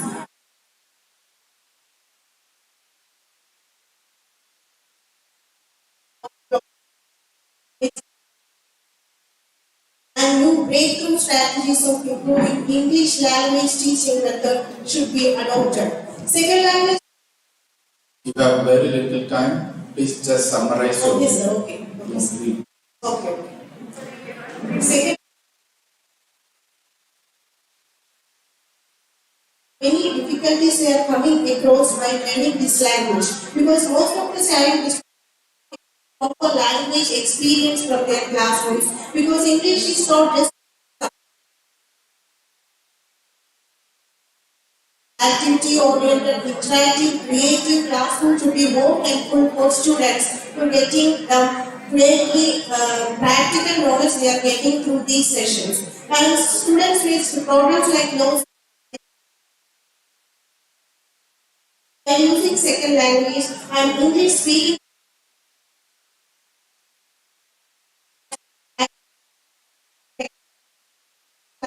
situations can make them more confident to use the target language and can make them think in the second language. In ELT classrooms, different and numerous approaches are designed by pedagogy practitioners. And neuro-linguistic programming, NLP, is one among them. The basic principle of pedagogues and ELT practitioners found the benefit of NLP with quality improvement in teaching learning process. Neuro-linguistic to communication, personal development, and psychotherapy developed by Richard Bandler and John Ritter in 1970s. And it deals with the three main areas: neuro-linguistic, linguistic, language, and programming, the connection between language and mind. NLP helps to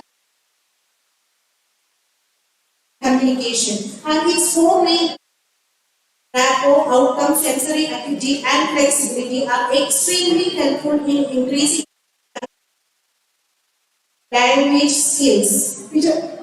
Students' communication and behavior can be enhanced through the various techniques of NLP. NLP also deals with the cognitive processes like language acquisition, transformation, storage, and manipulation, and to understand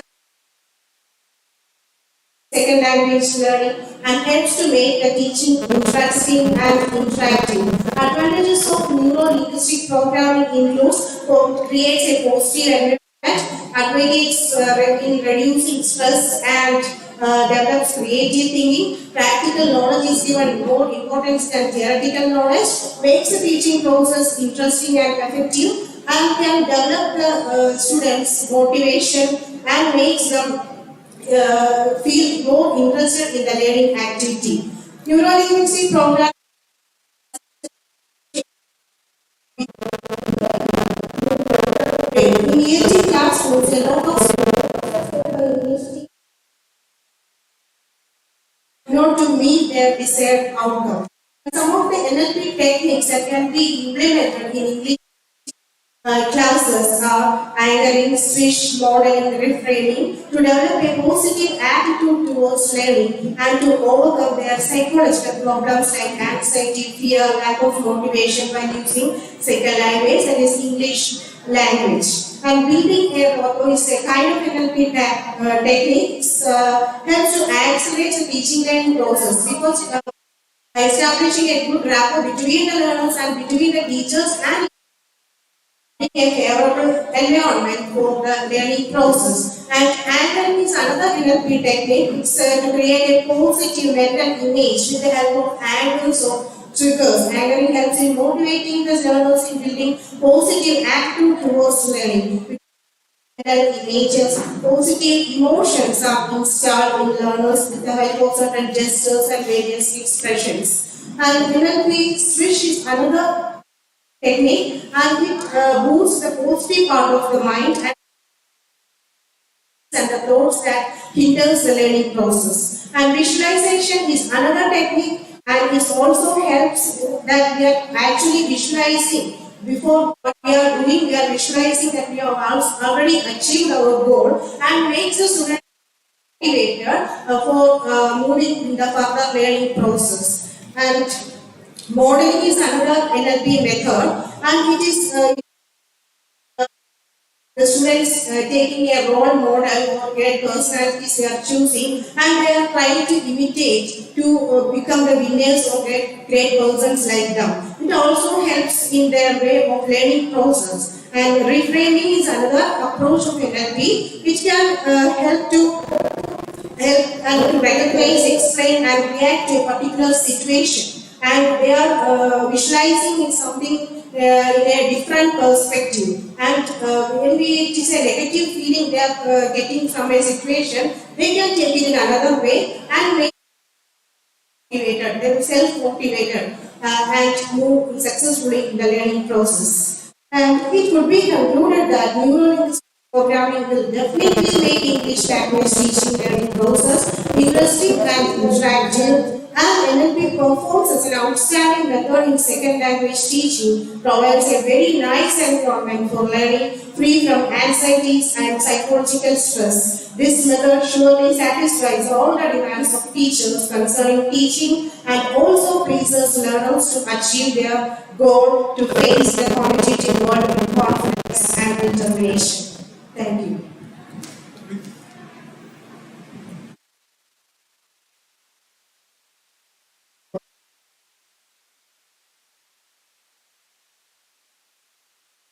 Then how reprogram?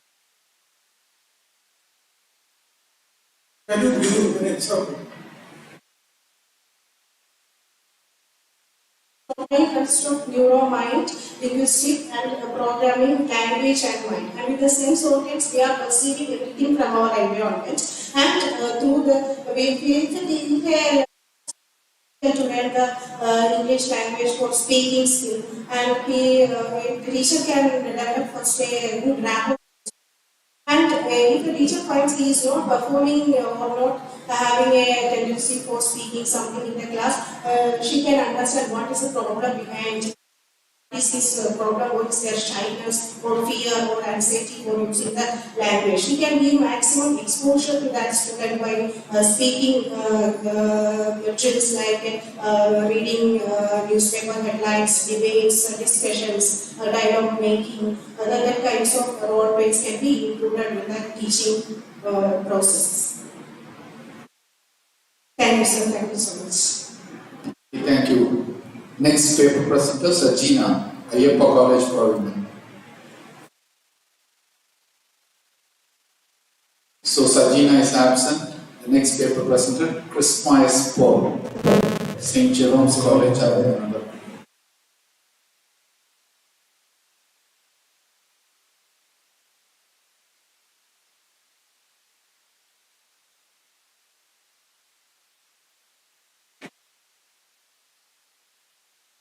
Paper presenter next to Prisma as Paul is J. Snowball. Okay, then Shiva Kumari, Sanju,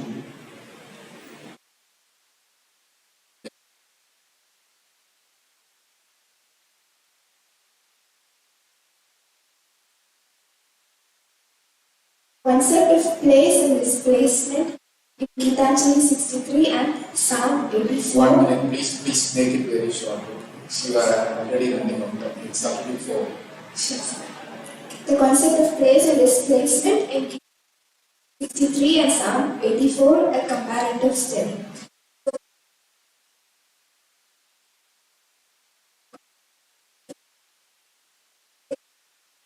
A movement of an object from one place to another. Similarly, when a coil-like subject is forced to move,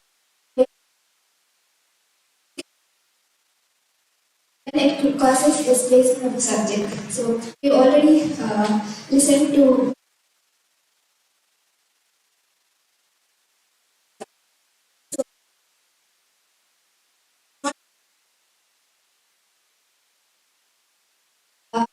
day-to-day psychological displacement faced by us as individuals.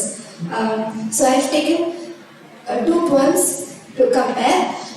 One is Gitanjali 63 and the other is Psalm.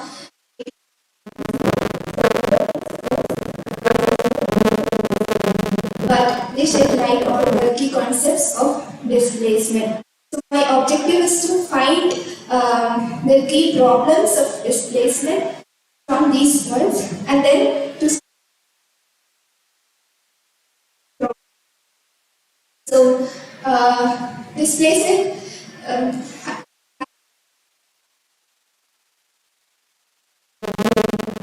it starts from birth, I would say, because as a child our mother's womb was the first home. So home is different from house. So home is where a person feels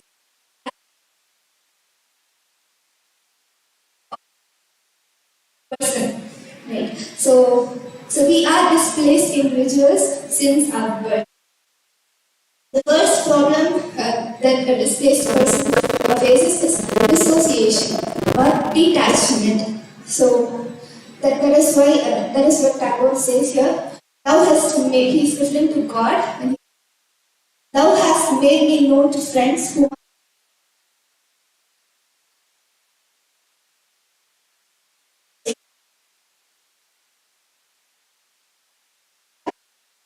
I am uneasy at heart when I have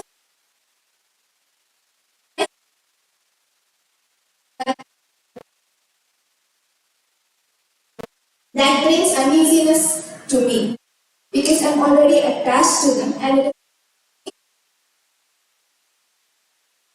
that is what he complains. Initially he complains, but I feel uneasy at heart when you ask. And then he comes to a realization, says, I forget that there abides the. So he comes to a compromise with God.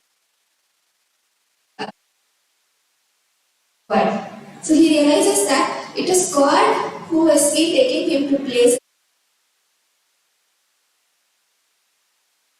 And so his identity is not rooted in God. So as long as his identity is strongly rooted in God, he does not have to feel the pain of God. So why are detachments painful? Because it could put you in.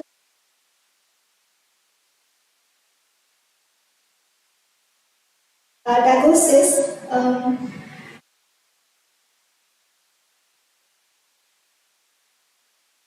thou hast made me known to friends who think about a person is different from. Right? So knowing a person requires your. So that is a painful process that takes time, of course. he knows the person, he's acquainted with the person, or a place. So that's why he complains. It feels difficult for me. And also, while in the process of knowing a person behind the head, at the back, any time, at any point in time, God could remove this person, and that is why it is difficult for him to.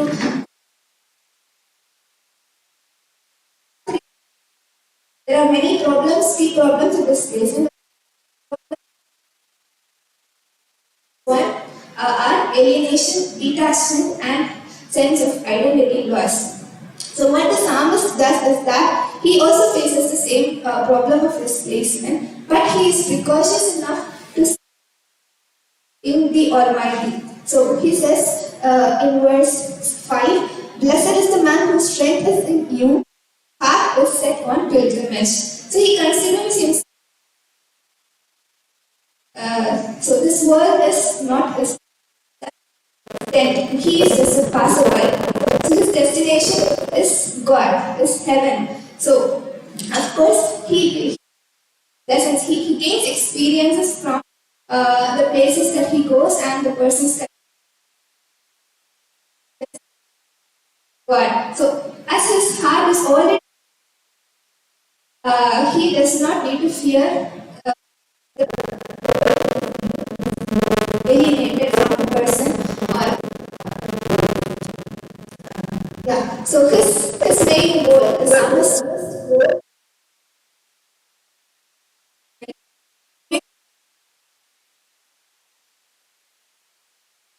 God are bottomless. He is eternal and his things are bottomless. So as you keep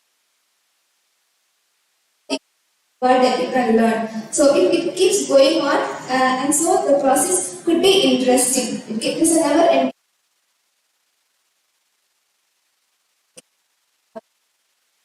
So as conclusion, I would say these two poets, they have come to a realization that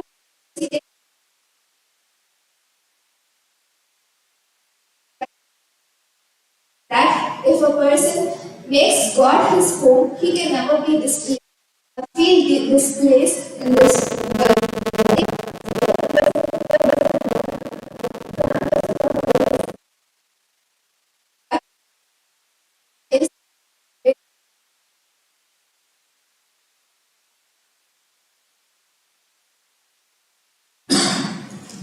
Okay, I have a strong objection to your comparison of.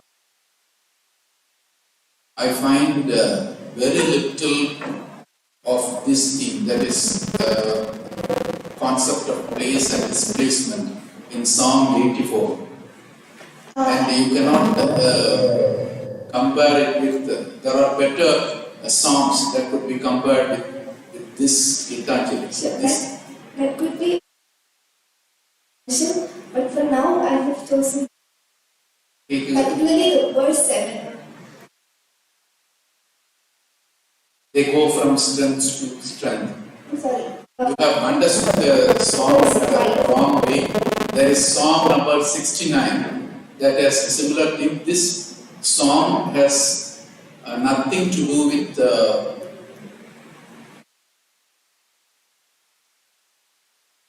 displacement or sense of displacement.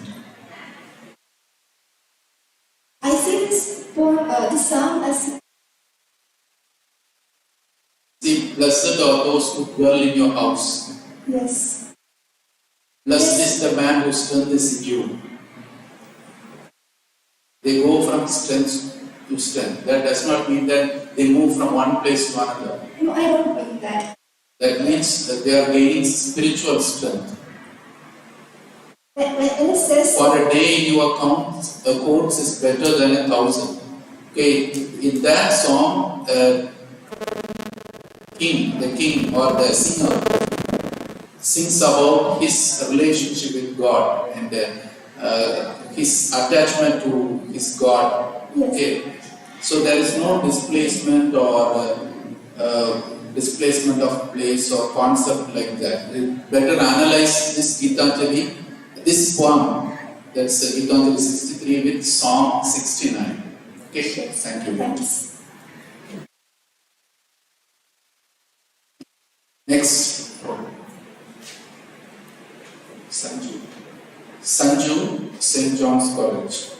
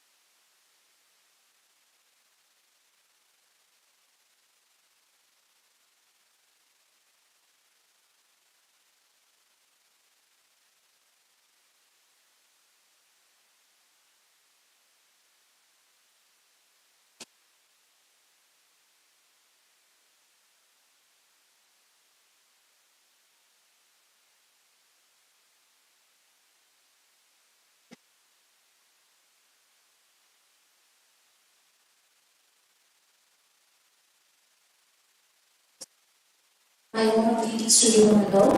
I am Sanju from St. John's College, Humanities. I am a PhD scholar under the guidance of Regine Service.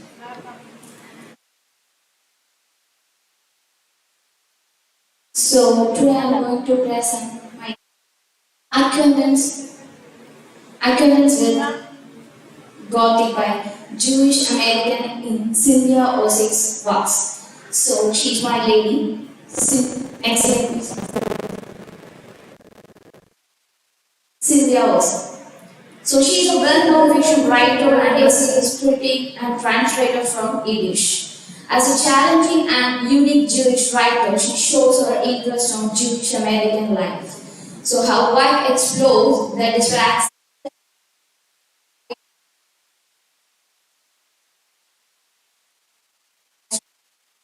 So she conveys the nature of Jewish exile in America. So she cleverly focuses on the Jewish American from the past to present to picture the adequate knowledge. Next. Yeah. So before heading to my topic, it's about the Gothism. So normally we know that the Gothic have some gloomy settings and supernatural elements. The stories with the featuring ancient family curses, terror, and mysterious atmosphere, and it moves. So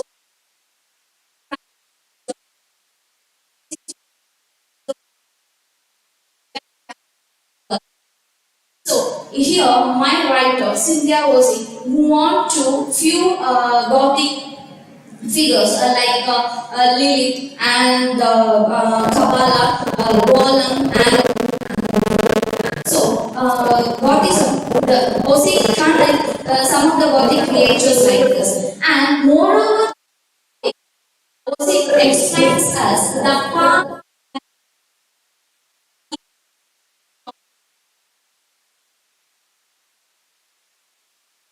Gothic figures. Next. Yes, so the Gothic transformation by Osi. So Osi explains the old circumstance, invention and doubling. So she explains about the consequence of usually figured as a haunting supernatural and deadly which threaten the present occupants' lives and realities. So the Jewish peoples of encounter their feelings and fear of alienation and they search their ethnic root which was completely buried and removed from their culture, love, community and language.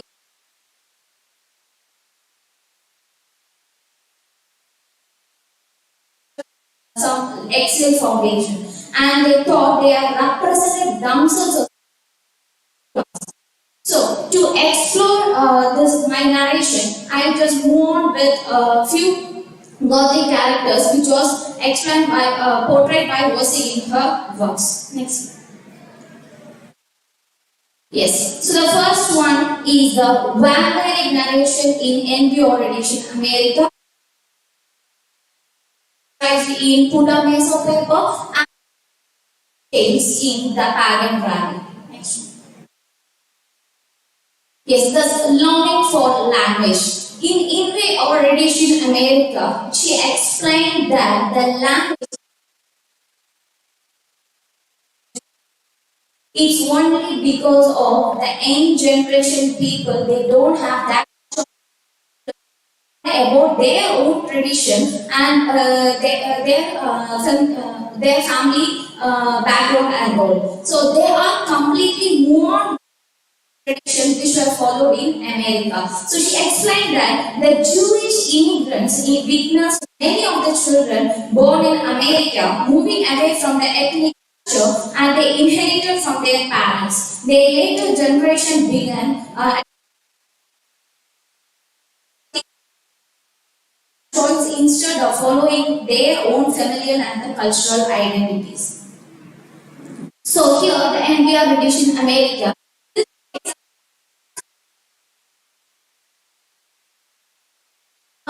generation. And next year.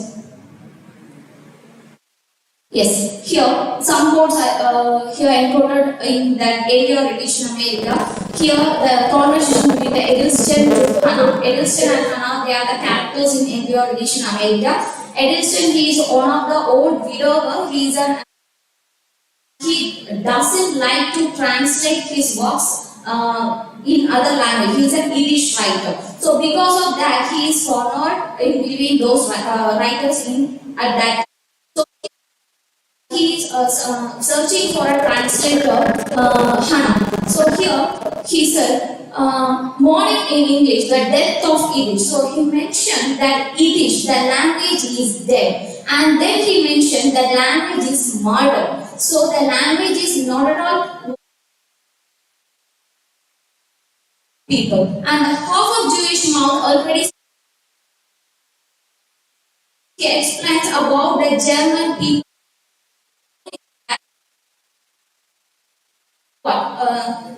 to improve their Yiddish language. Next one. Yes. So vampire. We all have some vampiric nature. When we are in extreme thought or when someone doesn't know how we will react to them, right? So we all have some.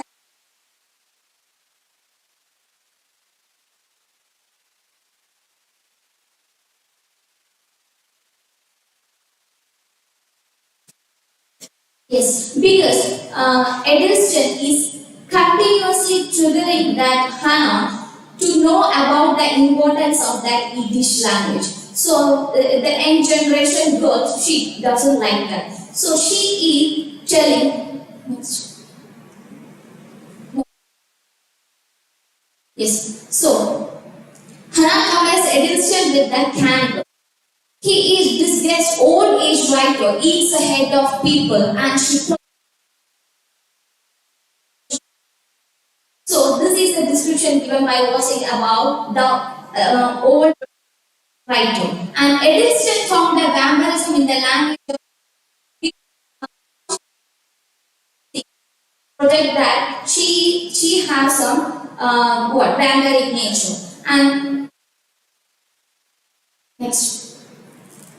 Yes. So Kabbalistic symbols. Cynthia Osix usually use some Kabbalah in her works.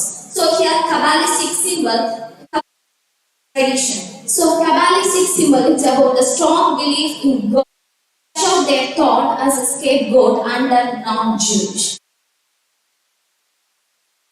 Like a scapegoat. And here I gave one picture. This is the Kabbalistic symbol, like a tree. So the tree of life. It's a it's God and human side. So this shows that top to bottom, it's about the life of a people. We have tradition, we have ancestors, and also, but still we have that strong foundation with our tradition. So we should not further. That is her view. And so here again she's telling that. But the problem of is which harmed and encouraged the fear of Jewish masses. Because the Jewish people, especially the young Jewish people, they are not focusing on their own tradition. Next one. Yes. So my next one is the golem. So we all know about the first golem, right? So golem is a non-material thing. So golem which got some with the language. So here she gives importance to the language of. So when we praise, when a God prays the Hebrew word of God in the mouth of that golem, and he got that right, and also like A. So here Cynthia was also paper, especially she portrayed that golem as a shadow. Next. So carving golem by Versi, how she carving that golem. So here the Buddha makes a paper. So she's a lady. She don't have a child, so she is completely worried about that. So at that time, she got that experience with the golem. Suddenly, she give a name. She gives some what that look, and then she just paid with the Hebrew in her mouth. So suddenly, that golem got the life. She said that it's my shadow. So, frequently,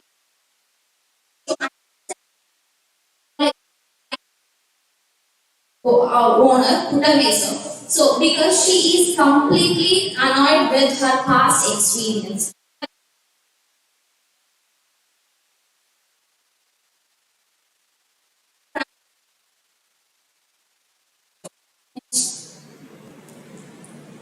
Yeah, put a measure and something. So, the name of that particular golem is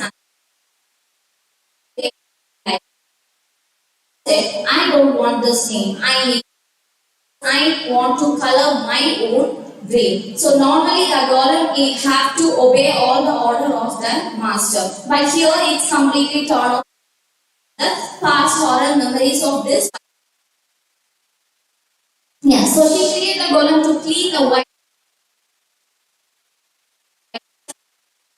erase the outrage and produce the injustice nature. So she considered that golem as her shadow. She framed where attained her identity and yeah, here. So this is a conversation between them. She's asking that you were made to serve and you know it. So she's telling, I want a life of my own. So the person one who believes the idols will believe in God. So surely one who believes in idols surely believe in God. So here the golem chooses its own takes an imperfect nature in the golem, it wished to color its own dream. The master's hidden self possessed by an so the golem into terrific way. Next. Yeah, rejection of golem. So I already told that Aputa she want to erase all the past memories. So she believed that that golem will also vanish from there. And she is telling that the rejection, the something reflects the female demon with the memories of what she wished to be. The Osi portrayed the incident of rejecting the golem like an infanticide because the Putamesa no shadow and consider that as your daughter. So golem is path of redemption of the now here the golem is completely with the past memories of that Putamesa. Next. So past memories and the evil character. So I told you that this past memories also haunt the people in their present life. And the evil character evil character also there. It's all about our memory, our imagination. If we are completely in here, next one. Yeah, little thing was it the pagan drive. So we know that Eve is the first wife of Adam to our biblical way. So here in Jewish mythology, Lilith is the first wife of Adam. Yeah, and in here was it also explained about that dryad. It's nothing. The creation of it's like a tree, but it's like a woman. So the Lilith and both dryad, both are like a demon. So here what happened is the pagan is Isaac. So he is completely adored. He is one of the complete believer in Jewish religion and all. So he is completely adorable with the nature. So he has some what? Love with the tree, especially the oak tree. So that oak tree, he described in the name of that dryad. So because of that love, he hangs himself in that tree. So actually, he is a father of 7 daughters, and his wife, she was a victim of Holocaust. So all those past memories are haunting that whole family. So this man is coupling with this. So they came to know all these things from the letter which was delivered by Isaac before his death. So here, next one. Yeah, this is the Lilith and Dryad.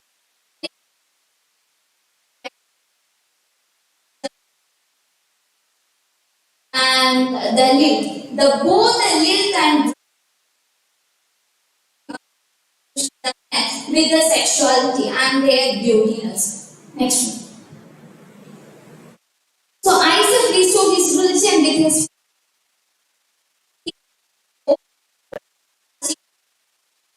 face of love. The banishment of Adam and Eve from Eden were compared with the horror exile shows the transition of constant emblem of Jewish identity and their belief in God. Still, they have belief in God, but these are completely haunting them. Yes. So, also drawn the supernatural transformation. So, cultural changes, sacrificing the language and the custom, loss of difference and creates a minority confidence in the mind of immigrants, and it creates this. So her writing encouraged the young generation to know about their history and overcome their past. So I just conclude this with a quote.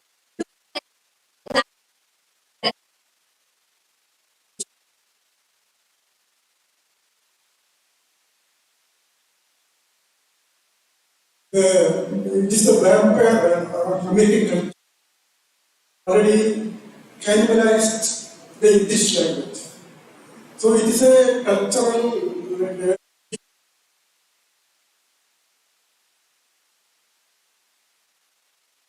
this family still the past is haunted by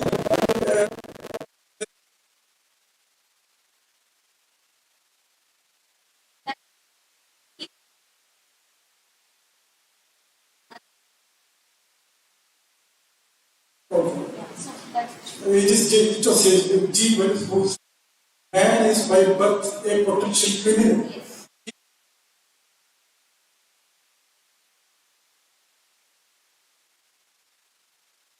Kapana, I have come across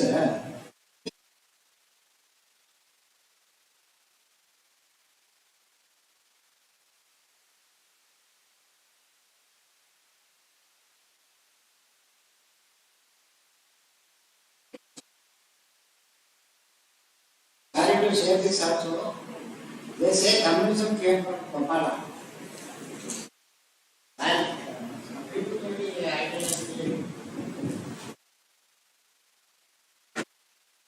Okay, how many works you have taken for this? 3. 3 works. An article. No, I just took that particular. This is quite very wide. You cannot do justification in a paper, in a seminar presentation. That's why your presentation is like some mixture of everything, and you haven't made anything clear. Okay, in an article you have to choose one work and one aspect. Okay, you should not choose like this three works. How can you do justification in three pages, 3 or 4 or 5 pages? Okay, so don't attempt this. Okay, you have just made a potpourri of everything, and it's very difficult for us to grasp where you have taken which work you have taken what, and so it's very confusing. It's a bit confusing, and we cannot just make out just a summary or a gist of what you have Yeah, that's why I took only 3 creatures, like vampiric and the golem and the links on 3. You have it. Okay, fine, sir. It's meant anyway. Don't attempt this. Okay. Okay. Thank you. Okay.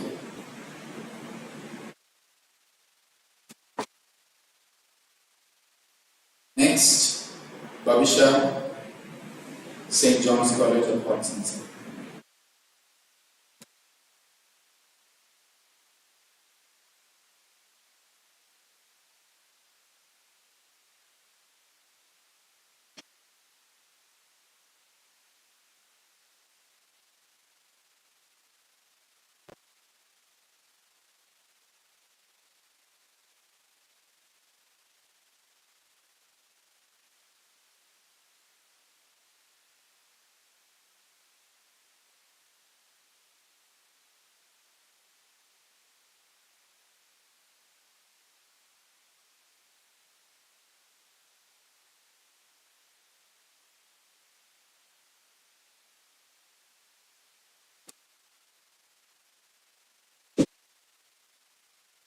Good evening, another person here. My name is Babisha. I'm PhD research scholar at Johnson College of Arts and Science.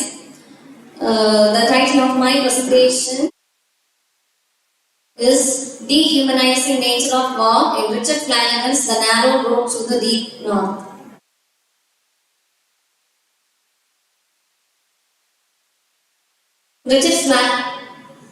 Richard Flanagan is an Australian author born on July 1961. He won the Man Booker Prize for his novel The Narrow Road to the Deep North. The story was based on the experience of Flanagan's father as a prisoner of war during the Second World War.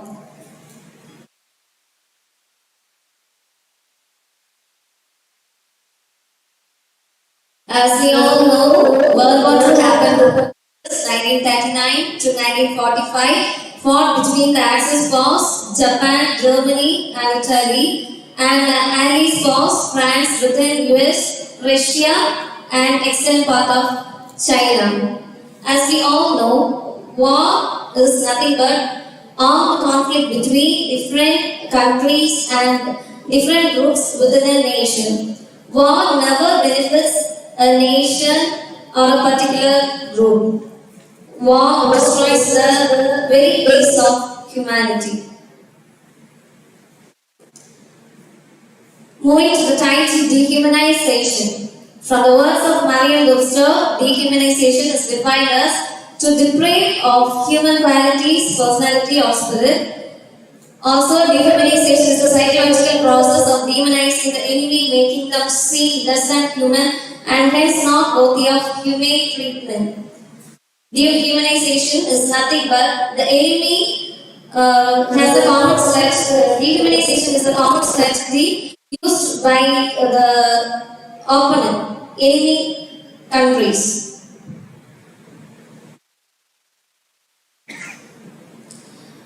The plot of The Narrow Road to the Deep North is Australians were captured by the Japanese when they conquered Southeast Asia in early 1942. The Thai-Burma Railway was built in 1943. Once the railway was completed, the Japanese planned to attack the British in India. The Thai-Burma Railway was built between Thammasayat in Burma, present Myanmar, to North Plateau in Thailand. So this railway is 450 kilometers, and it was just built by the prisoners of war, the captivates the Japanese government brought from other countries. So the main aim of Japanese government is to enter India through the Thai-Burma railway and to defeat India.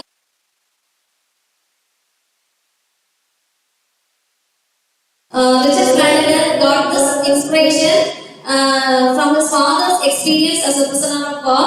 Richard Flanagan's father is Mr. Tom, and he is a prisoner of with the number 335. His father is a slave laborer worked on the line. The Thai-Burma railway is simply mentioned as the term line in the entire novel, The Narrow Road to the Deep North. The Australian prisoners was put to work by the Japanese. Built in 1943, the railway was to run 420 kilometers for a rugged jungle. It was built by captive labor of about 60,000 Allied prisoners and 200,000 Asian laborers. They built the track with hand tools and muscle prop, working through the monsoon. There is no vehicle operations to clear the rugged jungle. Also, it was a monsoon season. All the captives were brought to the jungle, and they were made to work under the commanders for the Thai-Burma railway. Survey also says 40,000 children were captured by the Japanese to build this particular railway. The Thai-Burma railway is also known as Death Railway because this railway caused many deaths during the construction of this railway. The Burmese railway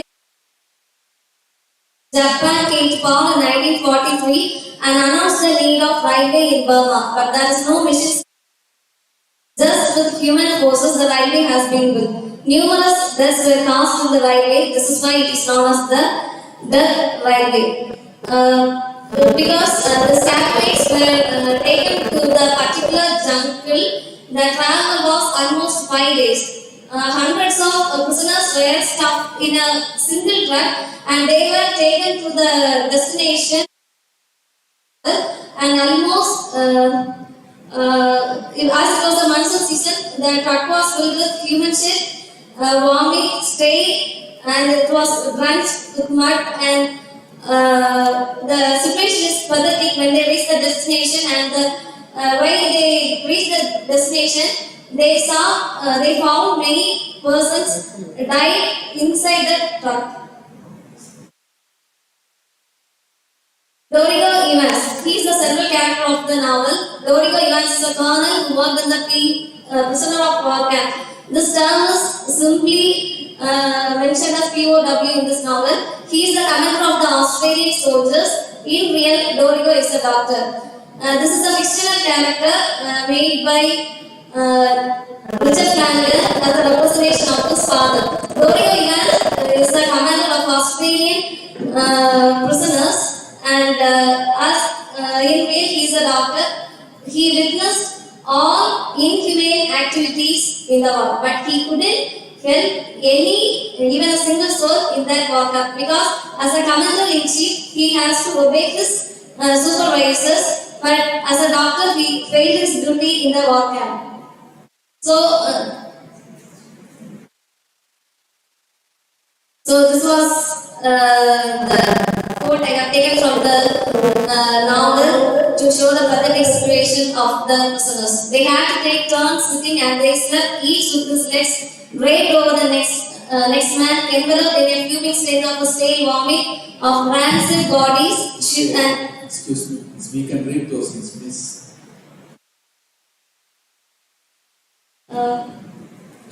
So the Allied prisoners war experienced more inhumane treatment and endured more torture in the war camps.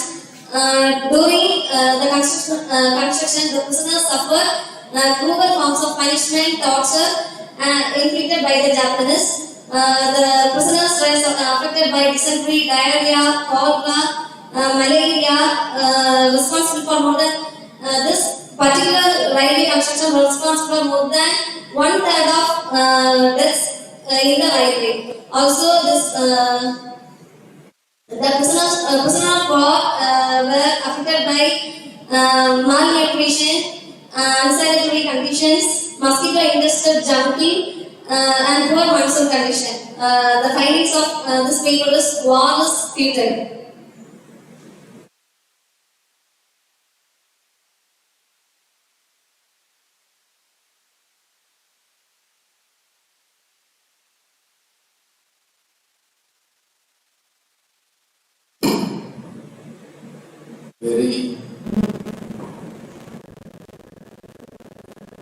Very, very short presentation. I mean to say the content. And why have you dehumanization? War is dehumanization. Dehumanization of war. War. Why have you put that in quotation marks or inverted commas?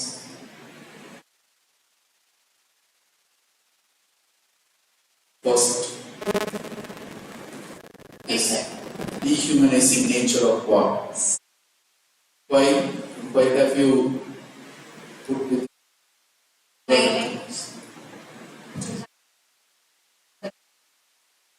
is it that according to the methodology?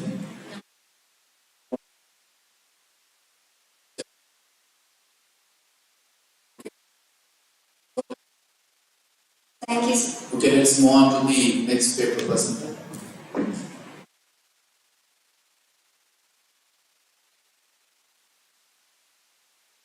Jacob C. St. John's College.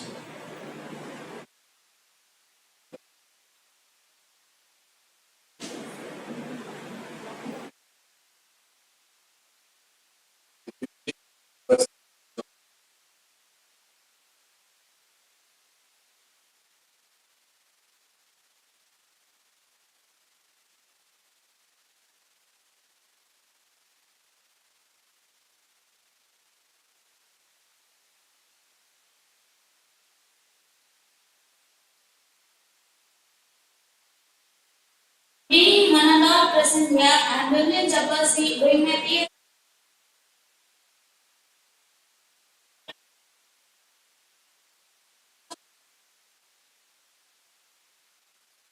in heaven. Sherman Alexei was born into a family of utilizing society as a platform religious, tribal and socio-political. Alexei uses Catholic practices and portions to pursue salvation and restore what Native Americans have been lost. Alexis grew up on reservations surrounded by problems. You already, please don't read it, just summarize it. We can read.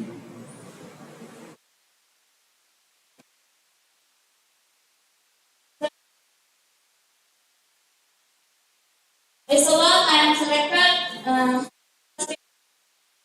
The book has been published in 1993. The main theme of this book is poverty and in this book, Alex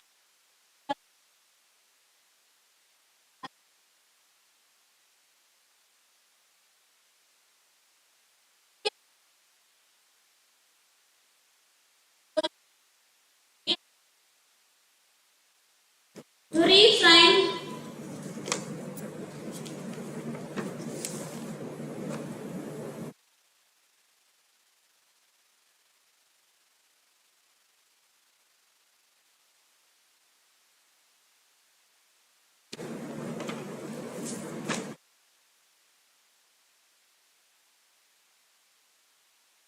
here he uses the basic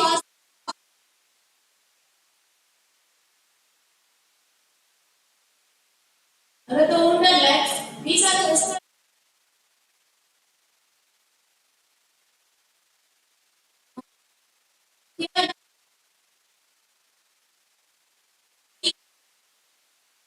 is is to present Jesus as a native American. Mainly his intention is to say about Catholicism and break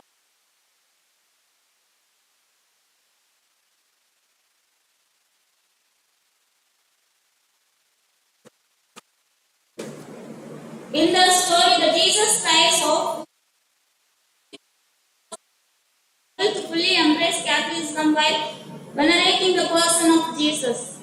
Here the Spokane tribes, the Canadian tribes, were among the first people to visit the Spokane.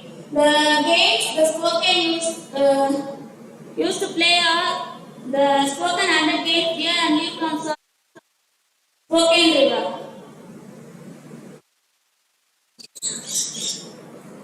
Salmon was one of the best Spokane resorts that they stayed.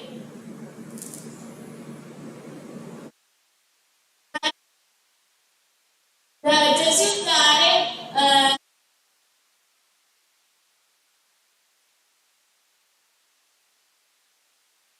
and the Jesuits were the Roman Catholic. The purpose of Jesuits think the Spokane Indian Reservation is to maintain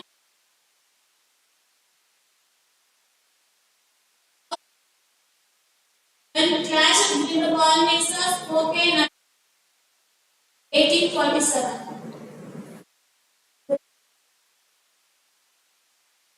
Contributed to Native American laws in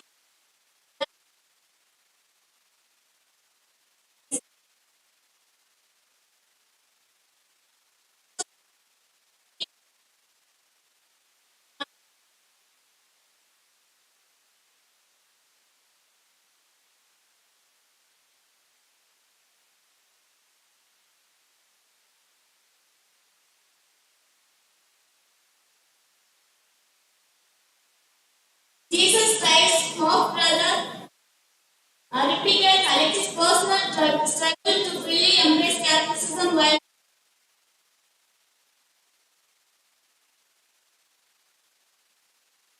it's a huge story, dreaming and planning.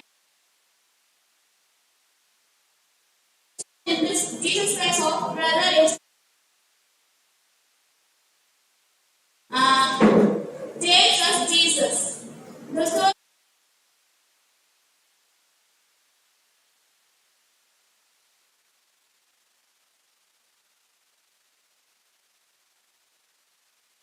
the birth of James and Jesus is compared in this story. Another point is to consider whether James is the James and Jesus' birth is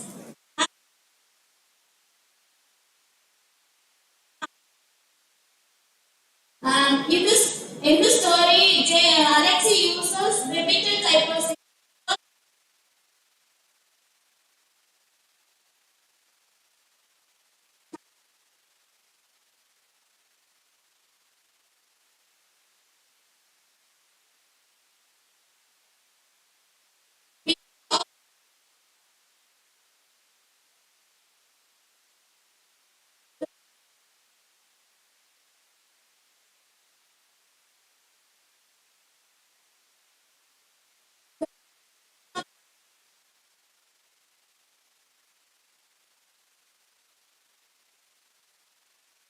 Jesus arrival on earth. Here,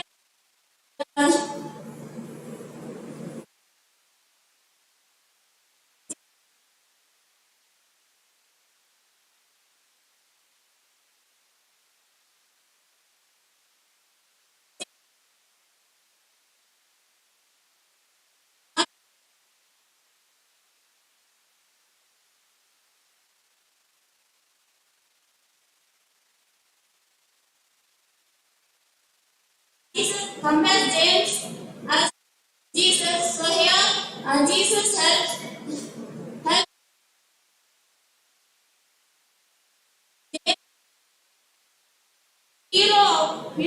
story. By bringing the issue of alcohol use, need for a communal healing becomes under is stressing. If one person from the tribe can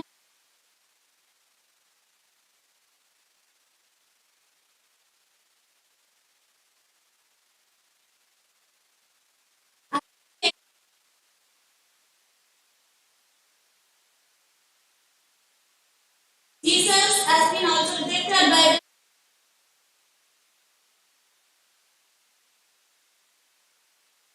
by his own family members.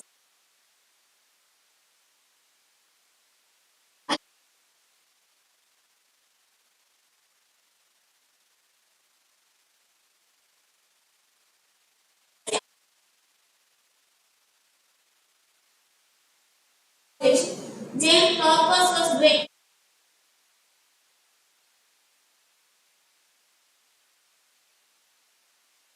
Here, the James' purpose is to bring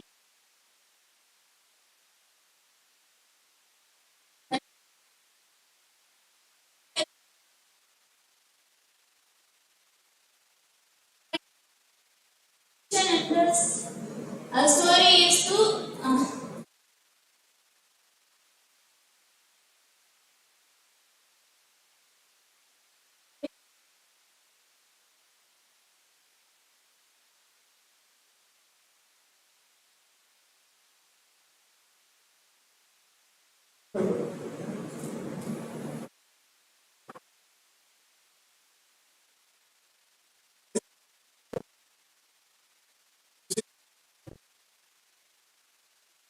just like he said, Christ, Jesus is a so what is the purpose served by using such archetypal figures like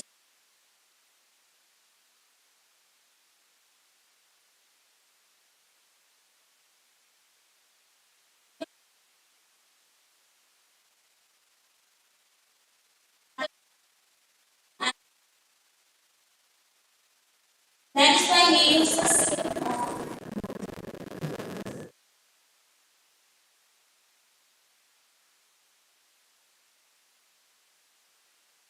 It's not well written.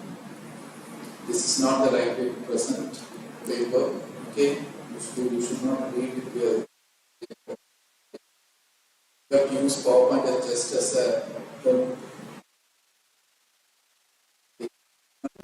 that we can read. Okay, next time take these things seriously. Okay, thank you. Okay, thank you everybody for your